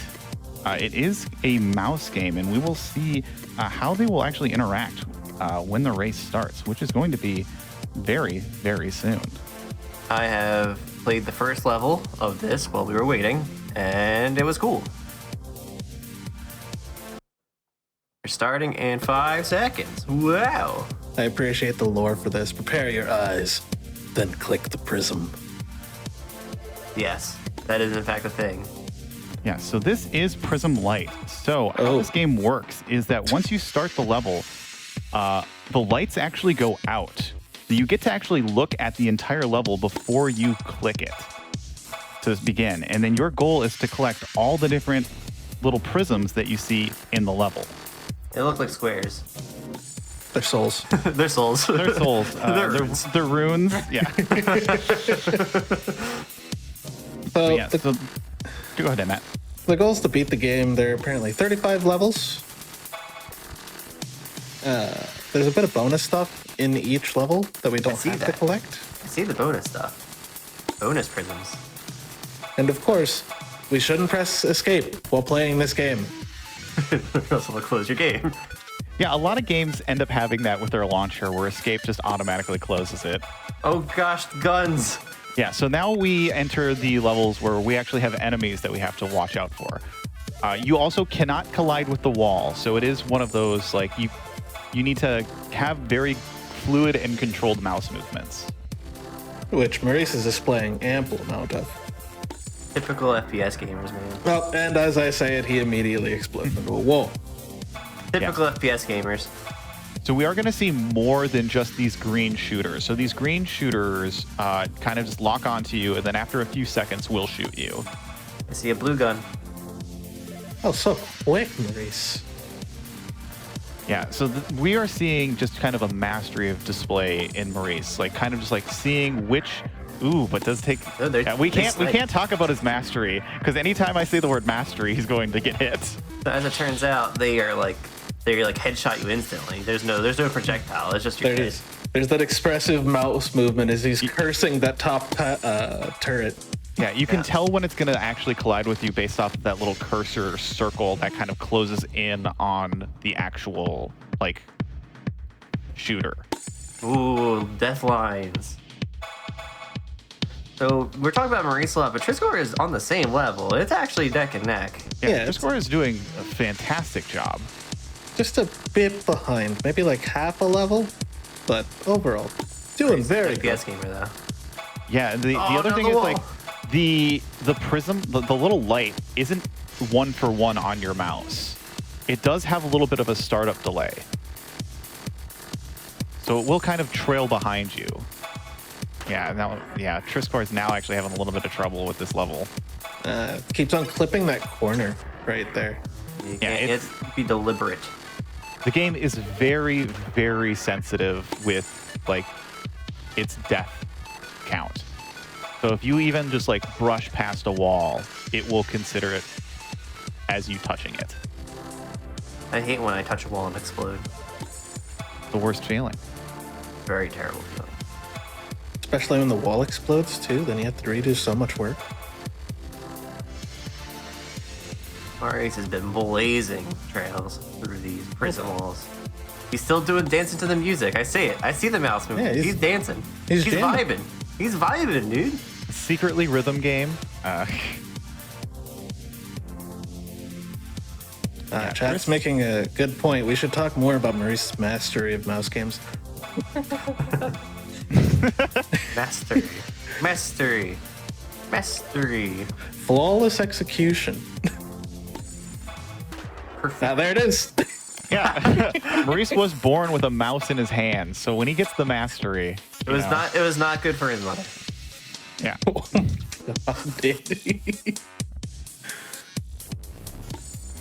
All right, so it looks like Triss is 2 levels behind now, I think.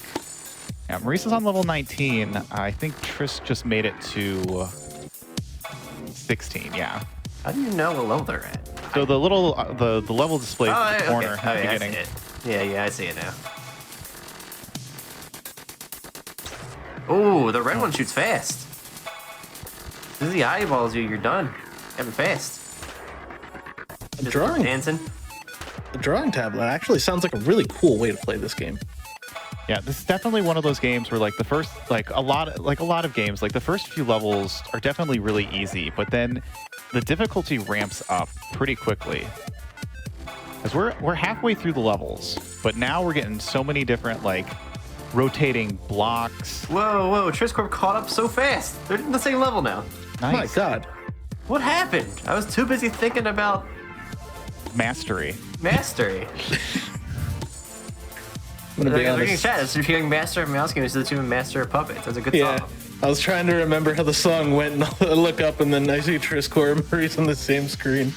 Yeah, but Maurice does finish that level, does move on to level 20. Oh, this level looks that looks like a mess. A series of rooms. Yeah, you can see that you do have safe zones. Yeah, you do not have any leeway with those red shooters. Like you have to go by. This makes me think of like a Hotline Miami layout. Yeah, it kind of does. Yeah, especially with like the rotating, like kind of like lights. Yeah. Like the Russian club level.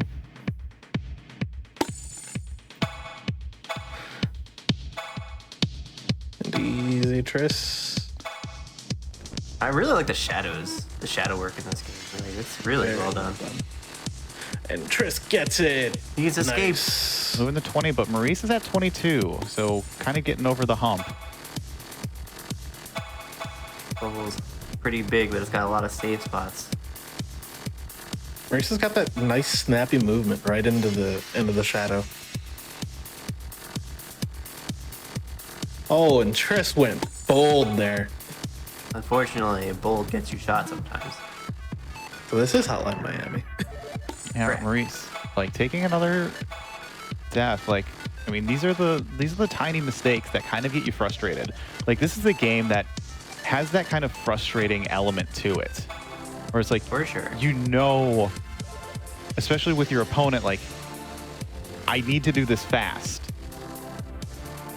And but I also so. but I also need to do it right, and you have to weigh that balance. Like, you know, Andy, as your advice says, how fast does this game allow me to go? And like, what can I get away with? Another one done for Maurice. Maurice is at level 25. Oh, This is And gets the 24 star, on yeah. Triss's? gets the secret. Straight lines can be hard for some people. Like, I Oh, can't yeah. do straight lines with a mouse. I'd have problems with it too. It'd be kind of Maurice just has that, you know, calm, cool line. that FPS player smoothness, the mastery. Keep on saying it. You're just building up a charge at this point. Gonna get to level 34 and his game's gonna explode. He's gonna hit escape. He's gonna hit escape, yeah. No! Don't do it!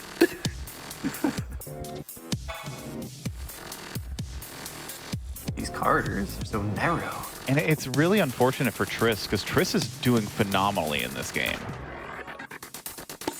Just the little mistakes that you're talking about adding up. And against an opponent like Maurice, that This is you can't have like that. this is like I said, especially in a game like this. You said this is like Maurice's wheelhouse, and I agree. Is Maurice wheelhouse? Maurice has gotten, like, mouse games in past MTs and just, like, blows it out of the water with just how quick he can maneuver his mouse. Look at this movement. He is just in and out. Oh, and then he crashed. Yeah, the mastery at work. Truly the master. Oh, Oh, he's right there. See, it works every time. that's so cool. Look at that though. loop. Look at that was loop that he insane. just did. That was crazy. Bouncing you like just- a pendulum back and forth. You This just isn't swag. Yeah, this isn't right. It's so methodical and so just precise. Oh no, Among Us. Oh, he's got hands. I guess he's not Among Us. He's got hands. He's got God. hands. He can't. Be I Among Us. didn't see the level preview. I had no idea what you're talking about. Then they went to the middle. It hate works it. so much better when the light is actually illuminating the whole level. Yeah. You get the meeting sound. Da, da, da, da. I got the smiley face level. This is the second smiley face we've seen in a video game today. Classic. And that we've commentated for. Gotta hide in the eyeballs, or else you get shot. All right, straight line, easy, Triss. But no, hits the he wall. Yeah, crashing. 25 to 32. This is, as soon as Maurice got into the rhythm of this game, it just turned into a blowout. Unfortunate for us. 'cause I'm we're trying to gonna- figure out. We're gonna get kicked out sooner. Yeah, I'm trying to figure out what's happening to Triss. I think it's just like these Hard movement. these are even more demanding movements for specificity that I don't know how Maurice does it. Yeah, because it looked like the first one that Triss did made it all the way to the end, but I guess they hit the wall right at the Like, end. you guys think I'm joking when I keep bringing up the FPS stuff. No, Maurice is an FPS gamer, dude. Mouse movement is what he does. Yeah, I'm not doubting you, because like FPSing is just mouse movement. I remember the man talking about Pull 2, how he crushed that game. Yeah, that was a top 8 game that Maurice played, and I believe Maurice played, and just demolished it. Yeah, it was. This level looks busy, and I don't like it. You got the little Goomba level. The Goomba level. Every game needs a Goomba level. It's yeah, because these levels get really distracting with like kind of the moving shadow lights. I guess that's what I'm calling them. The moving shadow lights.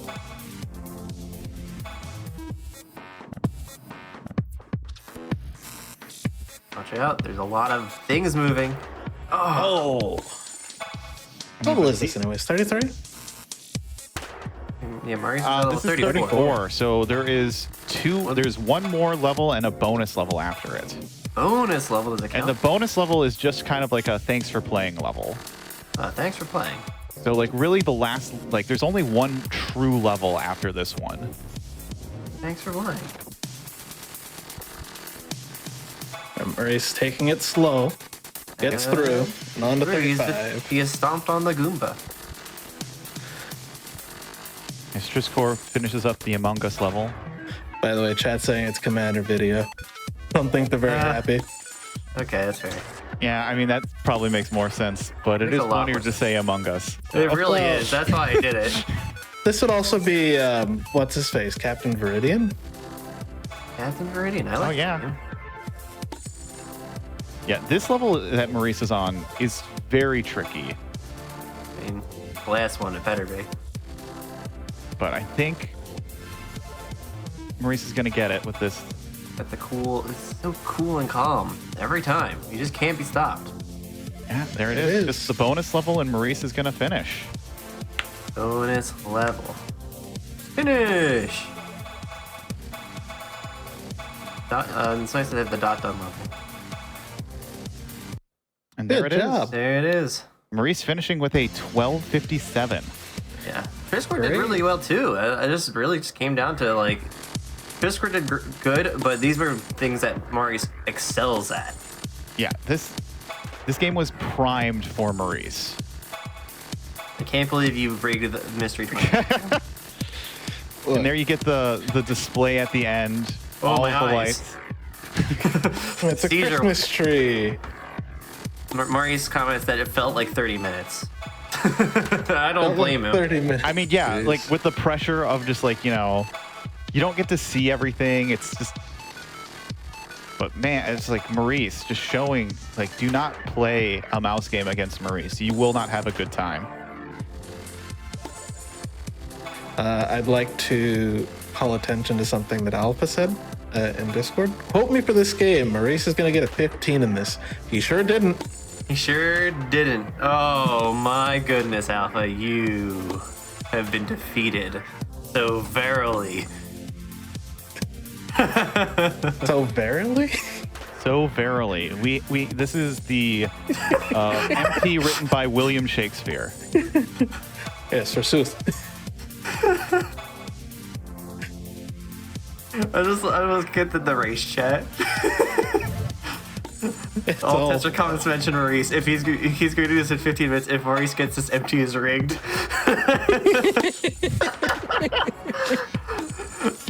But unfortunately for Trisscorp, this is his last game for Mystery Tournament 16. A good showing though. Taking, I believe it's top 6 at this point. I believe so. But don't quote me. Right. But, just still another good showing for Trisscorp. Still consistently getting top 8s, which is, something really hard to consistently do tournament after tournament. Hey, it happened to me. I didn't make it this time. Yeah, it's a first for me. Look, sometimes things happen. Sometimes things happen. Sometimes you lose, and then sometimes you lose a second time in a double elimination tournament. That's not a bad thing. Just because you lose doesn't mean that it wasn't good. You had a great run. Oh, thanks. In general, not just Andy. Oh, thanks. and sometimes it allows you with a good opportunity, like having a top 8 player be here in commentary. It's fun. I really liked it. It was a lot of fun to commentate. Unfortunately, we're getting the boot after this, and I'll have to come back tomorrow. Yeah, speaking of the boot, we are going to move on to our next match. So, Church, if you want to take it away. Yeah. Or are we sticking with Trisscorp for a bit to watch? That's up to you. Trisscorp looks like he's gonna try it out, or try to finish this out. We can give him a few minutes. Okay, we'll give him a few minutes. Hooray! We get to stay longer. I love you all.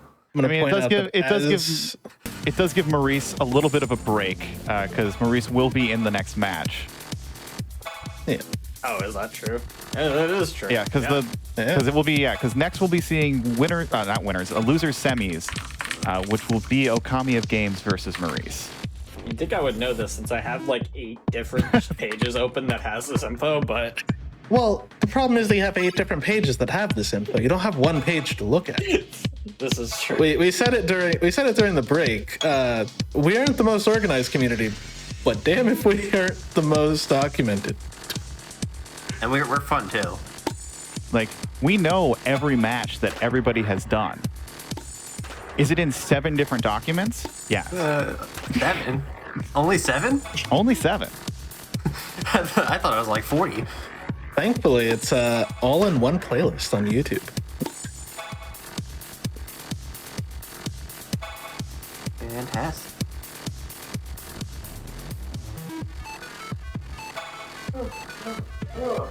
Oh yeah, and I guess some people in chat are asking, like, where are some of the previous matches that we've had for this tournament?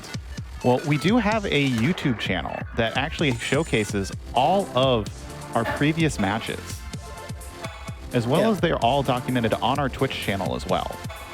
Yeah. I think only one match didn't get put up.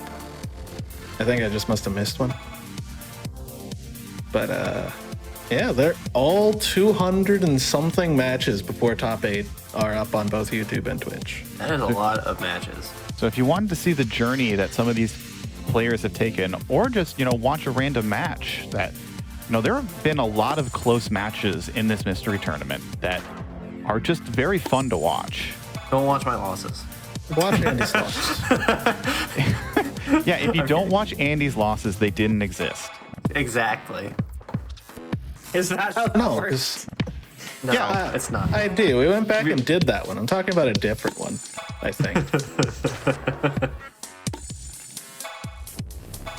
I joke. It's fun.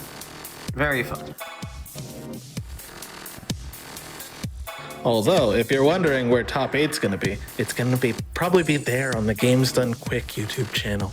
Yes, there. You can find it there. Well, you can find today's videos there tomorrow. Assuming I wake up on time for tomorrow's show. Oh, yes. That's a dangerous phrase to be saying. These tournaments are not invitational. You just have to join the Discord server and sign up whenever We try to trick as many people as you can to join. It doesn't always work. And even if you don't join the tournament, all of these matches are actually open to the public. So you could join any match that happens during Mystery Tournament. Just join the Discord and you'll know. And sometimes You'll know. mystery racers find new tech in the speedrun. By accident. Yeah. Yes. That's how we got a Skip and Grinch. I submitted that one year, and like half the people in the run had to just like break the game to complete the level, and I was like, oh, okay, this is faster. Thanks.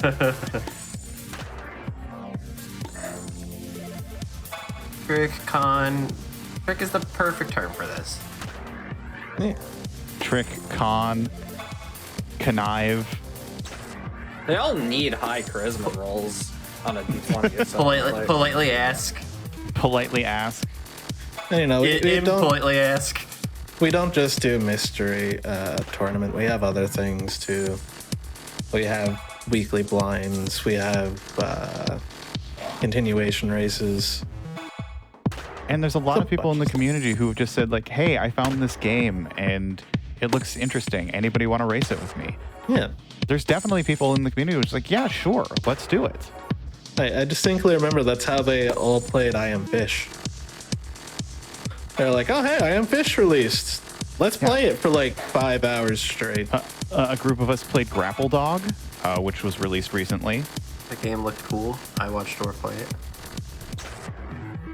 I think Cyber Shadow also got that treatment. I had already played Cyber Shadow when you guys did that race. It was okay. But yeah, a lot of fun games get raced just because we want to race them. And Trisscorp on the final level, that isn't the bonus level. Hopefully we'll finish up relatively soon. Just explodes for some reason.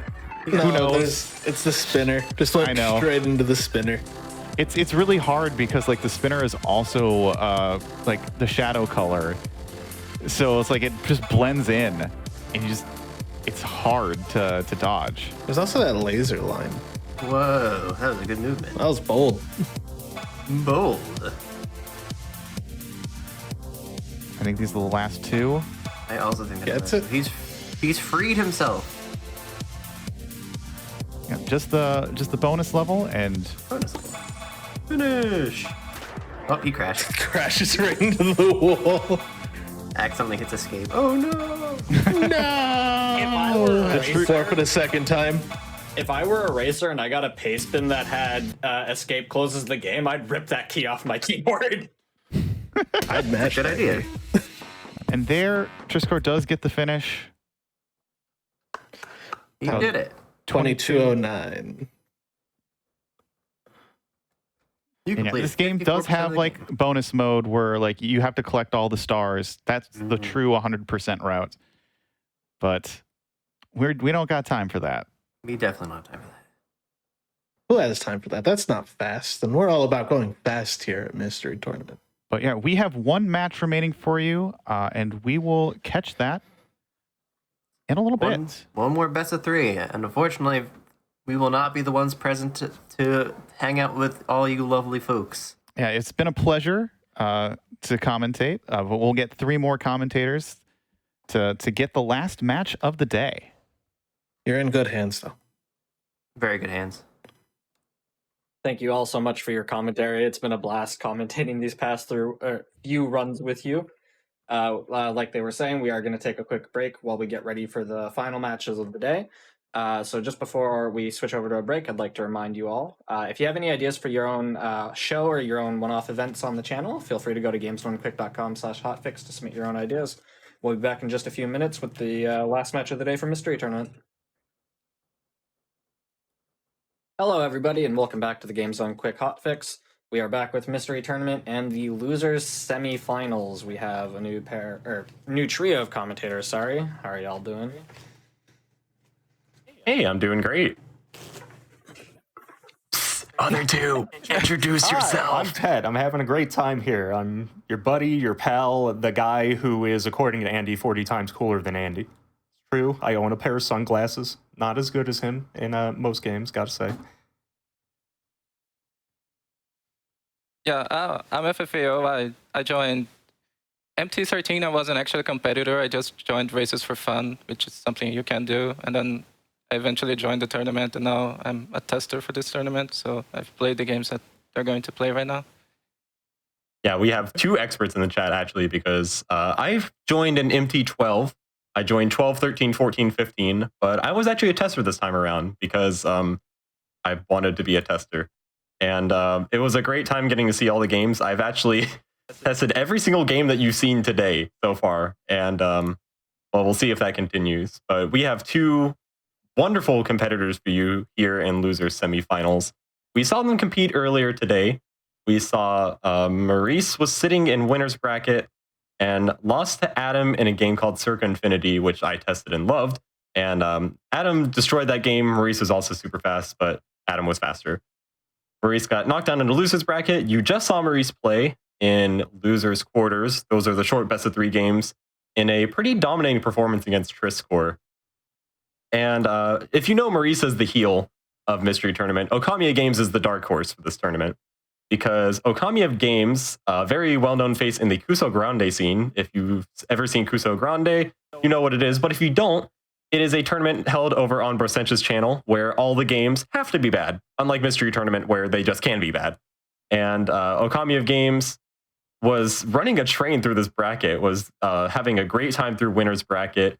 Actually, funnily enough, winner's bracket fought all Crusoe Grande players, fought Brosencha, Flannel Cat, Jackazam, and then lost to Andy. And then made it all the way up to top 8 in losers bracket, taking out Gickman, BTS, and Lightning. And then won against Bony earlier today in OutlawN. And then just won in a very narrow best of 3 against capndrake, one of the all-time MT greats. And is sitting in loser semis right now. So is going to get at least 4th place, which is a great place to be in a tournament like this. Yeah, Okami has joined a few other side tournaments before, and he's done well, but definitely not this well. But it looks like with every tournament he joins, it just gets better, you know? Yeah, it's true. Okami is getting better every single event that they enter. Crusoe Grande, I think, this year was their best year, and they're just killing it. I'm really surprised with how this tournament has gone. I mean, Drake is already eliminated, which is kind of an interesting turn of events. Andy didn't even make it to top 8, which is unheard of. It's absolute pandemonium in here. I'm loving every second of it. Yeah, but we're going to have a lot of time to talk about the competitors. We've seen the early rounds of this. We had a normal best of 1 round, which is kind of what you'd see in the other MTU rounds. We've had short best of 3s, which is something that we exclusively do for top 8 because we get a lot of games that are submitted that the testers look at and we go, this is really cool, but it's too short because our games, we want them to be at least 15 minutes long for both players. Now we're going to move into just a best of 3 and they're normal length games. Well, yeah, we'll say pretty normal, but I think we'll go ahead and we are ready to cut to our game. This is probably the most video game you've ever seen in your life. There's nothing normal about what I'm looking at, man. It's also one of the longer goals for today, I think. So we're going to be looking at this for a long time. Yeah, estimate of 1 hour. See, and yes, this is something. Sure. You have the gall, you have the audacity to say that Crusoe Grande is required to have bad games. Only incidentally, sometimes Mystery Tournament has some jank. No, but this is Pumpkin Dog Extreme, and it is extreme. I want you in the chat out there to know this is the only Steam game I've ever refunded in my entire life. That's how good it is. It was not refunded because it wasn't good. What about that dog's face says it's a pumpkin? Oh my god. This looks... Oh my god. We're moving. We're going. Is an hour? Oh no. Yes, it's an hour of this. I played 10 seconds of this game. It was a Unity 3D game, so my computer can't run it. And then I refunded it. So I feel like you got the full experience, actually. Yeah, I paid for this game and I'm still regretting it. I don't know why I did that. How much did you pay for the game? $4. $4. I needed to test it, so someone needed to do it. It's definitely like an interesting game, though. It's an amateur Unity project. You can find this on Steam if you look for Pumpkin Dog Extreme, and I mean, you could buy it right now if you wanted to. Made by a developer named Wampy. Apparently, this is a September 2020 game, so it's not exactly very fresh, but it does look relatively modern. Still goody. Yeah, apparently, like every Steam game, it needs to list all 20 billion of its inspirations in the first line of the description. And it says it's a 3D platformer inspired by 3D platforming games from the 90s, which I think every 3D platform on both freeware and non-freeware 3D platformer ever has said that. So there's a list of all the really 3D platforming games from the 90s. Some background is this was actually inspired by Sonic XTREME, I think, which is an unreleased game. And it had a sort of a fisheye camera that you can get if you pick Pineapple Dog. But we told the players to pick Pumpkin Dog, so we get a relatively sane camera instead. Yes, if you want to see the true experience of this game with that, go buy it for yourself and play it. Challenge mode costs $4. So was I seeing that right, that on the level complete screen there is an option to quit the game? Is there actually? That's what it looked like. Oh, that's great. But yes, from the Paceman, the format for each world is reach goal, collect pineapples, reach goal, kill boss, which is about as simple as it can possibly get. Okay. So you have to collect all the pineapples before you get to the end? You need to collect 80 pineapples. It says that on the screen, on Okami's screen, bottom right. And you have a pineapple counter. And this is also one of my favorite parts of the game because there's one level where they forgot to add the pineapple counter and it just has new text. Oh no! Oh yes, I saw that in the testing chat. Somebody noted that in the testing chat, and I honestly thought it was fake. No. Small indie studio, please understand. I'm impressed. I mean, this game, it actually looks kind of competent. I mean, obviously it's like completely wild, and I don't know how you would design the concept for this game, but it doesn't look unfun. I mean, honestly, no, not really. Yeah, it's not really a bad game, but how do you get out of bed with this concept? You're like, pumpkin dog, write that down. I mean, if you think of two things that you like, it's a good brainstorming mechanic. I like pumpkins, I like dogs. Pumpkin dog. Yeah, we don't actually see a lot of 3D platformers in MT though, surprisingly. Unless they're like kind of first-person puzzly ones, like have we had one in top 8? We haven't had one in top 8 yet, but that's kind of a mainstay of MT. You have the kind of puzzly platformers, first-person sort of things. But we don't see a lot of 3D platformers like this, or like classic 3D platformers. They're usually too non-linear. We want to make sure races are fair, so we want races not to be decided by this person went left and this person went right, or just a heavy amount of navigation like a lot of older 3D platformers are. So we don't see a lot of this genre, actually. That is kind of interesting. I don't think if I've ever submitted one, actually. I think that might have to do with what consoles tend to be in the rotation. Have I submitted one? I don't think I have, actually. Well, that's one genre I gotta get on, then. Well known for submitting very odd things to MT, trying to cover every base that I possibly can.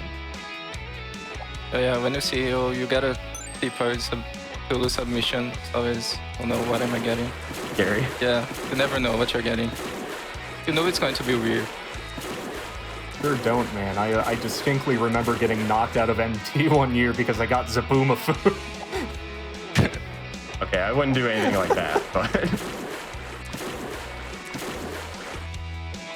What the hell? We're getting knocked around by something? Like a street? No, okay, those are not...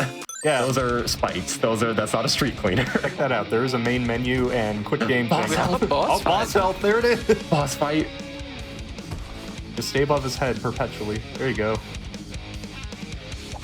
I think if you hit it in the right way, you can get a couple of hits in one hit. Like you get sort of stuck below him.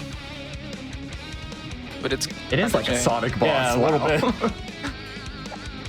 I think this kind reminding me of like Sonic Advance 2. This kind of submission is firmly in Okami's wheelhouse, being a seasoned Kuso Grande veteran.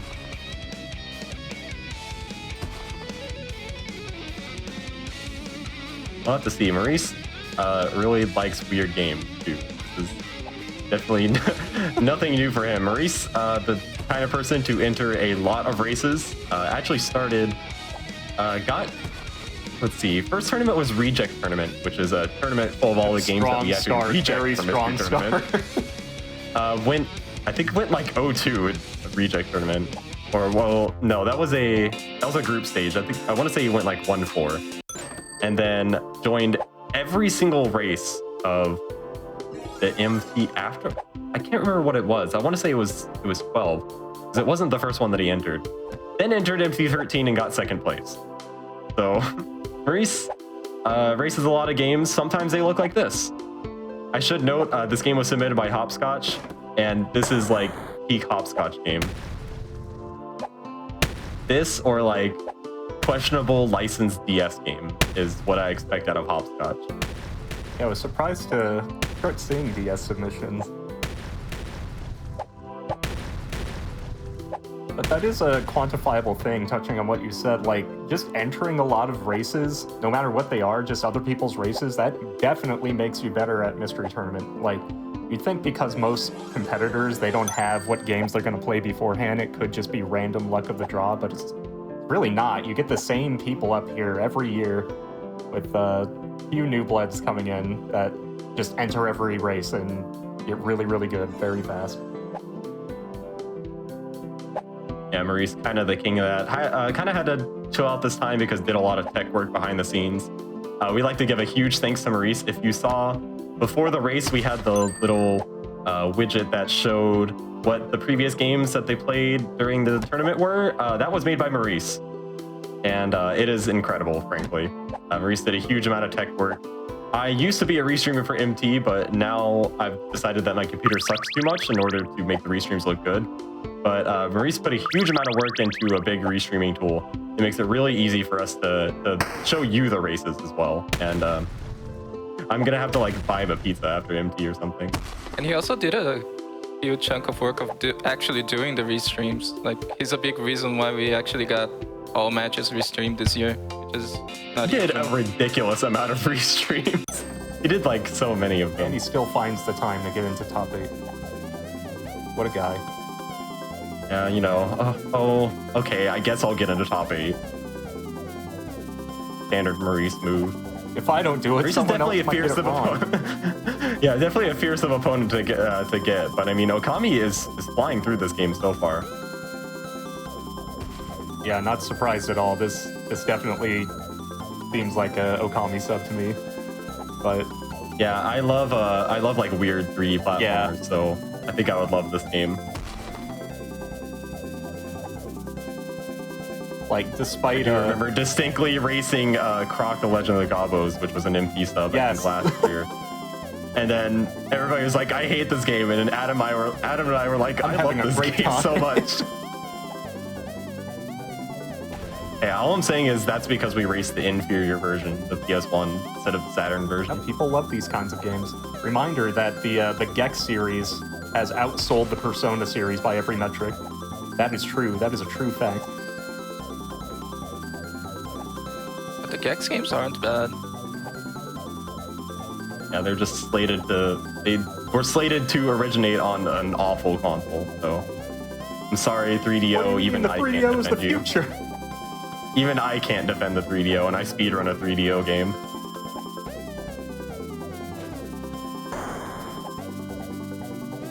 Don't you speedrun an X game for every X? I will be at some point. Oh, the big bars. And I need to know the lore behind this game. Yeah, like what? Hopscotch, where's the lore paste bin? I don't see any lore in this paste like bin. half the enemies are like wheat threshers and combine harvester. No, from Hopscotch. You should check out the devs' other games on Steam. They're all great.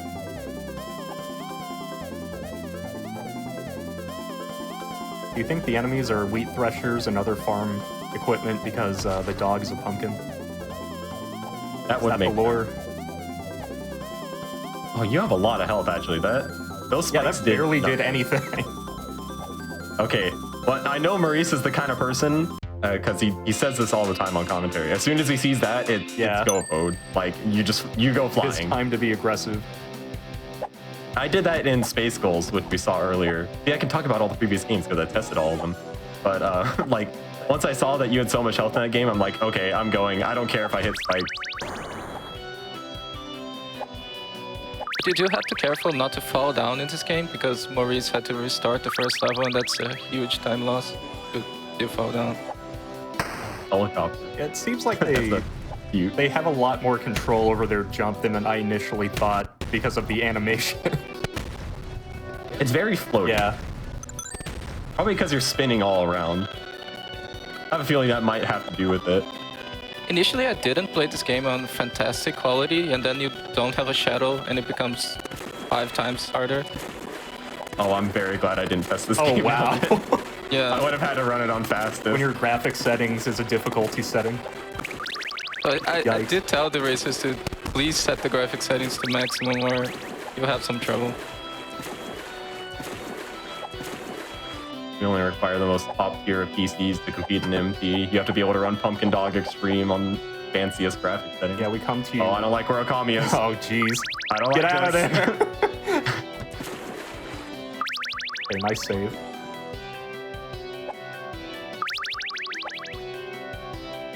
Level design is odd in this game, but it actually, I like it, actually. I like where it's going. Like, none of this would really even be that out of place with any of the old, weird 3D Sonics. Like yeah, 3D this is Blast. like it has direction to it. This game has some thought. Yeah, it's not bad, honestly. I know you out there looking at this game may be confused. Don't worry. We've got you covered. Both players skipping a bunch of trampolines on the way up. In a game like this, like small time savings like this really can add up to a lot. Oh, they're huge. They're everything in games like these. You might not think it just because this goal is so long, but well, the players actually don't know how long the goal will be because there's no like estimate given to them. That was a mistake that I made in older placements I make just because I forgot to take it out in the like 10 seconds for me to copy and paste from a local notepad file into a spreadsheet. You're a small indie tournament, please understand. Oh, there's explosions coming from somewhere. Oh, the big chest. Stage complete. A little disappointed there's Pumpkin Dog does not look like test Pumpkin. particle effect. This Oh, another boss. abruptly ends. Oh, it's not a Wheat Thresher. You can still do the bounce on its head forever, though. Or do that, jeez. Just get stuck in his hitbox and mulch him. Yeah, sometimes it gets stuck. Yeah, sometimes it do be that way. The health bug disappeared. Oh, good job, Okami. Oops. It's like Ninja Gaiden when you get Spin Slash and it does 1 damage each frame. Damn it. It's 1 damage each frame in this game. You just jump too high, but if you just get stuck, then you're going. I forgot to fix it and it went out like that. That's fine, no one will notice. You just look at this game. It's exactly like Ninja Gaiden. Oh, there's big trains. Oh, the entire train turns at once. That's not normal. This is a completely normal video game. Yes, everything about this game is perfectly normal. Oh, don't think you were supposed to jump that high. Oh, God. I don't know what caused that, but sure. Now, see, I love trains, so this is like plus 10 reduced score to me. Yeah, big same. Oh, but you're destroying the trains. Yeah, but don't have to. the fact they exist in the first place. Listen, I can destroy trains in Densha to go if I want, so I'm used to it. Oh, I get to ride the train too? Oh, I love this. Like that Mario Party 3 minigame, end of the line. Pick left or right. Like, how do we make these trains more intimidating? They already take up a good majority of the level. Just put some blades on the side. That's fine. That's normal. I'm so sorry for refunding you, game. I'm gonna have to go back and rebuy you Yeah, now. you owe him 400 cents.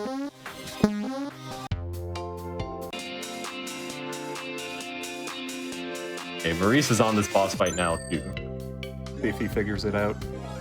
Oh, yeah. Wow. Oh, yeah. Oh, yeah. It is just like Ninja That's Gaiden. the stuff.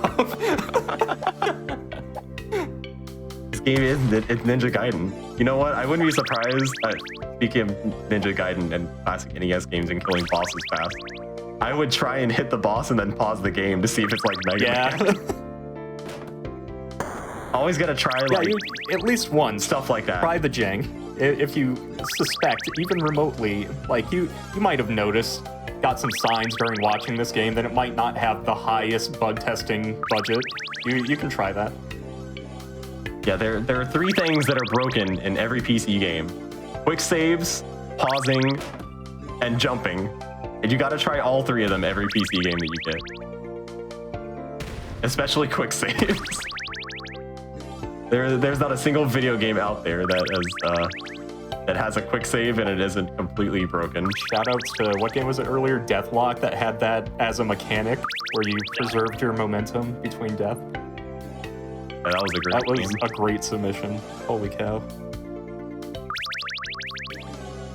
Oh, talking about momentum, one thing about this game is that I think you actually walk forward if you go diagonally.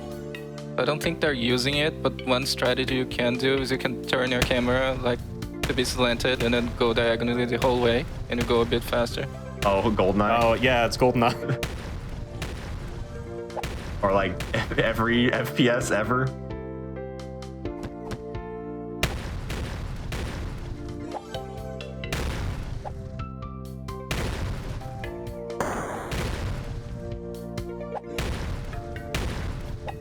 And you know, those little time saves, especially over a 1 hour estimate game, they do add up. Like, we even had a couple games earlier that came down to, what, like 9 seconds apart? Yeah, incredibly close. Just one stage. Yeah. Myth, just finding out that you can strafe run. As a fellow Doom player, I know, we're all about it. Got the pumpkin dog tech right here at GDQ. The fans were clamoring for it. Oh gosh, all these falling logs of spikes is reminding me of a similarly questionable 3D platformer we had this MT, except this one was rejected, called Isekai Mario, because that's in one of the levels. Okay, this game looked more well put together than that one, but they're similarly fun. Oh, off the spike. Wow, that made you jump really high. And you took no damage for it. I would start using that and flying. What is a spike but a solid spring? Maybe it's my inner speedrunner, but that's what I would do. Maybe that's why I always go O2 and MT.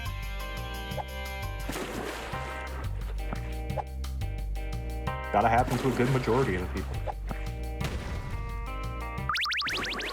See, what it is you're an innovator, and they're just scared of your success.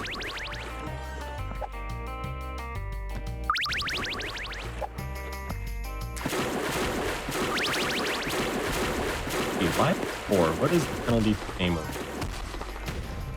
Now, the camera on this level is like super scuffed. Whole thing shaking. Run out of lives, you start from the beginning of the level. Okay. Not so bad. In a game like this, it can be really bad, but I don't expect them. We got a train boss. Oh wow. Oh yeah. Now you're He just really stood on feeling the the spike. train. It didn't even hurt him. No, not the whole train rotating. Listen, Pumpkin Dev, Incorrect. spikes mean things. You gotta have. Okay, that did some damage. I can't get over how the entire train turns out.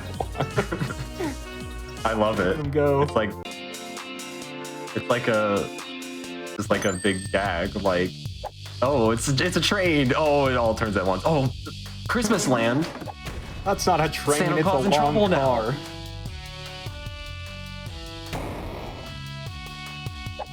This is just like Santa Claus in Trouble now. It's a classic little 3D platformer that we tend to play every year called Santa Claus in Trouble, and just seeing any Christmas 3D platformer that is slightly questionable makes me think about it. Did that one also have wheat threshers on the North Pole? It did not. It had a lot of birds. That's also wrong. It did not have any cars. Or trains that turn all at once. Or whatever these are. Oh, big ants? Christmas ants, man. Or like, I made this asset and by golly, I'm gonna use it.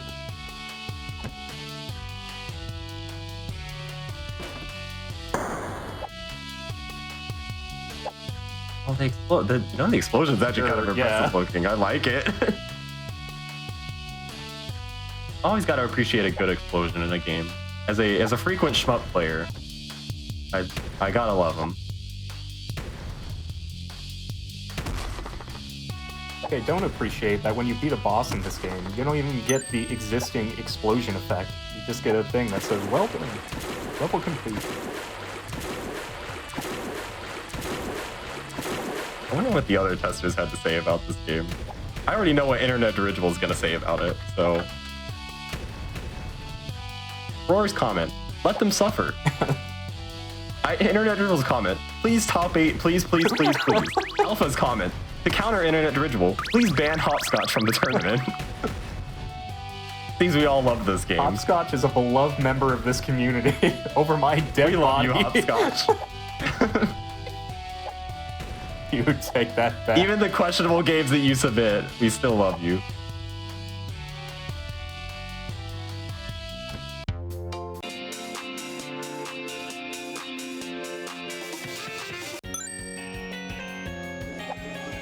Are we only 20 minutes into this, or are we already 20 minutes into this? I don't know how many worlds are. I have no idea where we are in this game. Oh my so- god, Okami getting rinsed by these spinning blade guys.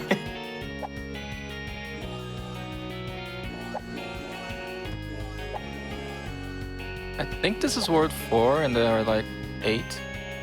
If I'm counting right, but counting's hard. But I hope the players fly through this, because this is the kind of game where it's going to be really entertaining to watch somebody go fast. It means out there, if you're watching this at home, you're looking for a new speed game to pick up. Well, do I have the game for you? Only $4. Check out these testimonials. I refunded it. TTC.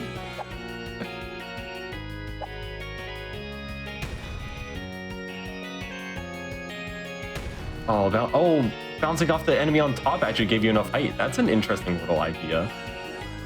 Yeah, I would be going like I would be trying all sorts of strategies that you probably shouldn't.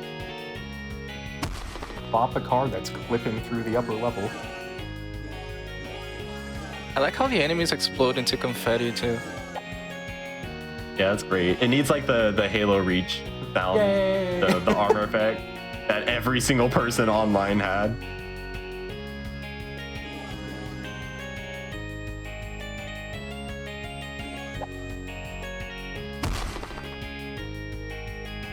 Yeah, I feel like with the distance Okami was getting earlier, just bouncing off spikes, you could probably do some crazy damage boosting. Just go. Yeah. Like, don't stick around, just go. Only the last slight One dog matters. looks fine. Having to get the pineapples definitely means slows that everything down. Yeah, you gotta be careful. If you're looking for a speed game with cool routing options, do I have the game for you? Okami's been trying to get this pineapple for so long. He gave up. Looks like he's just moving through them. Those are load-bearing pineapples, you can't take them. That's 78. That's a good number. Why you gotta do my boy the time wizard like that? There you go, 80, stage complete.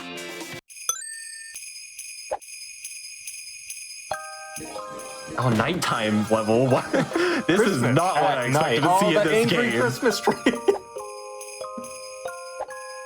I did not expect to see a nighttime level in this game. You're even climbing somewhat of a mountain in this level. I think this is actually decent level design. Yeah, the level design in this game actually looks pretty good. Hey, you know what? Santa Claus in Trouble only had nighttime levels, but did not have a daytime level too. So, Santa Claus in Trouble. If you're looking for inspiration for another version of the game, even though you just released an HD remake, do I have the game for you?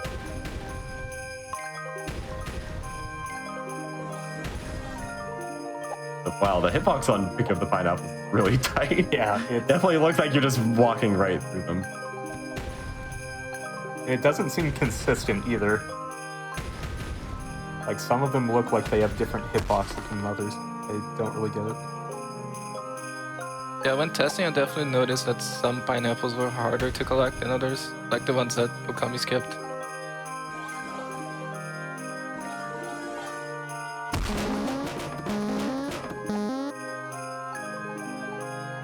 Maybe they're a bit into the ground, I don't know. Yeah, we've seen that on previous levels, like, you know, like Mario 64, where you have the coin like partially dug into the ground. Oh, he made it. Oh, wow. all the way up. Oh, this is actually an interesting plan. Start from the top and work your way down, so that if you fall, it's not like a big deal. God, I can't get over those angry Christmas trees walk cycle. Yeah, Maurice is on nighttime Christmas now. Christmas is confirmed. It does take place at night as well, an entire day. If you didn't realize that, well, this game is educational. I mean, prime time Christmas activity when Santa just like goes to people's houses, that's at night. Yeah, in case you haven't seen that in any other form of media ever, well, here you go. Very interesting option. Okami, just skipping all the pineapples, just gonna go. You don't need pineapples in this level, so you actually skipped a bunch of the level. Those really neat. Yeah, just kind of jump. Oh, boss! Oh, there he is. Oh, the giant snowman. What's this like sudden Toho snowman going on? Why is he lopsided? Whoever built the snowman did not do a very good job. Yeah, just keep bouncing off the spikes. They do nothing. It's very shiny. Yeah.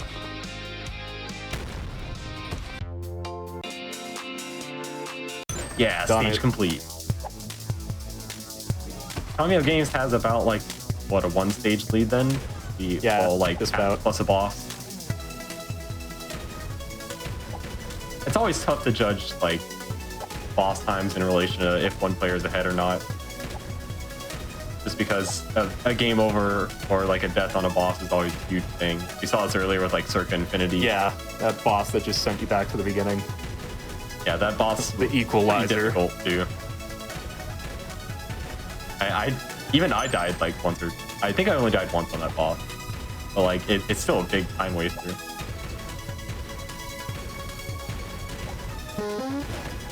Oh, the pushy robot, I like him. We're gonna have to have like a poll in chat for what's your favorite of the enemy designs in this game. I'm a big fan of the pushy robot. See it. I'm going with Angry Christmas Tree. What do you guys think? Angry Christmas Tree is a good one. Is this Giant B? Oh, I like Giant He's B. pretty up there. He's pretty good. What do you think, FFAO? What's your favorite? I think I like the penguin cannons in the last level. Oh, I'm excited now. I heard penguin cannon. That's all I need to hear for me to be interested. I believe we're doing more marketing for this game than it had over its entire development cycle.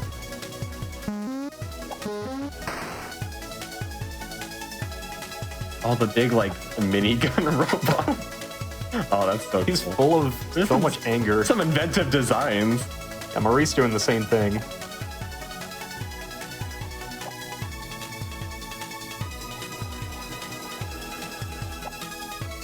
They have a giant balloon on the back in case you want to know how to blow them up.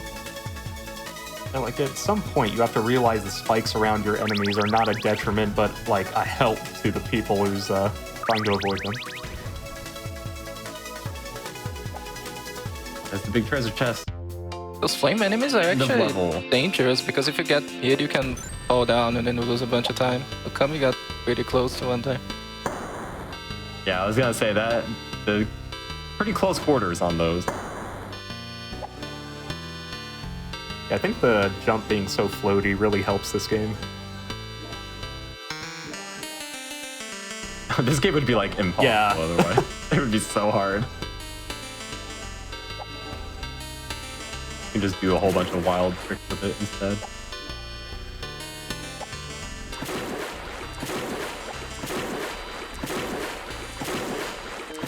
And we have arcades in space. Where we out of ideas here?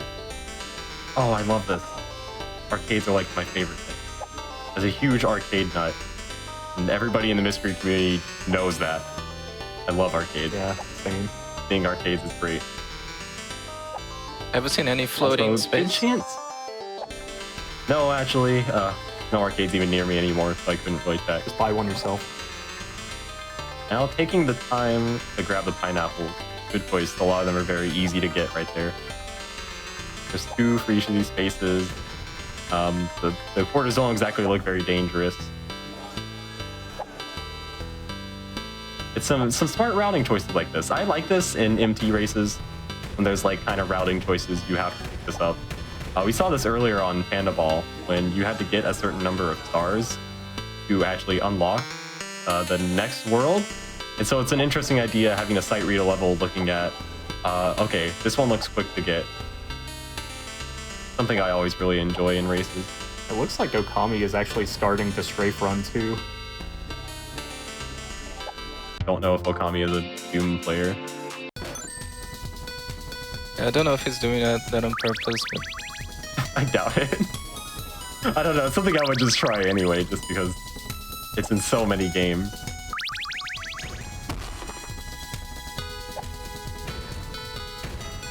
Okay, that enemy died from something. I guess there's friendly fire on the enemies.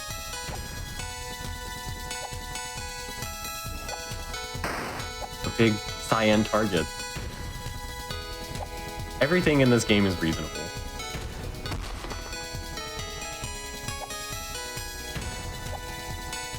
I'm not sure if my bar has just been messed with because of like years of Kuso Grande abuse, but this does spark joy. I do like that. Yeah, I love this, actually. I love looking at this game. I don't play very many reasonable games either, so it's just kind of normal for me. yeah, I didn't think it was a non-fun game when I played it. But I also played in Reject Tournament, that kind of thing. Everybody loves a Reject Tournament. Didn't you also play in Giant Troopa? Yes, I also played in Giant Troopa. Yeah. Ooh. Oh yeah, because I played you in Giant Troopa.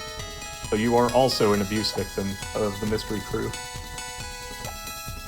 Yeah, we like to play very normal video games like this. I did say this was pretty much the most video game you could ever get in Mystery Tournament.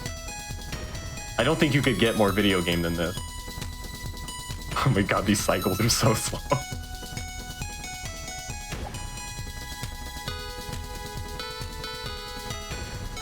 Oh, this guy's shooting something at us. Big, like the side of an airplane and car door. None of these are things that bees should be shooting. Big long cycles.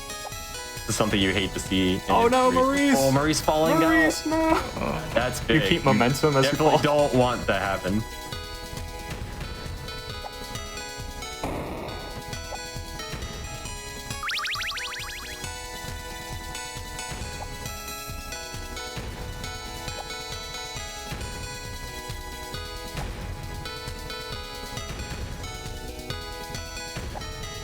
Oh, I do like the helicopter enemies, actually. They're really cute. They remind me of something from some other game, but I can't think of what the game is or what the enemies are. Some game that has like a cute helicopter enemy. Probably some Taito arcade game or something. That sounds like a Taito thing. Yeah. He drops the little bars, but they can't go anywhere because the slope's not made correctly. That's a fun little thing. Help me. Wait, oh, this is a good boss. Look, he's got missiles, he's got miniguns, he's a helicopter, but he's not in the air. Helicopter, but he's on the ground. He's got mines, he can't decide what he wants to be. This is like the most extreme. Bro, calm down. I love this boss. Think how more effective you would be if you just got like 6 feet of air.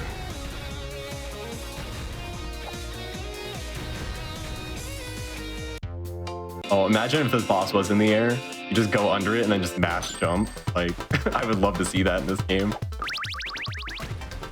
right, what do we got now? Oh, now back to Sonic. Yeah, Sonic. More different Sonic. It's just Sonic. Or like Bubsy 3D with all the checkerboard. Yeah, this whole game has like big Bubsy 3D energy. We don't mean that as an insult to the game, by the way. It's true.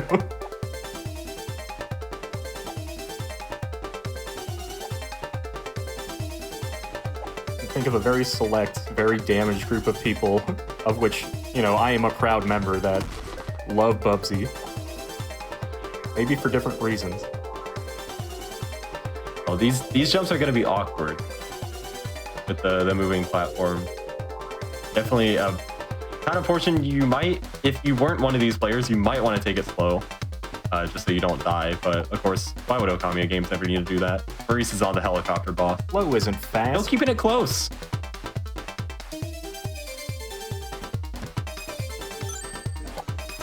Not gonna go flying. Oh, wants the checkpoint.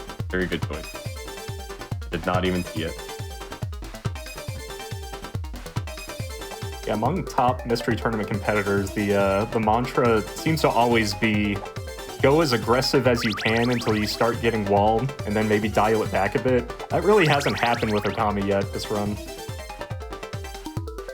Oh, it's like a monkey ball level now. You're gonna have to wait on the cycle. Yo! So you can skip it, just like monkey ball. But, well, in this game you can jump. Maurice also made some short work of that boss. Yeah, Maurice is on the same level, actually. Yeah. I think it's maybe slightly caught up, which is weird because he died in the previous level. I feel like Okami got a And one speaking of stage dying. lead early on and then just keeping it. Yeah, Okami is not slowed down at all. The battle of the heel versus the dark horse. This is the second year in a row we've had an invader from Kuso Grande who has been playing incredibly well. I'll let you in on a Last secret. year it was someone 325. There's a lot of people from Mystery Tournament invading Kuso Grande. I'm one of those yes, people. same. All mashing together, man. We have similar core values.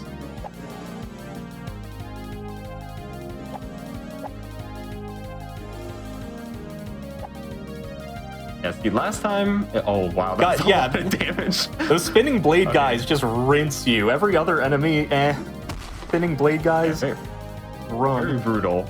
But last MT, as we saw in winner's bracket, someone 325 is sitting up there.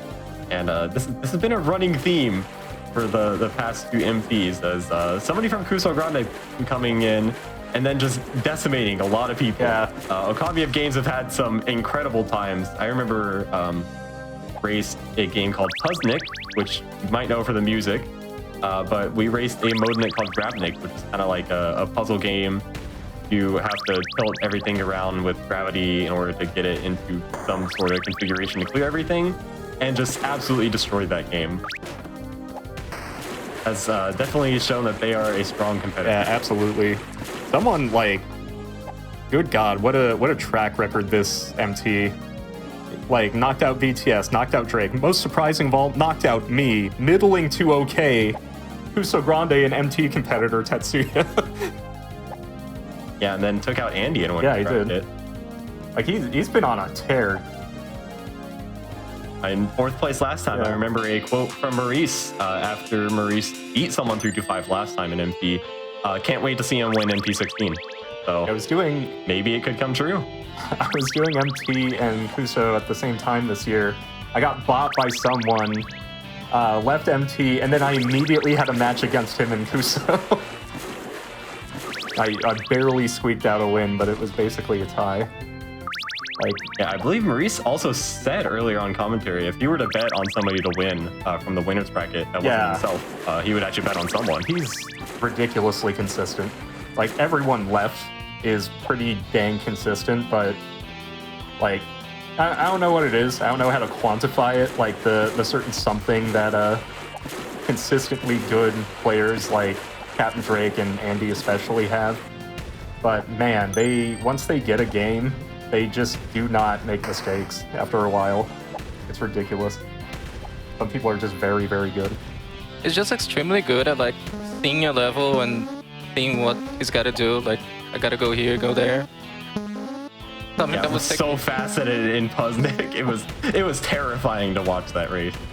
I remember also played a precision platformer against Jakazam called Watch Out Spire that I tested. And that was a pretty difficult precision platformer and just like demolished the game as well. Going so fast, just knew what to do on a level. And then he also destroyed our times in OutlawN X. So Okami's run has basically been destroying our times in every single game. I forgot about OutlawN X. That was one of those incredible showings this MP, definitely. Definitely one of my favorite matches.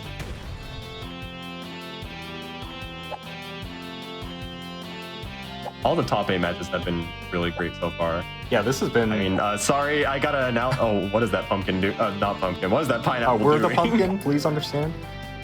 Yeah, what is that pineapple doing? Just like rotating around. I'm sorry, I gotta announce I'm on Team Adam for winning, but like, it's just been so impressive with all the competitors, especially because I'm a tester, so I can see how they just destroy my time. Just to be a contrarian, I'll vote for the other guy with the anonymous name and numbers.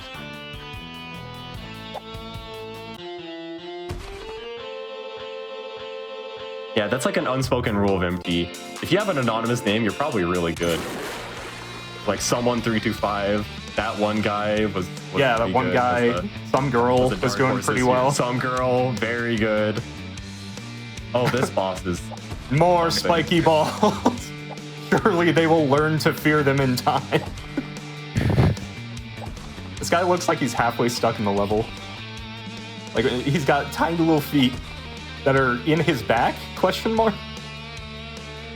Or is he supposed to be a bull? Yeah, he's supposed to be a bull on all fours. Looks like he's trying to go forward but can't. Yeah, he's just like flapping his arm. Being a bull is suffering. You have to cart around all these spikies. Maurice actually also making some really good time here. Yeah, Maurice, it feels like he's catching up a little bit. It does. Which is odd because I've seen Maurice die. So I don't maybe understand. He's just flying through the stages. I have seen OkamiofGames has been taking it like kind of safe on maybe some potential skips that you could do. That you could see like, okay, I'm bouncing really high right here. I'm just gonna fly forward on a few platforms. My God, maybe Maurice has been going for them. Maurice just got hosed by the spikes. God, his health, his precious health.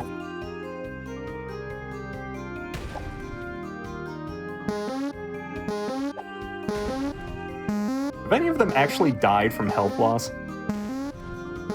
No, I don't think anybody's died from health loss. Not sure if it's possible. Everything is so pillow. Alright, so Maurice is on the bowl. Yeah. Probably like maybe. Yeah, ping pong. I wasn't actually looking. Oh yeah, yeah, this is a good spot. Yeah, go back and forth. Yeah. I was not looking at times, but it's probably like what 2-minute difference between them or something. Yeah, probably somewhere around there. You're on a schedule, man. Keep bouncing. Yo, I super love. Kill. Oh wow! Bounce off the spike to kill. Yeah. Oh, that was impressive. That's how we do. I love the lava texture on this level compared to every other texture. Oh, I love that. Yeah, just blow it up. He's definitely made up time on that boss. Yeah. That could be a big thing. Yeah, we're 45 minutes in. We're still pretty darn close. Also, wow, I can't believe we're 45 minutes. This game has just been The weird reverse vacuum cleaner man's got a good face. Oh, big needle guy. Oh, it's like Sonic. You see the little blue. He's blue and he has little spines on the back of his head. Is this what Sonic Extreme would have been? I already know it would have been great because it would have been on the Sega Saturn. But like, would it have been like this? I kind of hope so. Probably like this, but a bit worse. Yeah, maybe. It wouldn't have had Pumpkin Dog. Yeah. There actually is a fan game recreation of Sonic Extreme on the Saturn called Sonic Z-Treem. I did play it. Yeah, because it's like I don't know, there was some technical reason it was called that. But it's Saturn homebrew, and it's a recreation of what Sonic Extreme would have been. It's not like this. I'll give it that. Because this is Pumpkin Dog Extreme. It's just maybe because this is better. Yeah, their telling of it. I think Sonic Extreme probably ripped off Pumpkin Dog, to be honest. Yeah, Sonic Z-Treem is cool though. I recommend people check it out. Saturn homebrew is not a very largely explored territory. There are tens of people into it. There are some good games. Hey, there's a very cool Quake clone called Hellslave on it. It's great. End of the level. I'm sad that we won't see Pineapple Dog. Yeah, Pumpkin Dog isn't even integral to Pumpkin Dog. It just be Pineapple Dog. The mug fit. Mug into his cup head. Just blows up. That explosion is like legitimately kind of impressive looking. I spent the most time on it out of anything in the game.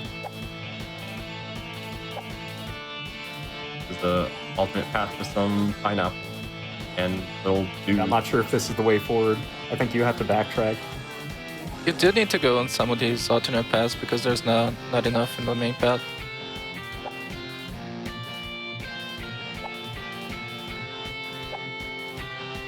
Oh, I tried to skip the cycle, like Monkey Ball. If in Monkey Ball, you would have just died trying to skip it. If you try to walk on these rotating platforms, you just kind of stay in place. Not good. God, Maurice is really moving. He's done with the level. Like, I don't get where this time is coming from. Wow. Yeah, it's like maybe a minute and a half, 2 minutes. I think Maurice has just been doing the stages faster, but has been dying as a result.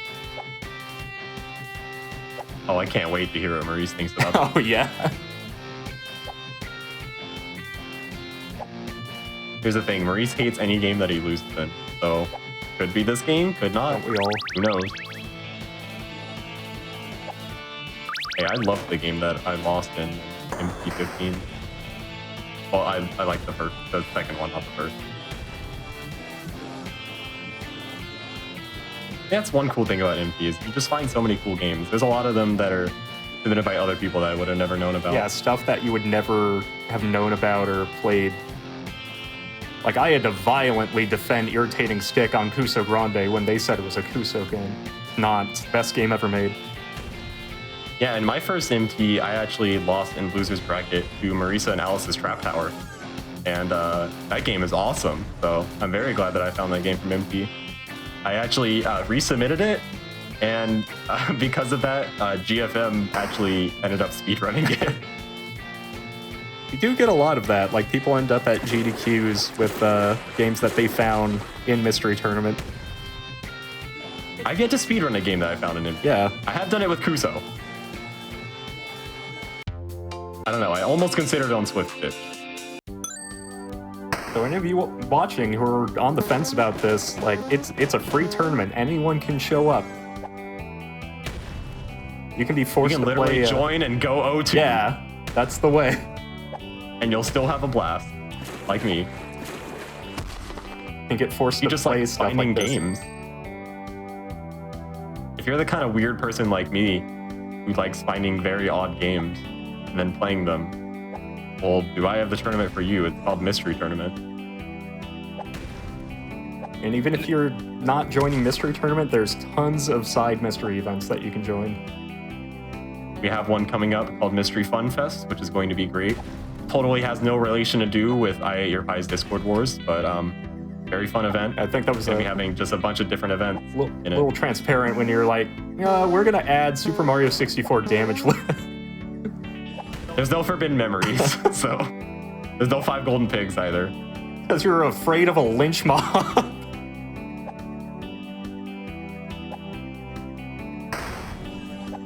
Yeah, that's going to be really fun. We have a few other things coming up. I think, I don't want to put Roar on the spot with this, but we may have co-op tournament 2 coming up. Oh, baby. We had a co-op tournament a while ago. I actually did enter it. I got a random teammate, and I had a blast because I got to play Fire Striker. And I also got to play Magic Sword Heroic Fantasy. That's a real fun time. That should be coming up. A good question in chat was, how do you play the games if they cost money, though? You still have to buy them? Usually, no. If a game is submitted and it's something on Steam that costs money like this, you're either asked if that's something you want to buy or Steam keys are provided. It's usually a free event with free games, and you're given them right before your match. Yes, in this case, this was a paid game, and the players were given keys. Yeah, I don't think he actually asked anyone to buy any games.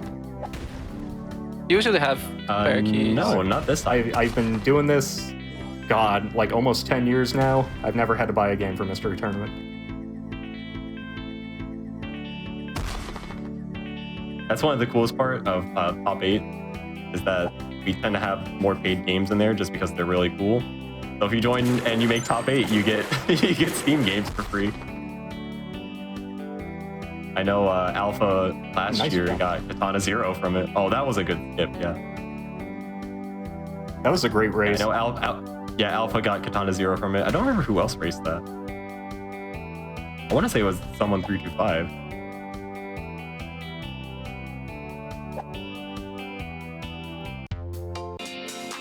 I've yet to actually submit like a paid game like that. This was a very odd year for us because there were some very large itch bundles that came out that most people had. So this was the first time that we were like, okay, you can submit these. Yeah, most people already have them, and if not, we have some extra keys for bundles. So that was common. We had that happen a lot. You've actually seen some games in top 8 already that were like that. There was Circa Infinity is actually in all 3 major itch bundles. Also, this boss. Yeah, Ghost Karnov. Something. I was gonna say this is Karnov. Yeah. I thought that floor was lava. It is not. This has got to be like the last stage or something. Whoa. This looks like Pumpkin Dog to me. This is the road. This is the Rainbow Road. This has got to be the final stage. Let's see if Maurice finds the skip that Okami got.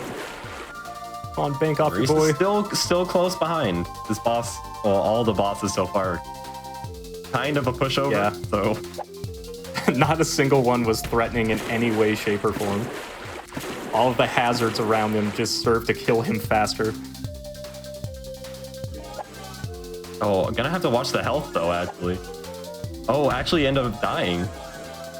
That's a new one. Did more damage than it should have. Going back, probably trying to make this skip now. Did not get enough height. Do you continuously gain height if you jump on trampolines like this? I don't think so. There's got to be something to it because sometimes these guys are getting just extreme air off of what looks like nothing. I'm guessing it's a rotation thing. Yeah. Games like this tend to have like super accurate hitboxes like that. Something I'm not really used to in a lot of games, like games with hitboxes that are extremely accurate to the character. Probably because I play a lot of shmup. Yeah, it's almost annoying when the hitboxes are exactly on the character because, you know, you play so many games that where that is not the case and you don't even realize it. It feels inaccurate. Oh, these are rainbow. Such a wild texture. Feels like the kind of like creative pattern things you would see in The Sims. Yeah. Or this is like an Animal Crossing pattern. You put it on your floor, use on wall, mix it up. This is what you get. Great, Maurice on Rainbow Road. Maurice, yeah, it takes out the boss. I think Okami maybe has a slightly longer lead though, so that yeah.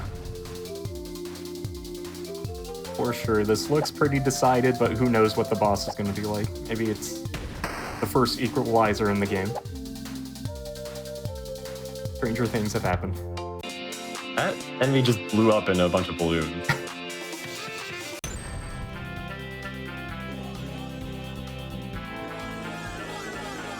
We're found. Alright, get pineapples.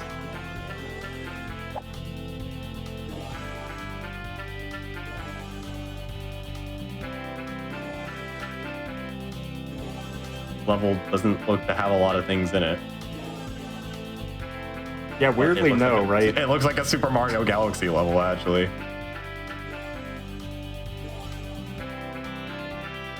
I'm gonna ask you, there's gonna be like a prankster comment here. It's gonna give you like a time limit for this.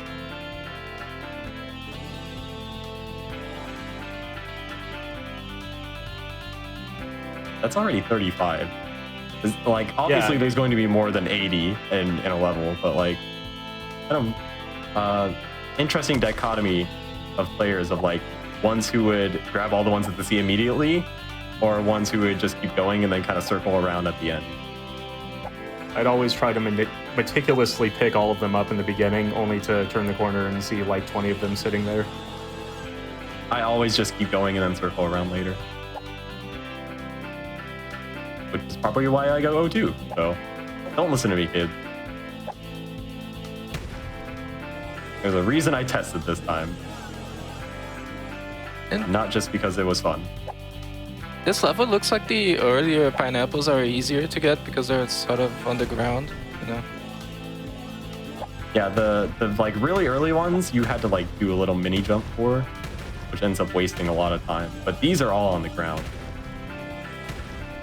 It's already up to like 73, 74. I'm beginning to think that oh, this is 80 right here. Oh yeah, there you go. I'm beginning to think they just didn't know how to put things in the air.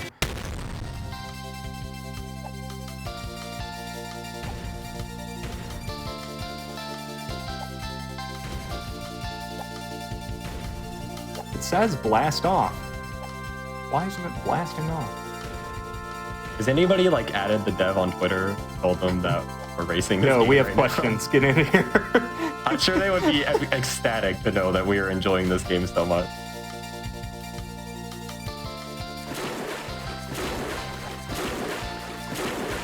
Maurice is on the Super Mario Galaxy level.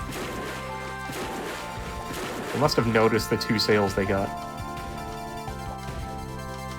Yeah, somebody at least like yeah, Pumpkin Dog doing numbers. Of this. Somebody showed them the bot of this at least.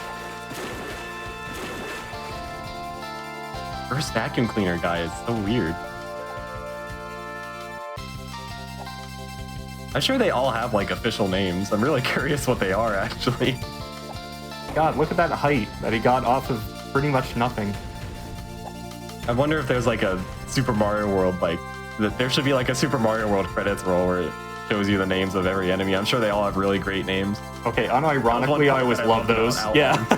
Yeah, that was one part I really loved about OutlawN, how it had the arcade style attract mode that showed you the name of all the enemies.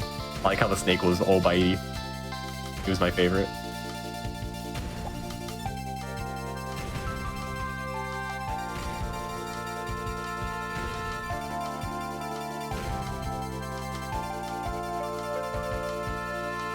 I can't get over how, like, as rough as this game looks, it really does kind of capture that very specific, like, Sonic 3D Blast old platformer that hasn't really found its wings yet feel from the Wayback Machine.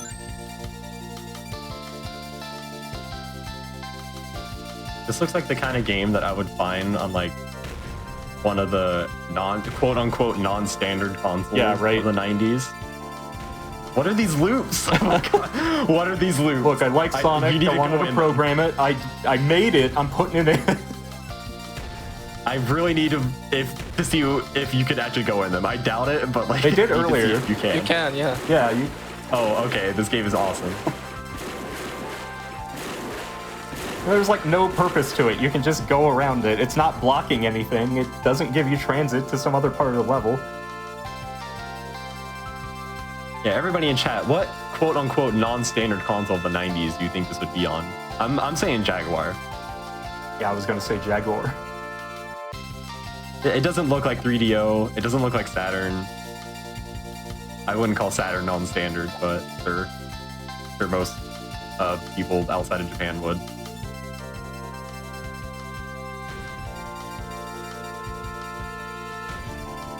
One of those $20 consoles you get at the mall and plug directly into your AV. I had one of those as a kid. It was a Famiclone too. I think I played it like twice. You could plug in like real NES cartridges to it though. I know my mom had a Super Mario Bros. Cartridge from when she was a kid. Oh, that's actually... I used it to play that. That's actually kind of useful. Oh my God, OkamiofGames platforming off of the top of the merry-go-round. Okami's like, I am something of a Pumpkin Dog expert at this point. That looked precise. This is a pretty long level, but he's approaching the castle at the end. Oh, are we going to Disney World already?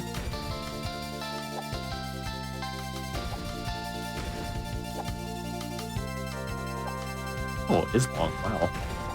It's just I didn't really think about it. The merry-go-round, you know, normal. No time to wait.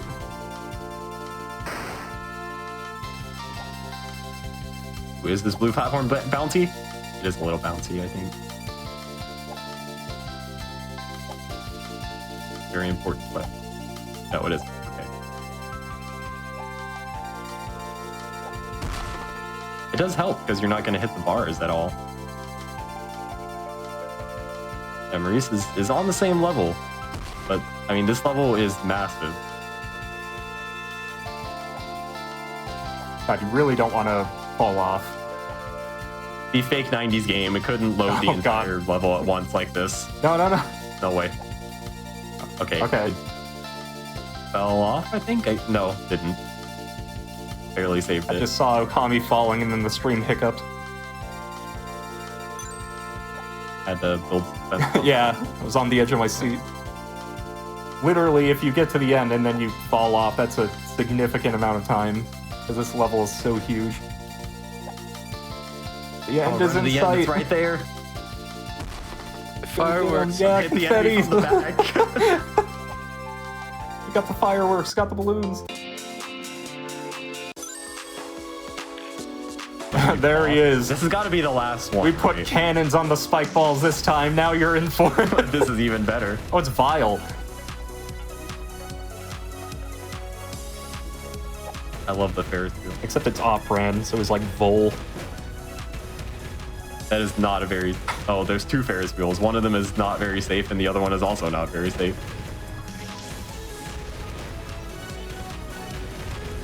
They put the balloon on it, but you can just hit the main body, too. Nice. Stage complete. Is that it? No. Oh, the true final boss. The true 4. You once CC'd the game, now you get this. Oh my god, look, they managed to put him kind of in the air. Shinugayoi. This is a cool boss, actually. I like this. Oh, okay, no. Reposition yourself so you don't fall off the side from hitting. I like how most of these bosses look like a developer asked their child to make an intimidating enemy and then brought their drawings to life. Yeah, it reminds me actually of a game that just came out called RPG Time: The Legend of Wright. Like everything's hand-drawn, how like a kid would be. There you go, done. 104. Exactly, 104. I think that is the best blind time on SRL. I was gonna say other people race this, but I Correct. Hopscotch probably raced this. I already know who I'm gonna see right here. Yeah, it's Hopscotch. I'm gonna see Hopscotch. I'm gonna see Exuno. I'm gonna see some girl. Yeah, Exuno, Hopscotch, and Internet Dirigible. Oh, Internet Dirigible. Okay, that's another good Top guess. comment: Pineapple Dog is the true way to play Pumpkin Dog. Strong statement. Really good, legitimately. I love Pumpkin Dog, and I am not kidding. Exuno, great game, 80 out of 10. I don't want to hear what Maurice has to say about this game. I really want to hear what he has to say. Someone turn his cursor on, we'll know. Oh, I have to add this to the played games list. No need to bring him in call. If you've been noticing, between games, it actually does show the played games in top 8. I think is very nice because I added that. Well, Maurice did, and then I've been updating the sheet as it happens. I love that. I added that. Well, actually, I didn't, but I had some part of the sheet. Not only does Maurice lose this sub, you take his credit. Unbelievable. I'll gladly take credit for Maurice. You made this. I made this.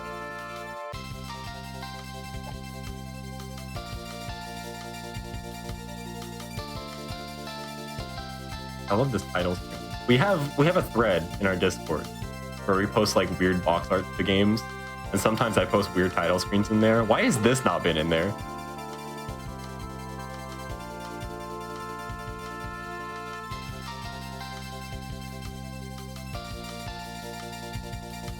Yeah, again, remember, Pumpkin Dog, only $4 on Steam.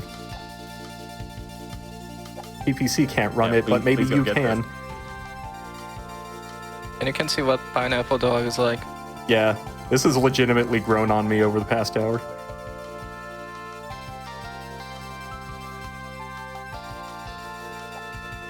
Maurice approaches the fireworks.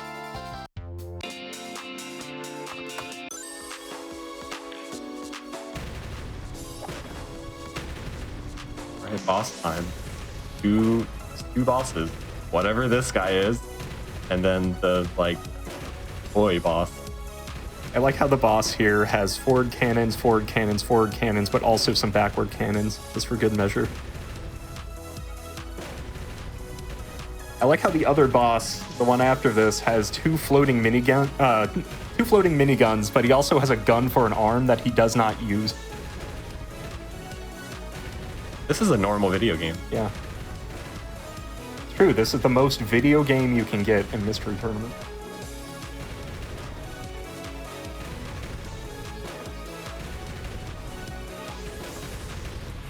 Alright, this boss is almost down. As in, this boss is down right now. Final form. Final boss. True last boss.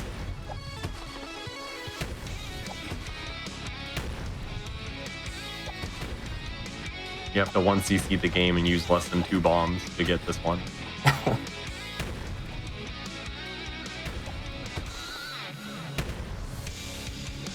You get an extra 20 billion clear bonus points if you do it.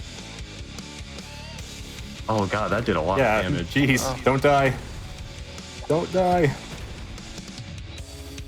Probably not a big deal if you die. Yeah. Not at all. Holy moly. Oh, it keeps the health too. Wow. It's cool. We have another pumpkin dog. He's not even special. Man, okay, people complain about like non-punishing game overs. Where are they at in Pumpkin Dog against bosses?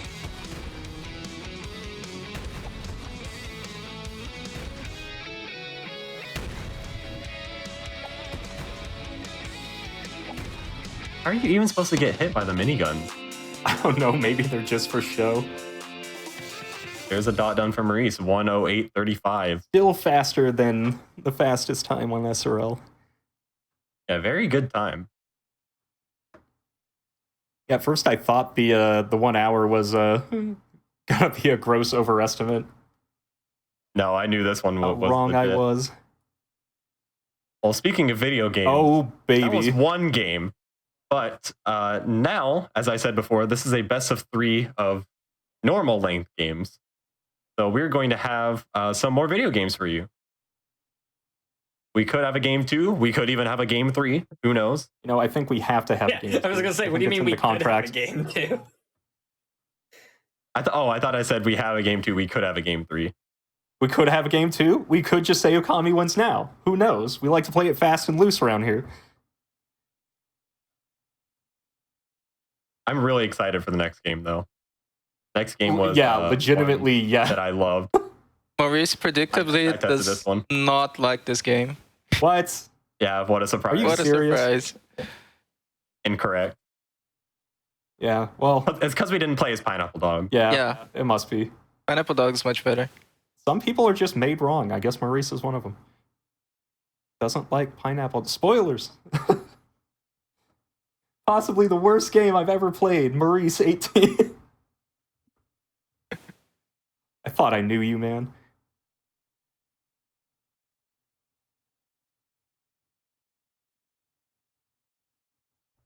Yeah, next game is going to be super exciting. Luckily, Pumpkin Dog was the only game being played today that I have not tested, so I actually do know about the next 2 games a lot. And they are very fun. Those top 8 has had, like, it's had it all so far. We've had some cool puzzle platformers. We had Ball Game. Had 3D platformer, which is new. We had wobbly free range Pac-Man. Yeah, we had a mower game. Kind of a normal puzzle game, Pogo. The only thing we haven't hit yet is golf. Yeah, Panda Ball was trying to skirt the line on that one. Yeah, I wouldn't call Panda Ball golf.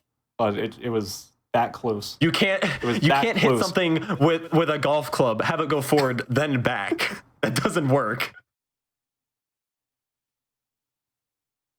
What if it's in space and there's no gravity? Does that work? You still can't have it go back, like, with nothing but the force of itself. This guy hasn't played extreme backspin golf yet. We play backwards, looking through mirrors.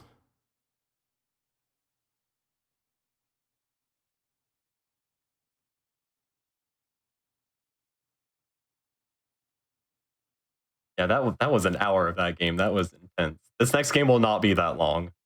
Yeah, how tilted do you think Maurice is going to be going into this? This is a game where it's a very bad I know. idea to be that That's why I'm asking. What are the testing times for this? Range from 30 minutes to an hour. The hour being me. Usually I'd say that's quite a range, but with this game, it's completely understandable. The 30 minutes was Spice, so very, very strong player. Yeah, Panda also had a tennis racket, so...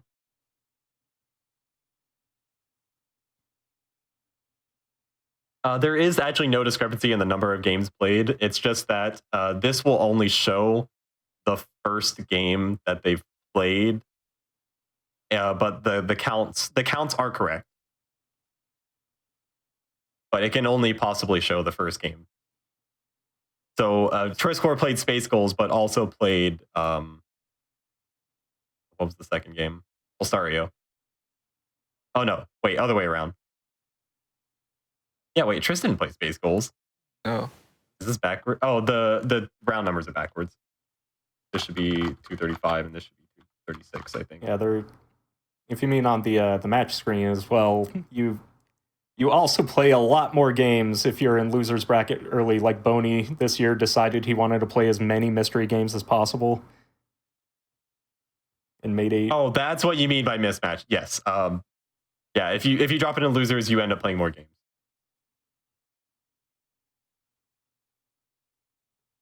I believe Bony actually played the maximum, at least from the start of top 8. Because, well, no, not... Okay, was 1 off on the maximum because actually got fed into losers round 2 instead of 1. Yeah, my pal Bony just really doing the challenge route this mystery tournament. He had such a good run. Yeah, I believe Bony is actually the only player ever to astounding lose round 1 and then make top 8. At least one of the only times that's ever happened. He makes top 8 and he's like, guys, I'm not a fluke. Like, Jesus Christ, no, you crawled out of a pit. Loser semis sitting Maurice and OkamiofGames up 1-0 right now. Okami's already winning in my heart from the preview screen. Oh, yeah, me too.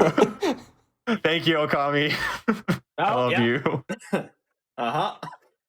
But pretty sure that we are ready to go. All right, so chat, do you, like me, and this question goes out to my commentators too, have 2 stinking arms at the end of your shoulders? I do. They're sitting right here, actually. And do you, like me, use those arms to propel yourself forward and backward in the world? Do you like grapple games? Do you fart to propel yourself great distances? Oh, is this the Shrek game? If so... Close. Good. Sadly, no, there is no Shrek Good try. Heave ho. Yes, you may like Heave ho. This is this game is just straight up awesome. This is another paid game. I actually bought this game last week to test it because I wanted to go through all of the top 8 games last week. And I bought it for $5. I actually sent Mythical a key as well, but he never responded to my DM, so it went here as a backup. And I played it, and it was awesome, and I loved every second of it. Every single person who does not have this game right now should go out and buy it. It's very fun, but the gist is... Look at that. OkamiofGames is using a Dead Cells superior costume choice. I specifically asked for it because I love Dead Cells. Okay, it was ironically... also in a fair few number of bundles, so probably many people in the chat already have it and might you not might even already know have it. that they have it. So the premise of this game is pretty simple. You control your left and your right arm independently, and you use it to get around. Yes, this is a grapple game. Sounds simple. It is. It's not. You'll see when they get started. Yeah, this is this is another MT classic that we're hitting on. Grapple game. Usually you see quite a bit of these. Yeah, grapple game is and I have said a million times to anyone who will listen that any single game is better with grapple, and that extends to this one. I truly believe that to be the case.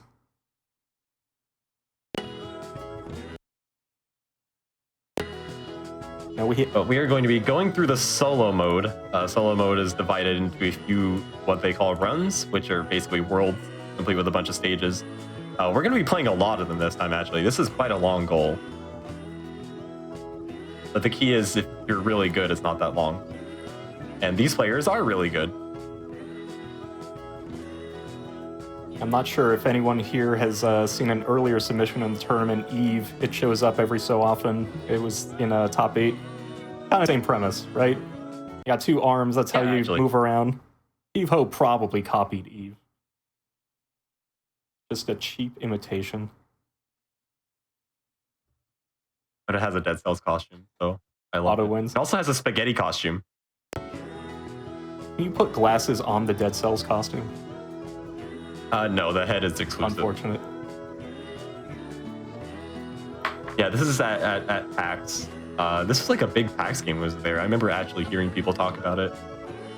Yeah, this is a great couch co-op game. It's how I was introduced to it.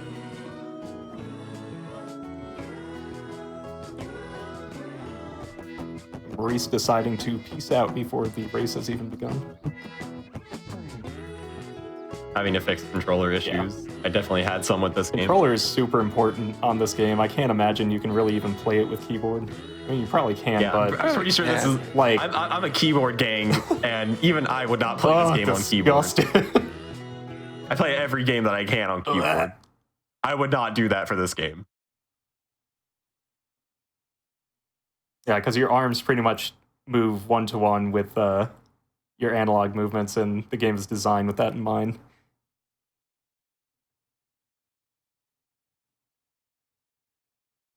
I love this intro splash screen.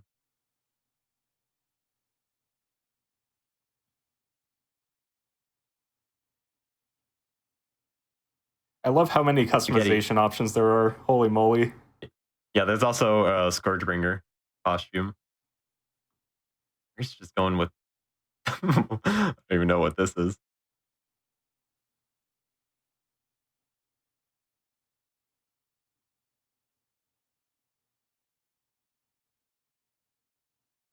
We're just going all natural.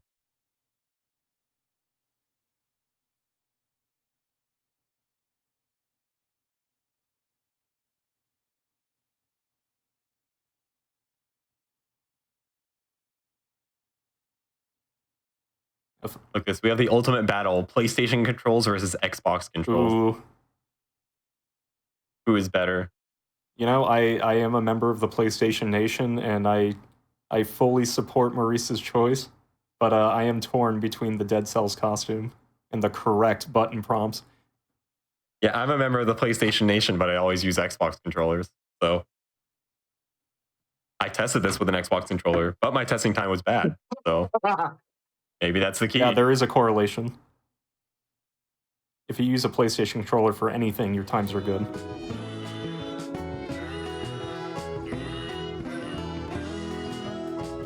Connect would be interesting on this game. I'll give it that. Yeah, that is the problem, is that Xbox controllers just work when you plug them in.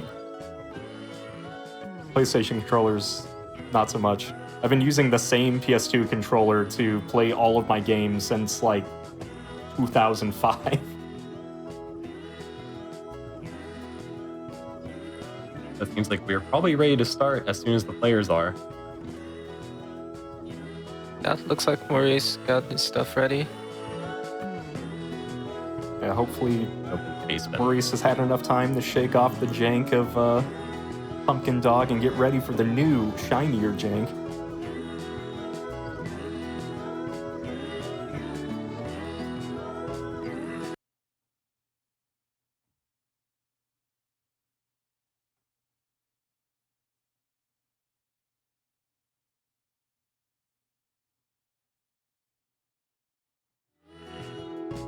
Gotta update the play game sheet so it shows next round.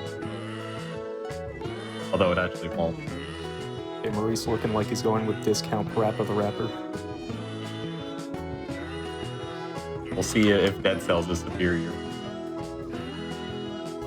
I mean, it is, but I admire his gumption. Yeah, it is. So I just told you the kind of game you can win or lose here in the selection screen. Looks like Okami's winning.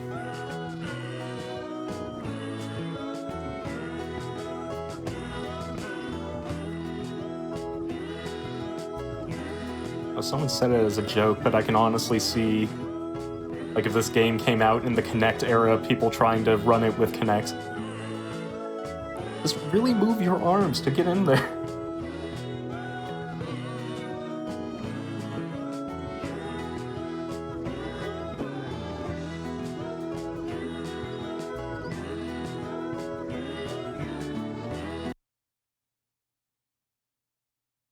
Okay, Maurice says good luck. I almost got done out of habit because of restreaming. See, this is why I dot unready or dot unend. And yeah, we're starting now. We're going to be heaving some hose. Ready. 3, 2, 1, go. Is there a thing in the pace bin that said they had to do the tutorial, or do they just not know? They have to do the Probably tutorial. do have to, yeah. Okay. Oh, this is a... So this is Heave. Yep, this is a... We have 2 arms, and we can grip. And we need to make it into the little cup at the end of the level every time. That's just it. Just move the arms, and you use your shoulder button on that analog stick to grip.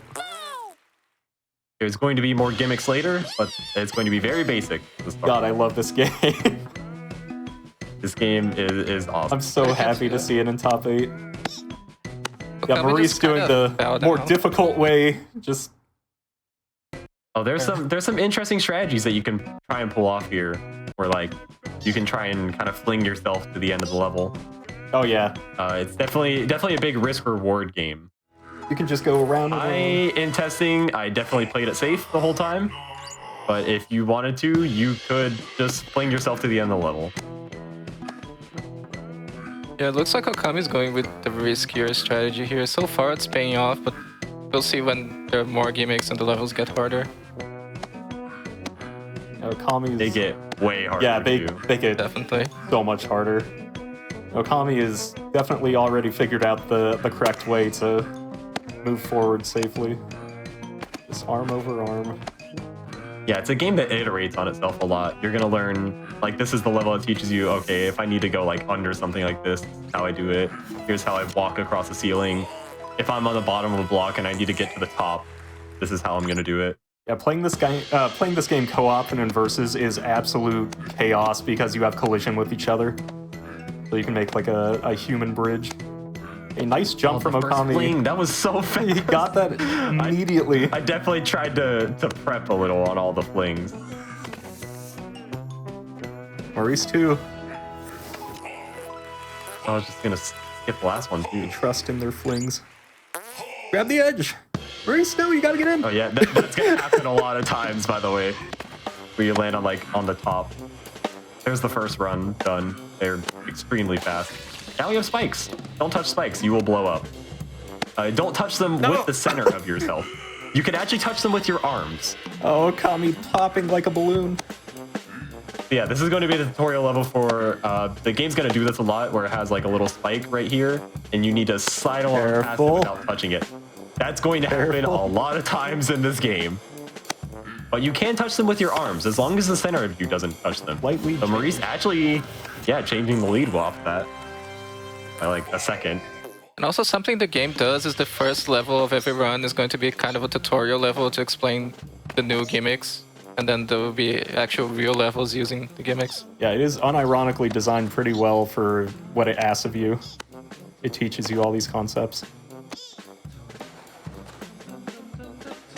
Come on, Okami, swing! Swing your arms! This is definitely kind of like the last game, a big risk-reward game. Yeah, absolutely. Where, like, you can go for the flings and stuff. Maybe they're worth it. Maybe they're not. If they work, it saves a ton of time. Definitely there's going to be some gimmicks that involve you having to make like cycles on levels, and you can be like, oh, I should try and skip this cycle. If I can do this simple maneuver pretty fast, I can skip the cycle. Maurice flung himself and still lost time somehow. If flung himself too far. Yeah, and it he was, had to go it was a back. bit too far. Here's your little tutorial on like, I need to maneuver all small blocks like this. This is going to happen so many times. Okami just flailing around trying to grab. Oh, that was a good fling though. Yeah. That was a very good save. This I definitely played it safe and just kind of fightered my way along these. Yeah, Maurice falling off.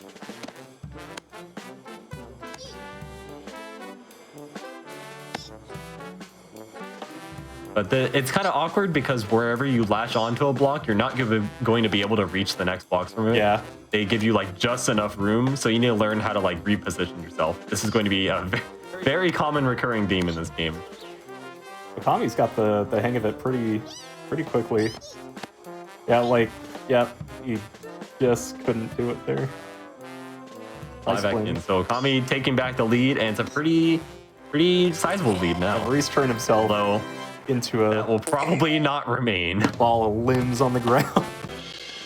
Possibly not, because the levels are going to get a lot harder later and a lot longer too. Nice flame. They're actually they're all single screen for now. That will not carry on. You can already see on Okami's side. We got some scrolling.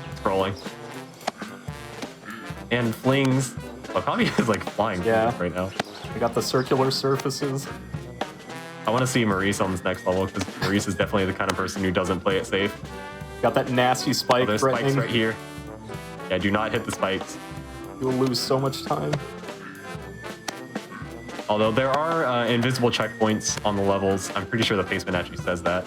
Or like, there's certain points where they'll checkpoint. They won't tell you about it, but they're there. You'll notice them if you die, like I did a lot. Oh, Maurice falling. Yep. Didn't get the hang of this game yet.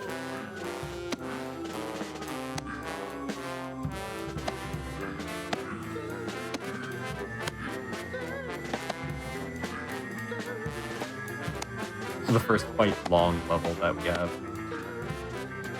Oh no! But there's a checkpoint right here. The checkpoints are actually it's pretty generous.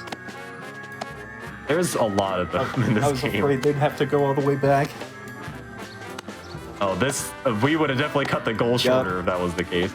Because this goal, there's some really hard levels in it. We actually had to give the players a pacement note for one of them because there's a really dumb gimmick coming up. And to everyone new to this, these players have never played this game before. It is a completely blind game to them, but they do get pacement that was written by the person who submitted this game. It's just the basest amount of information they need to play the game. Oh, I should note, Exuna was the one who submitted this. That sounds about right. Yeah. In the bottom of the pacement, it says, hashtag blame Nebs and hashtag bring back the net. I can agree with the blame Nebs part. I don't know about the rest. So here's the next gimmick on Okami's side, dark levels. These are kind of whatever. They're just go in a line.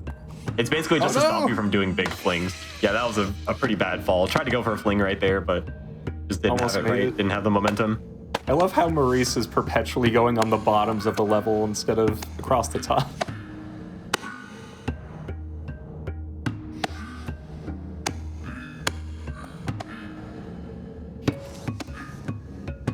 Oh my gosh, Maurice with that skip. Yeah. Just went over the spikes instead. Who cares? Yeah, these dark levels are basically no different from the other levels. You just have to proceed linearly now. No skips allowed. There's that run for Maurice done.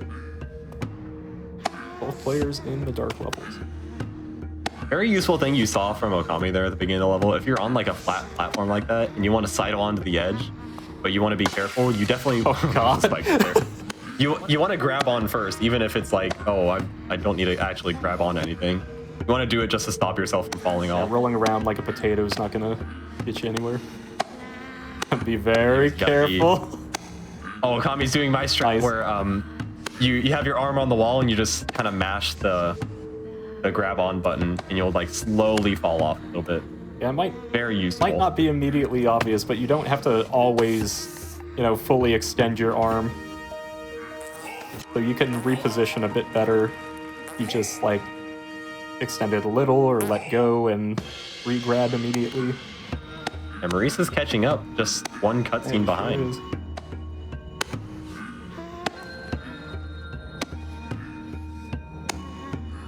Now we have another big, long level like this.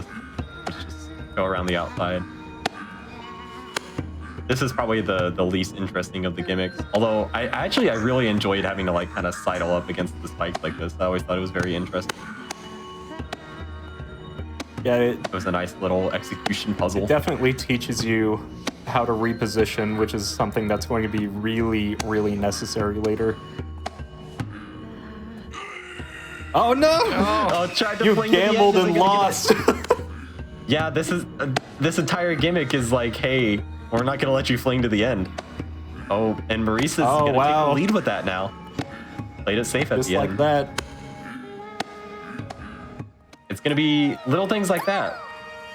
Should I go for this fling or not? That's gonna really decide this race. Play it safe, get rewarded. This level is one that we actually had to include a pacement note about because it's do you go left or right? Left is the correct path. So we gave them a fully lit up version of the level. Everyone's team left today. But other than just picking left or right, this is a very simple level.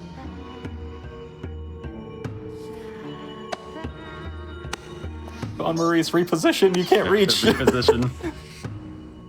Just need to do a bit of fling at the end here. A dreaded fling. Yes! That's an interesting position for a fling. I probably would have gone on the bottom of the platform, but that worked. It looks stupid, and it works. It ain't stupid.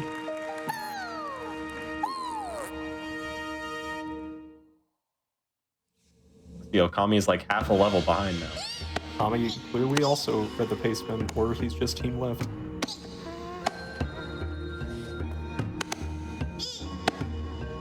Now we have vertical scrolling. Nice fling. Don't worry, there are no auto scrollers in this game. This looks like it, so you're free to panic if you want. The whole time I was waiting for that to be an auto scroller, and then I would be forced to go fast. Yeah. I was like, oh come on, there's got to be an auto scroller. There's a gimmick that's almost like it later, but it's not like bad.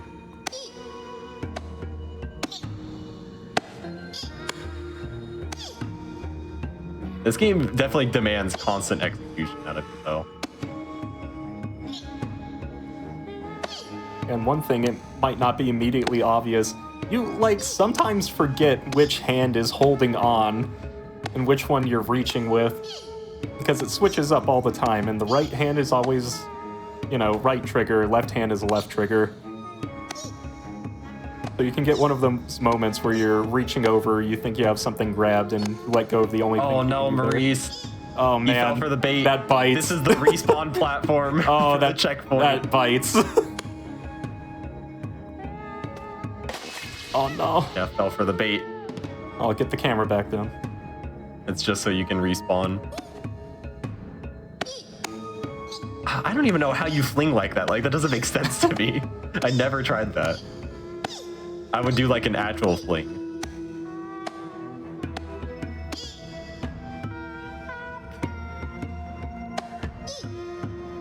Something you need to be worried about. Sometimes your own arms get stuck on yourself. Yeah. It's eternal struggle. That's when it becomes a problem, deciding, do I let go of left, do I let go of right? I think that's what the assist mode is your colored boxing gloves. Otherwise, it's just normal hands. I believe this is... Okay, yeah, there's a big circle. I was like, is this the fling? No. Both pretty close together. Yeah, Okami's made up time. For sure. Oh, that's an interesting fling. That's not how Just you heave should your do that. body in the general direction. Arms don't factor into it. It's not like a baseball. You can't do like an overhead throw in this game. Okay, here's the jungle world. This introduces vines. You can momentum Swing. vines to go flying. This run has, in my opinion, the hardest level in the game. But other than that, it's really fun just going flying. Okami rolling on his back like a baby. No, too far. Yeah, this is when the game starts requiring a lot of control out of you because you cannot go too far. All right, Maurice, let's see it. Includes right here. You might have gone too far. Oh. Yeah, did not grab onto it with the arms. But I'm going Also, towards sometimes the grabbing onto the platform. vine is odd. Tommy's like, all right, close, but we'll take it. Come on, Just Maurice. hold both buttons when you're going to the goal. Yeah, Yeah, I you always just did extend both your grabby arms and hope something lands. Yeah. that. But sometimes your arms just won't touch it. It happens. It's a very good fling for Maurice, though. Very controlled. No, don't let go of the vine. This is another controlled swing. Can't go too far. Still got it, though. Good job. 100% intended. You're basically always going to want a fling on the very outside of the vine. It would seem like maybe they would put gimmicks in levels where you don't want to do that. It's not the case. There's actually a very specific level later that you have to go on the very, very edge of it. This level took me... This was the only level that I got tripped up on in the entire game. This took me like 20 minutes because the last fling is extremely precise. Yeah, you gotta thread the needle between the two sets of spikes. And like I would just miss it by pixels every time. It's not even that spike that's the problem. It's the one at the very end. Trying to make it high enough and have the right angle to go over it is so difficult. How I ended up doing it is I had to fling on the exact edge of the vine and then just pretty much the perfect angle, and then I got it. Yeah, this might be the equalizer. See if Okami catches up. Maurice was a bit too far from the edge there. Let's see if he realizes this time. Yeah, he's trying to Okay, grab. he's trying to get lower. Not a good swing. Rethink it. I also did grab on with both arms. Oh, that was interesting. Yeah, no, not high enough. See, this is not enough momentum to make it for Maurice. Yeah, Maurice is still far from the edge. Really needs to. They're both gonna pop. There they go. Yeah, I tried what Maurice tried like 5 times. Trying to just like fling yourself up. It's probably possible. One thing that tripped me up is that you can go like beyond the border of the screen on the right, and the game won't kill you. Yeah, it knows what it's doing. Yeah, it takes a while to actually hit like the kill. Hey, nice toss There we on go. Maurice. Maurice gets the fling. That was so much harder than it looked. This was pretty much the only level that I got stuck on. The momentum control in this game is really fun to get the hang of. Yeah, it was consistently fun, even like when I was stuck. Oh, Now we have a Okami. new gimmick. Standing vines. They're just there. They're basically no different than normal platforms except for the fact that you can go through them. Also, swinging on vines controls is very odd in this game. I can't even explain. Oh, he missed it completely. Did you grab on anything else? No. Oh, he There's died the far question. enough that he hit the checkpoint. Grab the vine. Here you go. Oh my god, that vine swing. That was I guess you could that was just something else. keep rocketing yourself to the end. Who cares what you grab? I definitely just played it safe. Yeah, I'm gonna go back a bit. Not huge though. Oh, it sucks that he can't grab the vertical vine to swing himself. Probably gonna try and fling off of this block.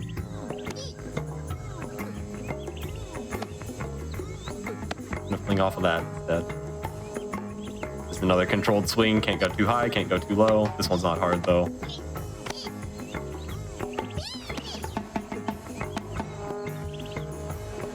See if Okami can get this. Barely doesn't make it. That happened to me way too many times. Yeah, Okami having a really rough time on this level. Yeah, this level's real annoying. You can just be doing everything right, and it doesn't want to. Yeah, it really sucks mentally when you get walled on something like this because the racers can't see each other. They're blind to each other's progress, so you definitely start thinking, oh, I screwed up. My opponent definitely didn't. That was such a strong fling from Maurice. Yeah. There happened to be a vine on the other side. I don't know. Key fact about Maurice, and I always say this about top MT players, not only are they incredible players, they're also born lucky. If you've ever played a game against Alpha, you know that that's true. And just little things like that. He grabbed his own hand. Okami makes the fling.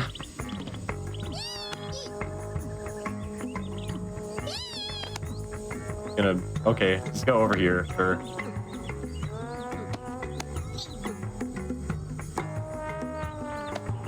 Maurice is not taking this in a slow and sensible manner. It's just that is not Maurice's style. Maurice, the fling is not going to work from that side. That's not how mechanics work. But there's a checkpoint right here, so not a big deal. He's like, I'm in top 8. I believe I will be the judge of that. Maurice forgetting how physics works and trying to fling. Can't hit a wall and then expect to have momentum afterwards. There we go, all the way to the end. That was quite a long level. I think probably made up a lot of time with a lot of good flings right there. Not a lot of death either. There's that run. Which one's next? Oh, desert. I do not remember the gimmick for this. Gone all the way to Phoenix, Arizona.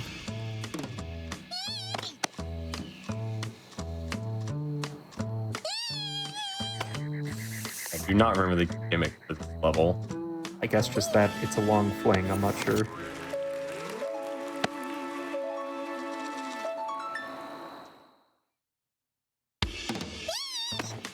Yeah, I guess it's just long flings.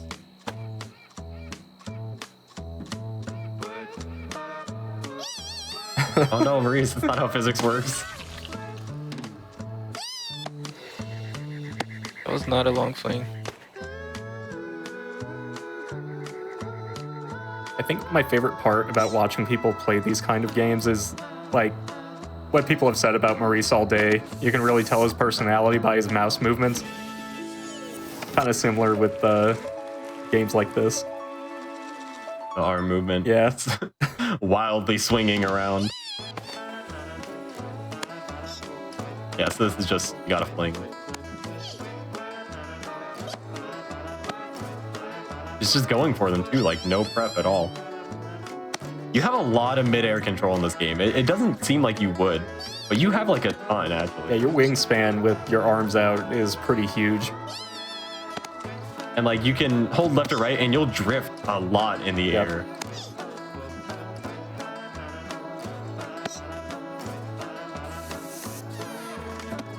Oh, didn't get the end of the level, almost did.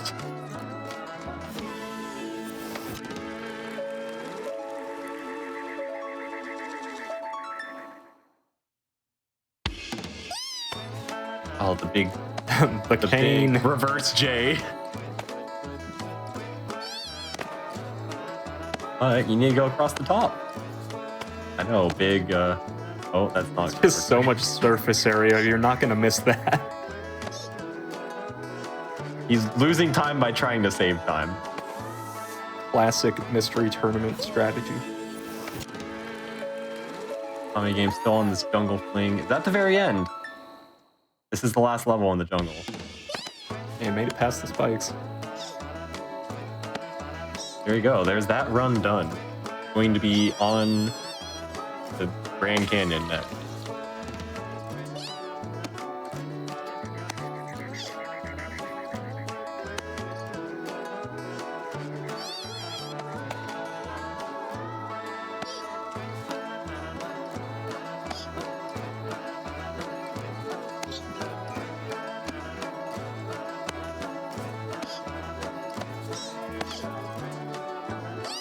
Oh no! Go for the vine. He didn't even get as high as he could. See, this is the thing. This is the risk reward. You could have played it safe, gone higher, prepped for the fling, and you would have made it, no problem. But you can save those little bit of frame. Yeah, that is always the monkey seconds. brain crap I always fall victim to with Mystery Tournament. I could save 1 whole second if I do this ridiculously unsafe thing that if I fail, it will cost me 30. Yeah, I'm gonna do it. Oh, that was such a good controlled fling, too. That one is a little harder than it looks.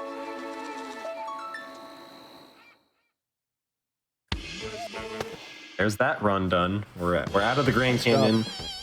I believe we have 2 more left. Now we have This is electro introducing platforms. cycles. Yeah, electricity will blow you up. I believe, just like the spikes, it has to hit your center to do it. So if your arms touch it, it's fine. Oh my god, just wait for the fling. Cycles are pretty generous right now. Yeah, for right now, there are later levels where they don't line up so nicely. I'm not sure we're gonna really see those this run. We will. Okay. Awesome. Because all the levels always share a gimmick. The biggest danger for me was actually going too fast and hitting the next electricity. Oh yeah, that happened to me. You know, OkamiofGames on the big reverse J.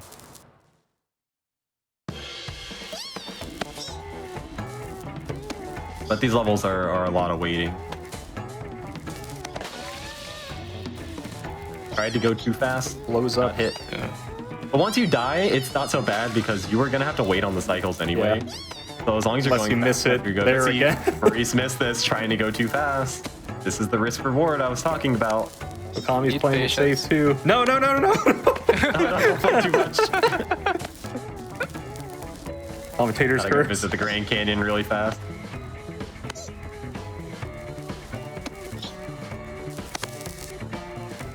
Have to go fast enough.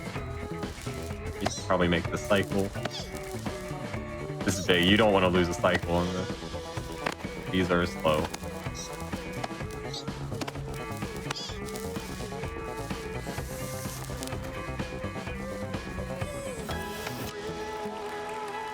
Let's see, Okami's got to make this big fling. Okay, barely grabbed on. Good enough. Take barely.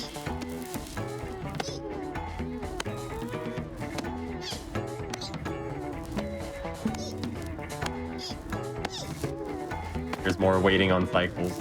That's why I didn't really like this run that much, because it didn't make it more difficult or interesting. It was just what happened there? Always want to verify that you grab on first.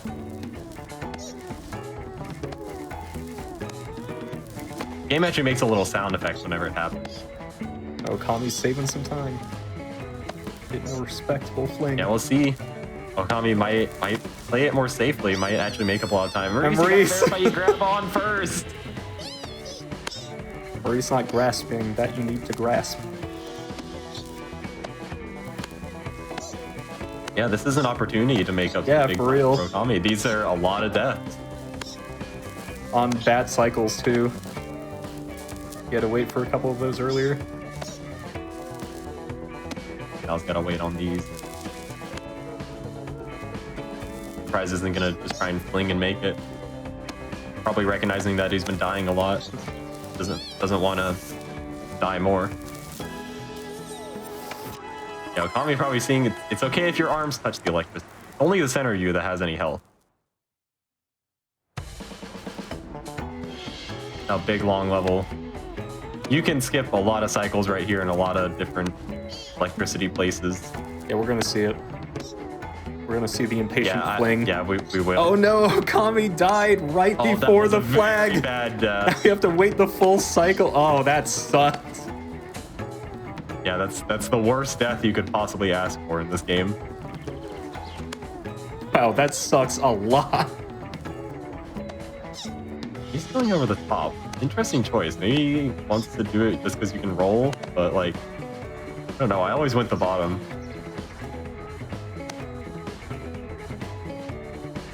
Looks faster to go over the top because you don't have to climb back up. Yeah, you can probably just roll.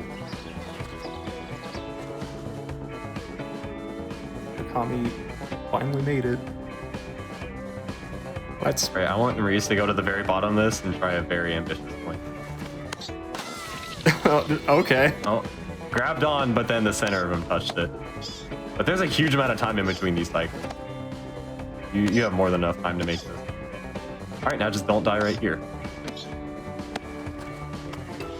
Now, Okami's on a level that Maurice actually died on a lot. Yeah. I know Okami has the strats for sidling against these spikes. Maurice is doing it a completely different way, which is just like a clever repositioning.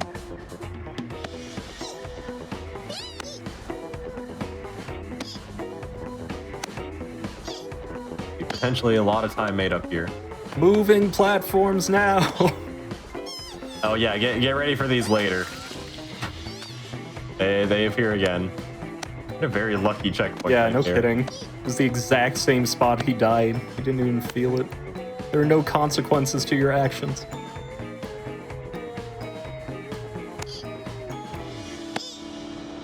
What's nuts about those moving platforms is you can just go around and around and around and launch yourself into space. I'm sure at some point Maurice is not going to be able to resist not doing.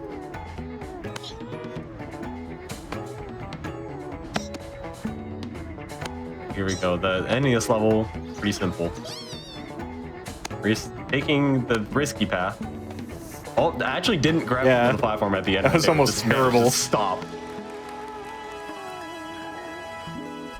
Okami also taking a completely different path, going around the bottom of these.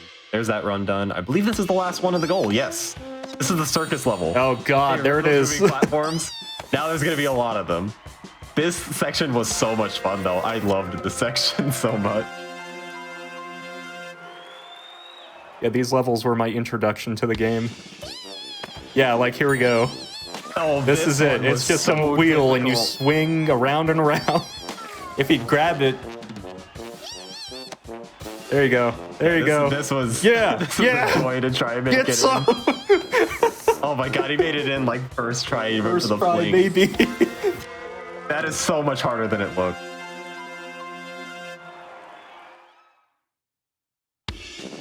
I had one where I flung inside of there with the wheel, and then rolled around all the way out without grabbing anything somehow.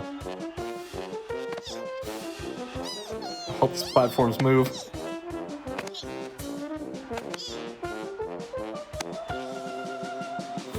God, what a... Yeah, there's going to be a ton of moving platforms now.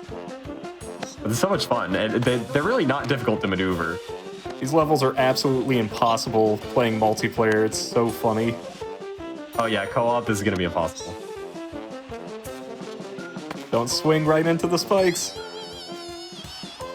Oh, oh, didn't land where you expected. Gonna go that was fancy. Back. Hey. Wow. Look at him go. Okay, now he's just styling on us.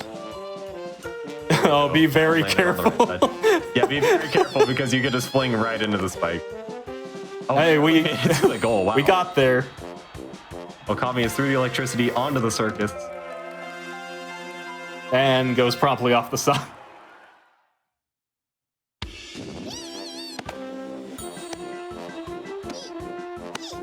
I believe these do not roll, but the spikes do. Well, the spikes do, and so does the ball that it's on. If you just grab onto it, you'll move around.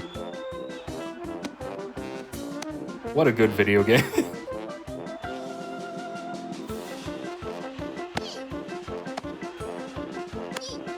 Right, let's see if Okami makes it. Whoa, too fast. Whoa. It's so hard. Like it's so precise. It's actually like unbelievably precise. Maurice died. How did Maurice die? He grabbed onto the end. Yeah, that go at the very end of the stage. Yeah. Middle section has to be exactly in there, so... God, poor Okami. Oh, Maurice is gonna have to wait on the cycle because was not in an apt position to fling. He almost got it. Yeah, this happens way too often on this. There you go, Maurice is in now. Nice job. Probably like 1 or 2 more levels, and then that's the end of this goal. This is the last run. Can't stop watching Okami This trying. is the last one. Everything moves. Yeah, just keep flinging, honestly. I'm just Fling as looking at far Okami. as you possibly I did not do can. this, but Hit that Good checkpoint. choice. Oh, he's up there. Oh, hit something. Like, why isn't he respawning? Yeah, he's got the way of it. Yeah, buddy. This is what a clever person would do. Person who isn't me. Oh god, he hit the kill play. Don't go back here. Kami's 100% demonstrating how the wheel's not easy. Oh, he got enough. Yeah, So finally difficult. get it. It was so fun watching him fling over I know. again and again. This game is a blast. This is a great video game. Reminder, you can buy this game right now, Yeah. and we highly recommend that you do because it is very fun. As 3 people who have played this video game. So Okami just gonna try and fling all the way up to. He did it! Just fling all the way up to He did the exit. Just skip the rest of the level. Let's Who go. needs it? All he has to But do this is the fling end for himself. Maurice. I believe this is the goal right Oh, here. it is. Yeah. Might be a bit too late Pretty for sure this Okami. is the last level. Right, so unless Maurice completely biffs it.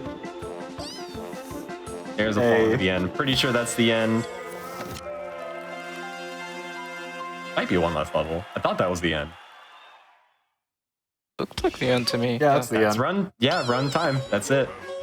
Finish with a time of 34:56. Man, Okami just hit Very the good last time. level, too. A close game. Nice. You can be proud that you would have been a top 8 player with this time.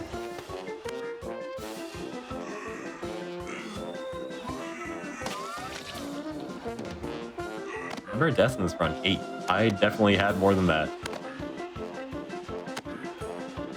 Definitely seemed like there were more than that. Oh, Man, just going. Okami's just cruising, man. Just stumbling Oh, I like forwards. this run. I don't like how this looks. I don't like the shapes. Go, man, go. Do a flip. I can't believe that worked. Oh my god, that It move. worked the whole way.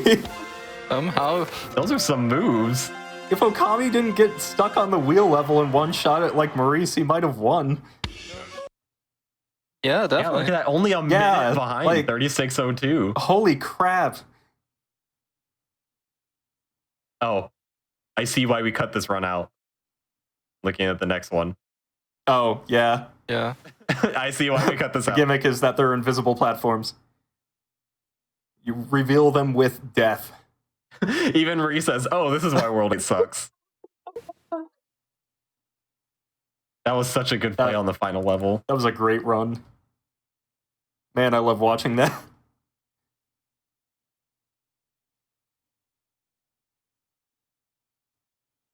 Yeah, wow. We are 1-1 sitting in our loser semis. Is it going to be the dark horse or is it going to be the heel?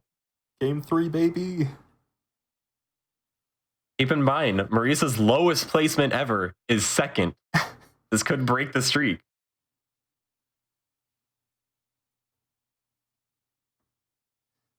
All depends on what the next game is. What did Maurice say about this Luckily, game? Did you love it? Has he won? We don't know.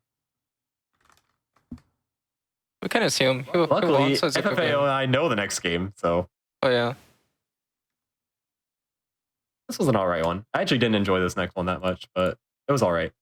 The next one is less unique gameplay. It's more just a solid game. But they'll be able to draw on their experience on other games to play the next game.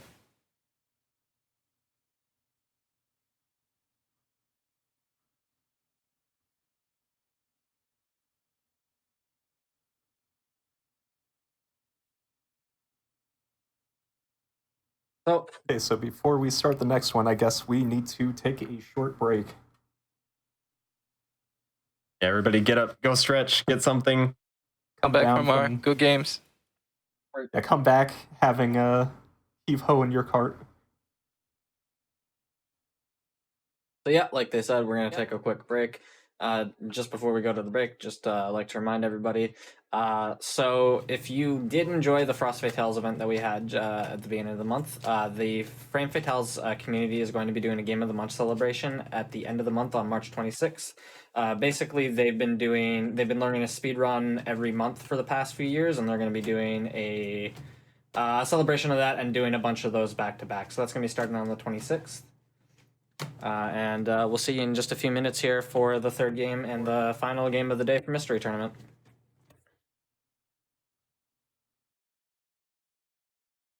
Hello, everybody, and welcome back to the GDQ Hotfix. We are here with the last game of the day for Mystery Tournament here in Losers Semis. Yeah, I'll throw it over to y'all for the rest of it. A title fight for all the golden piggies. We got the Kuso Knight Okami versus the heel himself, the king of the jobbers, Maurice. Yeah, this could be really big for Maurice because whoever loses this match is going out in 4th place. Maurice's lowest placement ever is 2nd, so pretty impressive win rate, pretty impressive placements. And we are currently 1-1 into a loser semis, so this is going to be the deciding game. Yeah, it's been such a good top 8 so far. I believe this is is it the furthest that Okami has gotten in Mystery Tournament brackets? This is their first MT. Oh, it's their first MT? Jeez. Yeah, we had... this is another thing for MT, is we like to look at new top 8ers, because this happens every single time. There's so many new to top 8. Last year it was Nico Jazz. We had Dragon C0 before that, Telerik before that, Polari, Carulius. It always happens. There's so many new every time. And we had, 2 new this time? We had Neetsel and OkamiofGames. We almost had all 4 in losers bracket. But it just happens this way. So we always like to see the new players do really well. And speaking of... And as a Kusage player myself. I think this is his 2nd Mystery Tournament too, right? Yep. We have so much new blood just tearing it up out there. And if any of you want to join in on this, just join Mystery Tournament. It's so accessible.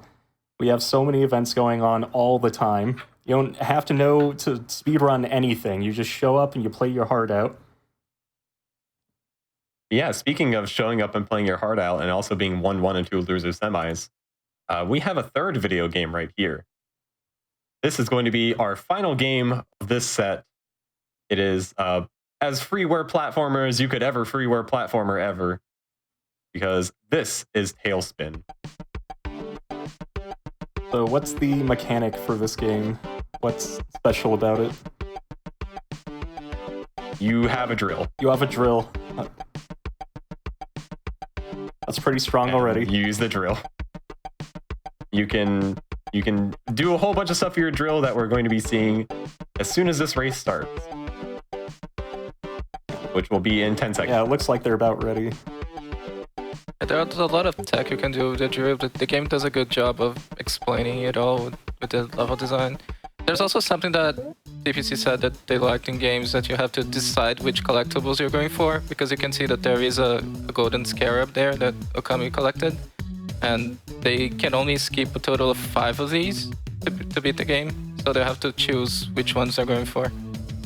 And the death animation is brutal. It just explode into a flurry of bones. Looks like there might be something going on Maurice's screen. Oh, we got it fixed. But yeah, this we will be using this drill. The drill can go through blocks like this. It can kill enemies, and it can also, most importantly, tink off of walls. This will be huge, and floors, which include spikes, which kill you. So this is going to be very integral to all the platforming. Okami's getting the hang of the wall tinks. It's like a free jump. Yeah, it's very awkward though, because you're always going to think off the direction that your drill is facing, which is not always the way that you're holding, which definitely makes it awkward. Now again, as FFAO said, we have golden scarabs to collect. We're going to need to actually collect a certain number of these to get to the end of the game.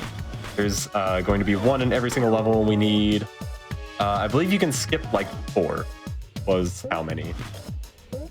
I thought it was 5, but 4. They have the number in the instructions given. Yeah, let's see. You need to collect 14 golden scarabs.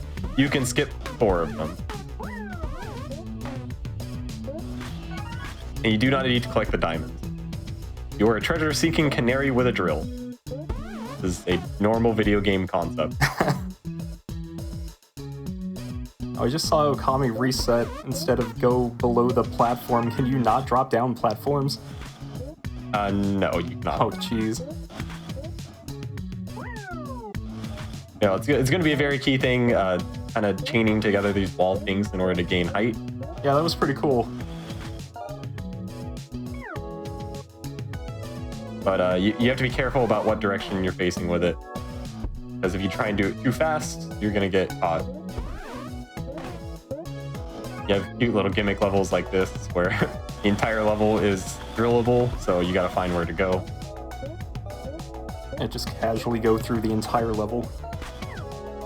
Yeah, this is not a very, there's not really, like, gimmicks in this game. It's not a very gimmicky platformer. Because now we have, of course, it couldn't be complete without keys and key doors. Now we're going to need to collect keys to open key doors. Probably the most normal thing ever. Yeah, everything seems pretty straightforward, which means really it's anyone's game. If there's anything mystery tournament competitors are usually good at, it's, you know, indie platformers. Good half of what we get in here. Yeah, Okami respawned at the checkpoint, so sadly it has to actually go pick up the key again. No. I wanted to redo it to pick up the scarab. Kind of something with the golden scarab, something I like is you're going to have to sight read the level and take note of where the scarab is and how to get it if you can't get it currently. You need to pay attention, like, okay, I need to go this way after I get this key on this level. I believe Maurice has already taken a lead off of it. Yeah. Got the requisite bouncy mushroom. Yes, you can drill off of them to bounce really high. You can also hold jump to go higher. There we go. That's desperately trying to teach you that.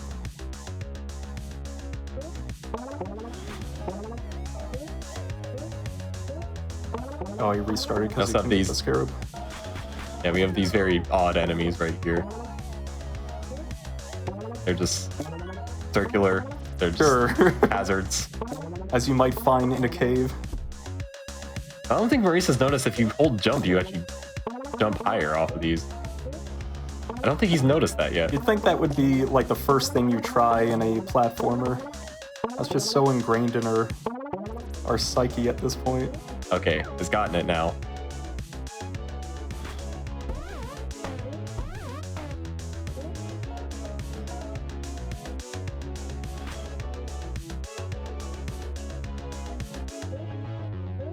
Oh, Kami's catching up. Yeah, the levels are quite large and varied. There's a lot of places to go in them. But they're always very linear, so it's not going to be like a where do I go kind of game. Yeah, these are the kind of subs I really love getting in Mystery Tournament, but also lose to the most because other people also love getting them. Also, kind of a trap if you picked up both of the keys. Well, actually, if you pick up any of the keys, you can no longer get that scarab. So that's going to be one skip for Maurice. Got to keep track of how many you skip, so you know how many you need to get. Going to be a very, very important part of this race is not missing them. Oh, those enemies right there are kind of big jerks. Yeah, that's rude. They're right in the middle of that platform. Oh, once you get the scarab. This scarab is very difficult to get. You have to do a big jump left, kink off the wall, and then go back to the right. I think I actually ended up skipping this one. Everyone's having some issues here. Yeah, I didn't think it was worth it. But you definitely can get it.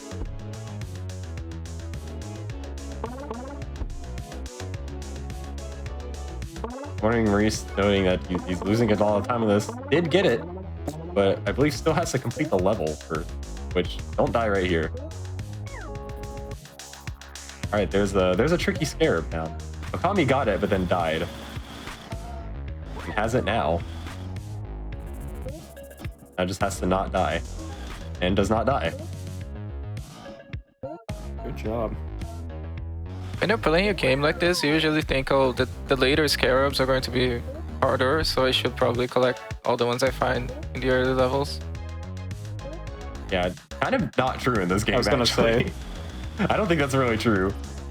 Oh, another important thing is that spikes will only hit your hitbox, so you can tink off of them with the drill, and you will not die to it. Well, he needs to open that red section to hit the Scarab, doesn't he? Yeah, Yep. looks like. This one is a little tight to get at. You need to do this in one drill. Not go back. Wrong like way. that. Really wrong way. What Oh happened? no. took a wrong turn at Albuquerque right there. Maurice is going through the same section. Does have the Scarab though. Yeah. Is big. Just has to go finish level and a checkpoint, which I believe means that you keep it. Ooh, danger. I believe he needs to go to the left and drill through all the earth right there. There you go.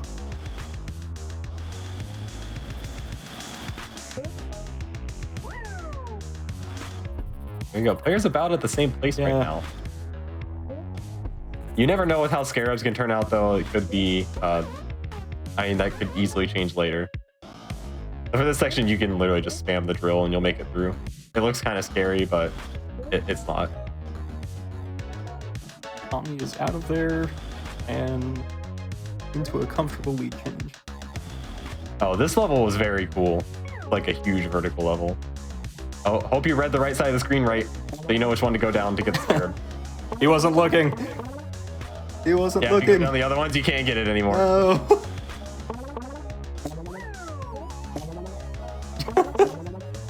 Yeah, you have to go down the right one. I choose death.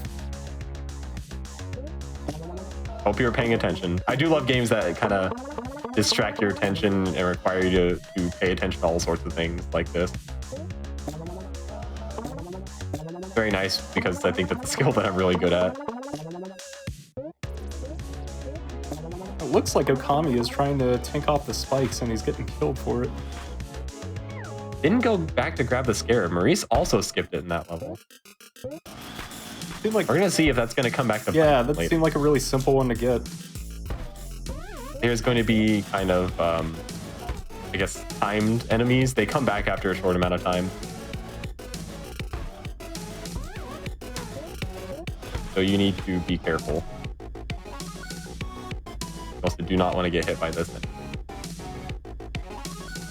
because those are invincible.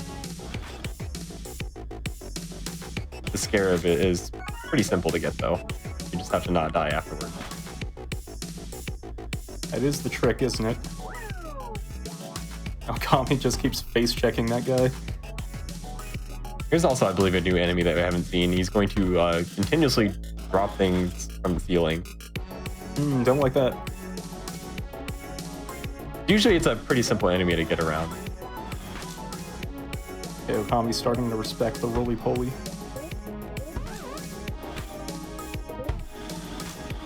Oh, wrong one for Maurice. Luckily, drilled back right in time, actually. Didn't die from that somehow.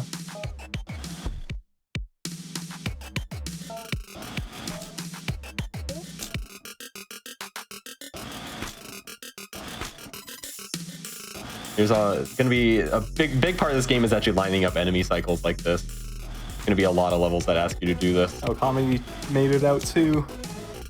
And did not die because these levels are quite long.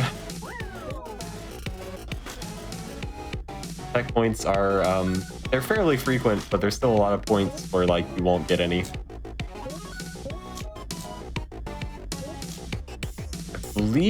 I think in this level, it's if you grab the green key, you can't get the Scarab anymore. Was it one of those that you're not going to be able to know that until the end? I think you could see it. I think it was on screen. It's just, it definitely requires a lot of attention. Okay, no, it is you. No, you do have to grab both keys. You don't have to beat the level, but you do to get the Scarab.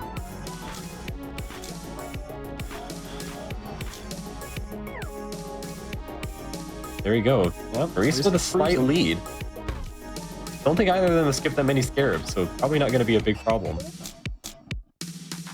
I don't way to like skip that area. Kind of creative. Yeah, for this, I believe you need to drill downwards onto your own platform and bounce off of it. Oh God, he was going. No, not like that. Don't drill down. Yeah, not like that.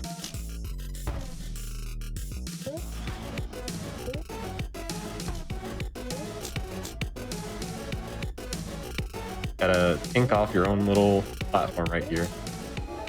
Hey, there he There goes. you go, gets it that time. Maurice with a very slight lead right now. Okay, there's the scarab. Yeah, you have to do it. I believe there's a moving platform right there. You have to do it at a specific time. Out. Oh no, here's wall the of death. enemies level. This level's actually really easy though. I don't think I got the scarab on it though. Because yeah, I believe you have to double back to this key in order to get it. Yeah, there you go. No, Maurice is forgetting got to it. think off Yeah, the there you floor. go. Okami just... Yeah, wow. Made up a lot of time. Yeah, made up a huge amount of time actually. It's pretty much neck and neck now.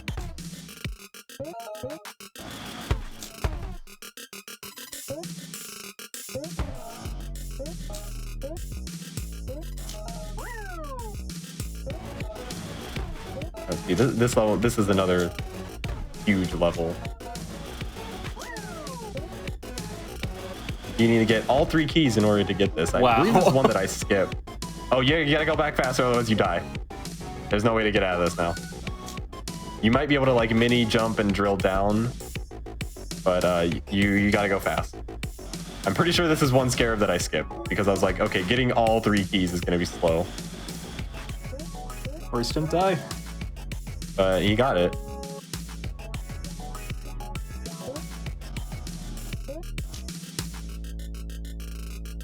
Okay, this level was a massive jerk to me because there's one point where you can seemingly kind of get stuck and it requires, frankly, a ridiculous maneuver to escape from where Maurice is going right now.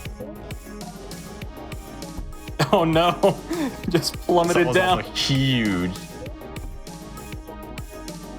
I believe your goal is to get to the top level, and this giant pillar you see with the diamond blow and the red block, you need to go all the way through there, which requires, I believe, just the red and green keys. I don't know if it requires blue.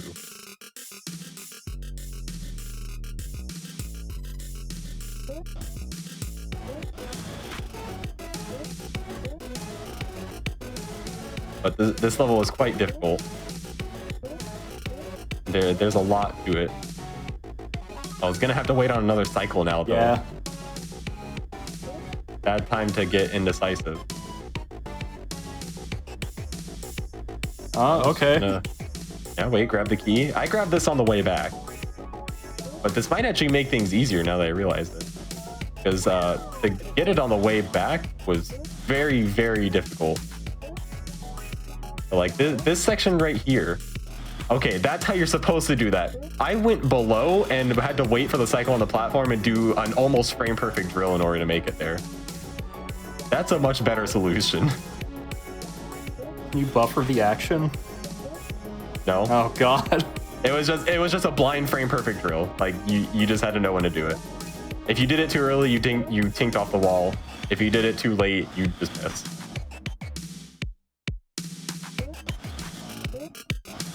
Now Maurice can drill all the way down and can grab the green key and do it again.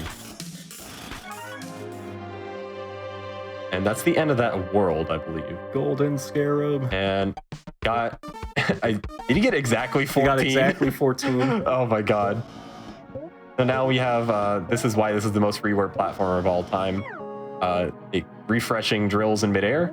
We also do not need to collect any more scarabs.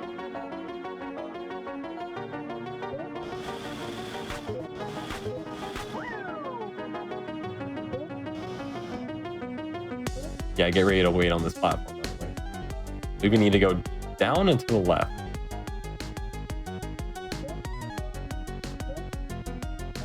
We need to get on this one first.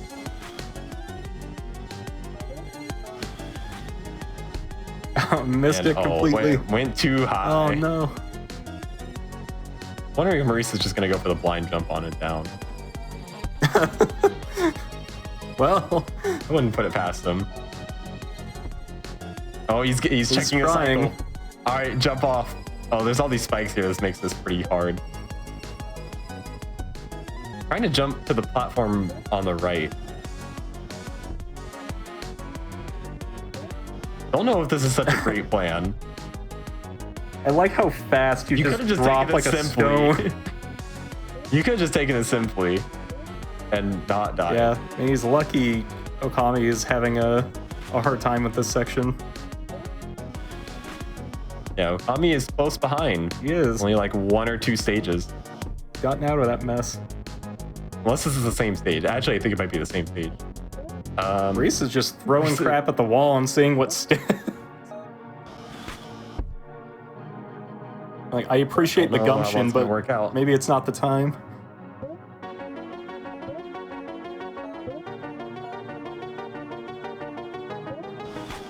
Zod, I don't remember the section being difficult. It's just a precisely timed drill. Yeah, there you go. Lost a ton of time on that. This is definitely a time for Okami to make up.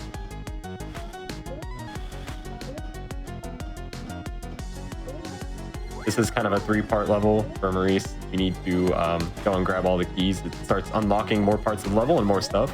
I really like this level. I thought it was very clever. Okami got it first try.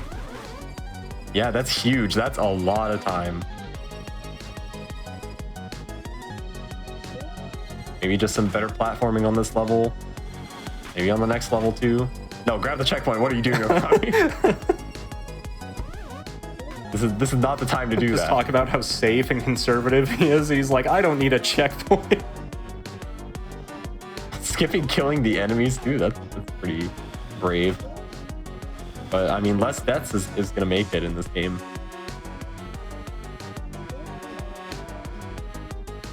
Go up. Big up arrow.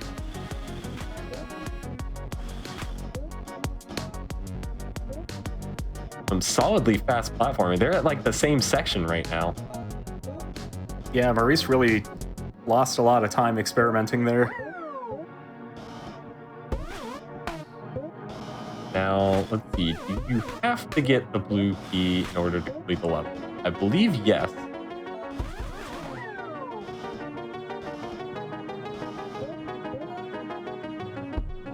Okay, yeah, grab the checkpoint. Hey, good checkpoint. Good choice. I mean, now this could be it. I mean, Okami is slightly ahead, but a death will change that. And no, it's pulled ahead now. Just barely. This level was really difficult for me. Oh, this is me. you can be in between the platforms and still not safe. I also missed the last drill a ton of times.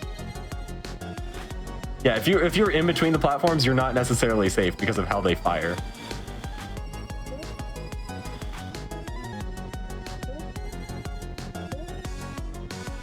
And they're also getting a lot more sparing with the checkpoints. Oh, made it through that. That part is so scary. Speaking of scary levels, this is one of those cool levels where it's like, do the entire thing. There goes the floor. Too many drills. Yeah, this is kind of one section where you just have to learn the timing. Stay your drill. This one took a few attempts for me. Good bonks. Keep it going. Oh, that was... Yeah, wow. I don't like that. Too many. This wow, is what the heck, timing, man? By the way. Well, made it through. Yeah. That's huge. Final level for Okami. This is the last level. Made up a lot of time no joke. with some bad experimentation. Yeah, and that's all it takes, man. It takes one person just losing a bit of time on something goofy, and the other person just being consistent. And then that's the race. You can still lose time to something goofy in this level. You never know. Yeah. Yeah, this level was hard. There was so much to this level. Very long and difficult. But Maurice is going to be on it too right now. OkamiofGames about ahead by 1 checkpoint or so.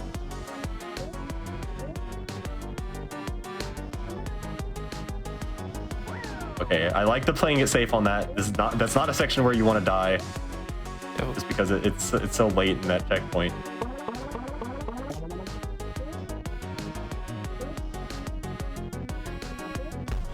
Gotta drill right through. Going through the whole tower. Reaches the blue triangle. Hey, it's the thing. Yeah, that's the blue triangle. That's a dot done.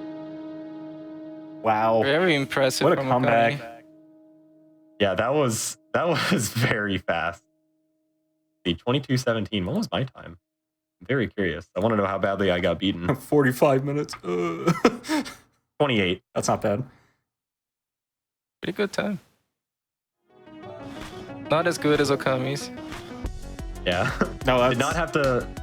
Well, you didn't have to go back for collectibles. I did. Yeah, both I did the not pick up 14. both the players were really smart about that. Yeah, that's huge. That's like a real big thing. You do not want to do that. Yeah, I really got to appreciate Maurice's trying things until they work and trying recklessly experimentation style. This time it didn't work, but man, in Heave Ho, that was a pleasure to watch.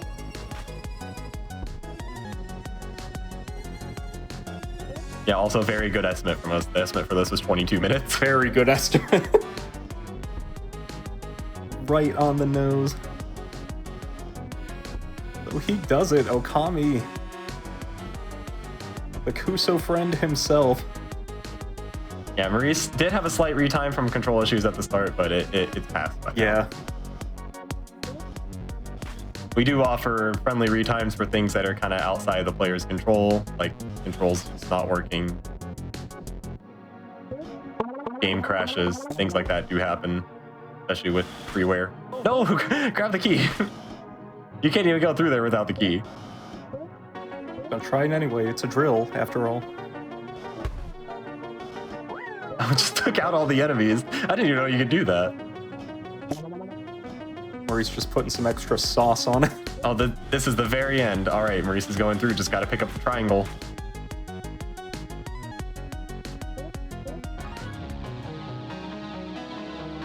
There you go. Done with a time of 24:30. Still a really good time.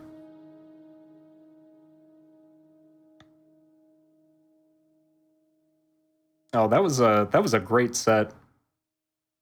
Yeah, that was one of the most incredible sets I saw this tourney, definitely.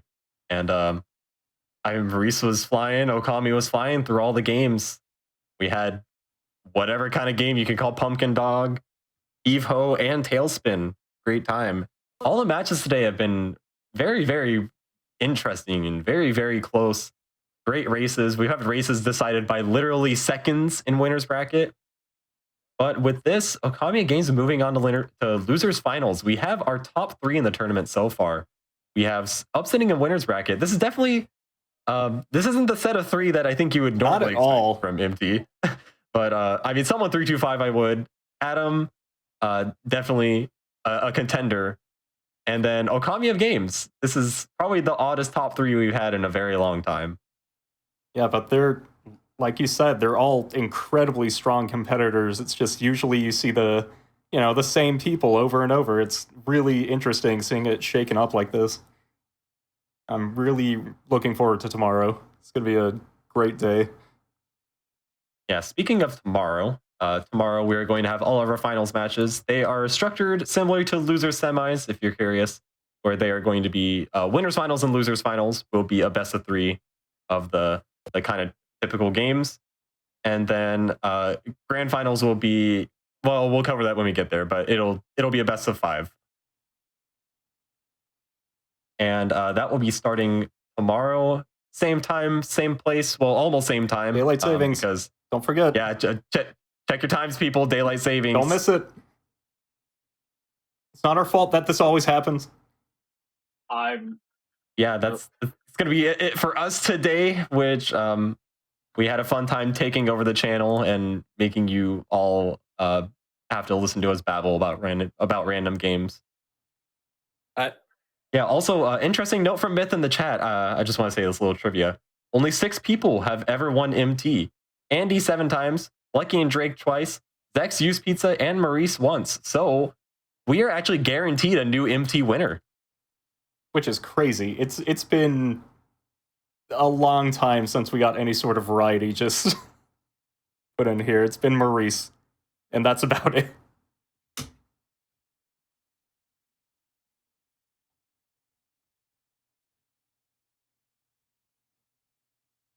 I'm really glad you mentioned the daylight savings thing because I totally would not have remembered. Yeah. Which might have been problematic. I always get messed up on daylight savings because the state I'm in does not do it, so I tend to not notice it until I'm late for something. All right. Well, thank you all so much for your commentary today, and thank you everybody at home for watching. This has been great. We've been going for a long time though, so we will be calling it for the night here. Like they were saying, don't forget to tune in tomorrow for winners finals, loser finals, grand finals, starting at 2 p.m. Eastern here on the GDQ Hotfix. We are going to take a quick break while we look for somebody to raid, and if you wouldn't mind sticking around while to cheer on somebody in their speedruns, that would be awesome. Thank you all so much, and we'll see y'all tomorrow. Bye, everyone. See you tomorrow. Bye-bye.